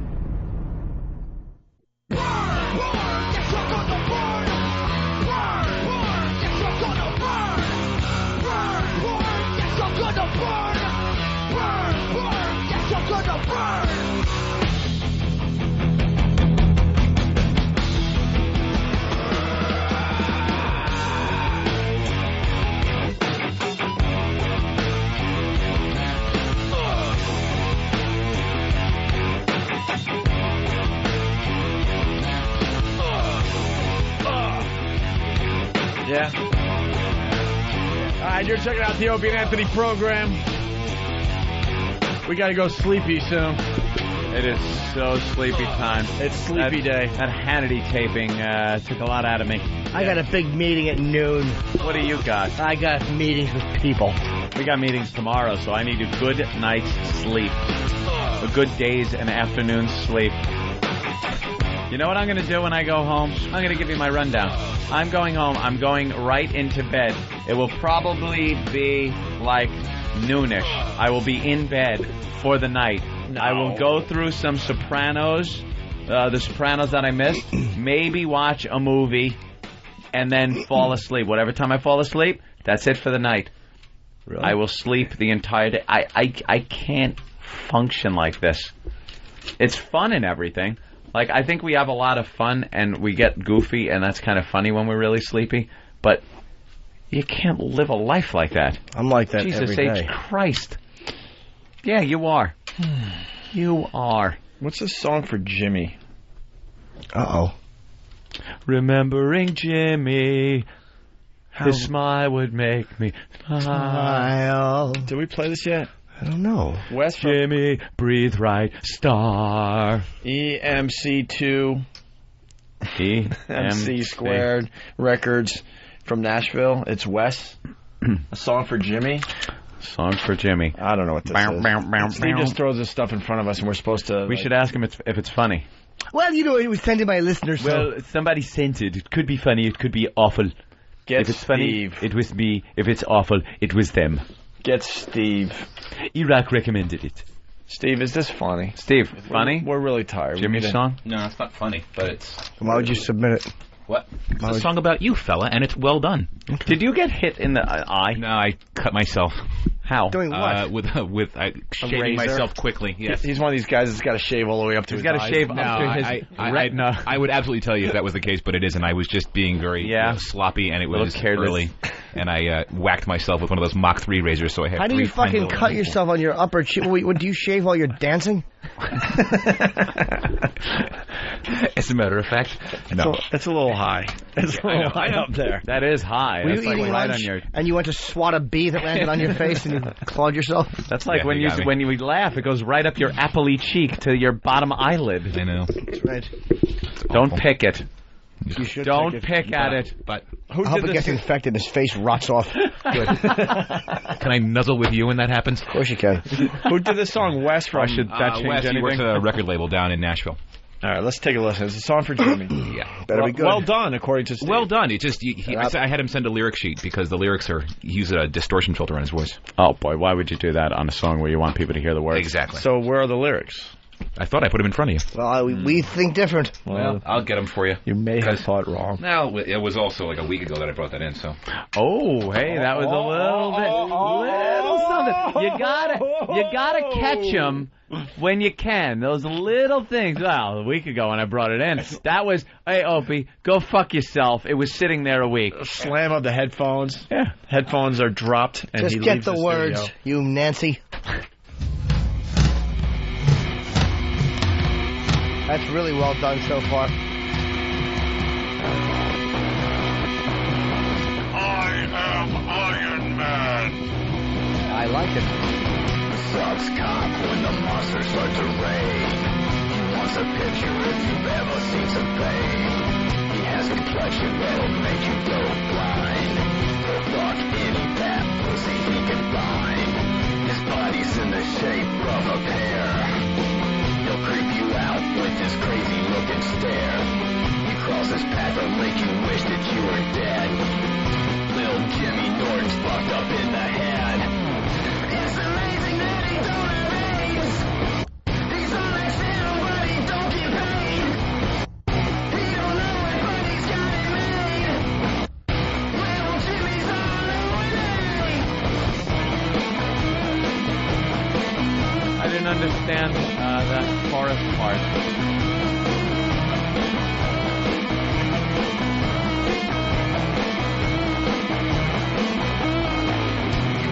Once, then he thinks he's in love. If you touch his keyboard, need to wear a glove.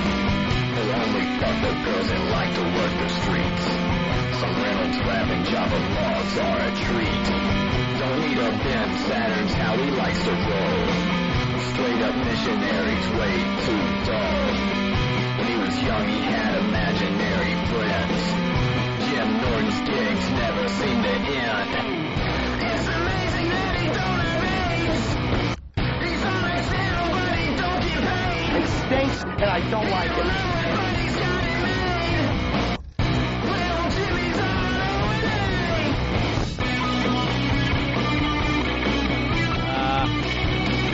Not digging it. Sorry. I mean, I know it seems like they put a lot of cool, actually. work into it. It kind of sounds cool and it's stuff. No White Unicorn by Wolfmother. I hope right now Steve is slamming his hand in a door by accident. That was, a bad joke. It was. It was aight. It was aight. It was just aight, bro. It was just aight? Yeah. By the way, what happened? Chris Daughtry's all over TV today. He's in New York doing press, and we didn't get him. Why? Big supporters of Chris Daughtry. How did that happen? And we've been trying to get Simon on. We need the American Idol guy. I think we will. All right. They're working on it. Jimmy, you all right? Someone's calling. Who's calling? Ooh. Important stuff? Yeah. I like your ring. Me too. It's nostalgic. Number, please. I think we have to cut out. No, I think we should do a half hour. I got time. No, how about no extra show today? No, I don't like that. Because even when Opie says, sometimes Opie or Jimmy or anybody will say, no, we're just going to leave today, no extra show. And we wind up staying till like a quarter after or something. I say no extra show. It's too late. It's too late. I'd like to see some extra show. I love extra show. Indy Mike is on the phone. Indy Mike? Indy Mike? Hi, guys. Hi. What are you calling about today? Well, I was calling to say welcome to bonus time, but it may be a very short bonus time from what I'm hearing. We are officially in bonus time. So I could just leave. Yeah. We don't get paid for this. I could just walk out. You guys hang if you want. I dare you to leave. I wouldn't leave. It'd be the most despicable thing said about me. I'm too paranoid to leave. All the way home, you'd be hearing Anthony's a faggot. Oh, it would just be the worst. Hit a pole, cocksucker. I couldn't leave you idiots alone. No, just do it. Just see what happens. I can't. Yes, you can. Just I'm go. too paranoid. Just go. And it would just take too long for me to get to the car, and I'd be wondering what you're saying before I got to the car. You'd hear it in the replay. I'd hear it in the replay at home. I'd be all but he would avoid the replay. But I'd get all hot and embarrassed and red. Would you? Yeah. Hey, not in a good way. Anthony took a nice dump before too, apparently, right? Yeah. I thought it was going to be a little bit of a mess, but it ended up being very torpedo-like, quick delivery, which is always good. Yeah. You don't want to be sitting there, when it's showtime, and have to worry about cleanup and things like that. All right. Someone give us a really good request. Something we haven't played in a while to start off this bonus time. Let me see. Oh, my God. What? Thanks. These are the lyrics from Steve. Oh, good. Just in time. Yeah. Let's go to Tony in St. Louis. Tony. Hey, Tony. Hey, I just wanted to put in my vote for no extra show. You dullards need a nap. Yeah, we're tired. Dullards. I'm tuckered out. We taped Hannity and Combs last night. It's going to be on Friday, but we had to stay up really late to do it. All right, well, go tucker it at home. We'll see you guys later. I'm tuckered out. All right, Tony, thank you. Thanks, Tony. I'm horny. Jimmy's just laying down, feet up, asleep. I'm packing like half a raw because I'm so tired. And you're like, you got your eyes half shut. You're manipulating your own penis. James. That song made him recline. Yeah. Man. James in Illinois want to say that this show is confusing. Yeah. Oh, I would like to have heard that. Why? And yeah, that would have been nice. I hope the reason he hung up is somebody punched the phone out of his hand into his ear. I don't know why I wish violence on people. I don't like violence. Dan, what's up? Leave him alone. Hey, what's up, boys? Hey. Hi. I was wondering if you guys wanted to play the Kaplan Brothers, Silence of the Lambs musical. Oh, yeah, man. Maybe some Put the Rubs of Lotion on. We play that a lot, like that, haven't we? I've not heard Never that. play it. Yeah, play that? We do kind of play that. Or Pat O'Brien, someone. Fuck you then. I like this guy. All right, now we got to play. He's got balls. All right, we'll play. Which one you want to hear? You want to hear Shut up, Jimmy. You're making us all tired. Hello. Yeah. No, we haven't played in a while. It's Siskel and Ebert going at it. When it's Charles. Oh, the Siskel and Ebert little tape. Yeah, but then we'd have to explain it. Yeah. It's not a hard way to explain. Takes too you long. just put it on. What happens is the one guy sneezes and you hear, and you realize it's the rattling of pudding in the head. Oh, Jimmy just lit. Jimmy's a mess. I'm tired. He had a great show today, and now he's crashing. I'm crashed. I want a girlfriend. That doesn't happen. I didn't have my smoothie because I thought there would be a smoothie problem in the bathroom. So I didn't get the protein pick-me-up that I get from the smoothie. We were up late. It helps, How many more excuses can I make for being really tired and wanting to leave? We really got to bail. I'm just tired because I was out doing shows last night, and I didn't nap properly. Who's this? Could it be because I'm not helping? No. No, that never makes us tired. All right, let's say hi to Jerry in Pennsylvania. Jerry? Hey, what's going on? All right, baby girl just took her top completely off. That might help. Oh, she's got lovely bosoms. Is she putting it back on? No, I hope not. Yeah, she just Oh, changed her baby shirt. girl, your bosoms are lovely. Oh, sweet. If I ever got a hold of those things, I would just shake them and go. Jerry.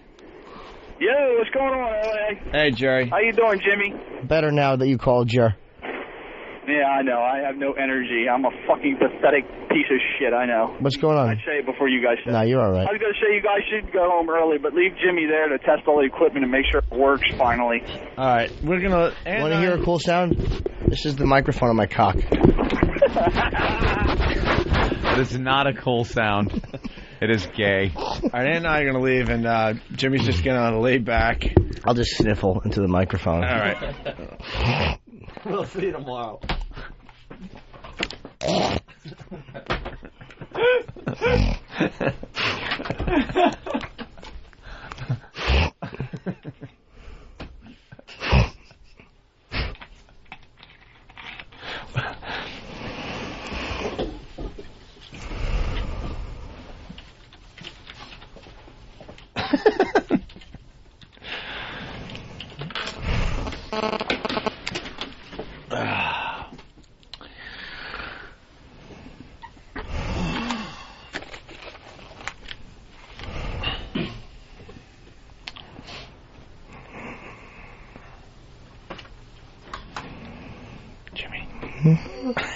Jimmy. Huh?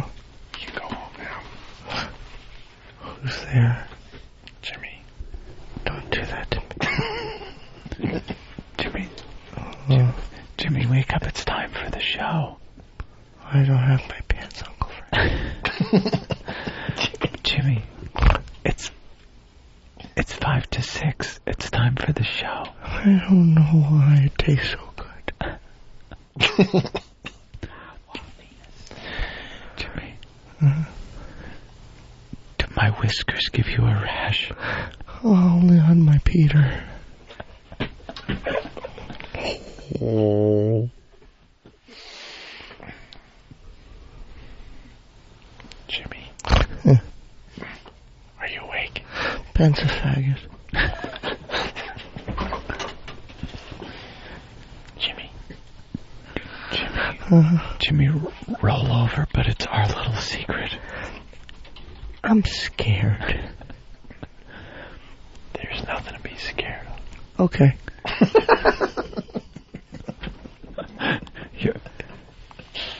Your poopy might hurt for a couple of days. Huh? Again. I don't like when there's blood in it. Jesus. I'm tapping out. It looked like dark cherry chocolate in the toilet. Hey, it's a chocolate-covered cherry. All right, I'm getting out of here. See ya. I'm done. Tired. Hey, where's my wallet? Where's my wallet? Eric has it. Where's my wallet? Frozen in rosin from 5 billion BC. It's in a tar pit. Oh. Good day. Bye. bad smell, bad language, and now bad jokes. This is the freakiest show I've ever been party to. Because we're perverts. Really? Stupid. So you know it's good. That's why we love doing this radio show. Right. Okay, terrific. Time to put your mouth where our balls are. Buckle up, kids. It's cool. Let's just put it this way. Sexual harassment, mostly. Just shut up. I was so offended. Don't listen, you twat. Hit her over the head with a shovel. If you did that, I would make love to you right now. Come on. People that get their news from O&A are the same people who watched Sesame Street till they were 12. Yes, precisely. Guys talk about nasty stuff like this all the time. Sit down and put on your laughing hats because here comes a home run. It's the Opie and Anthony Show.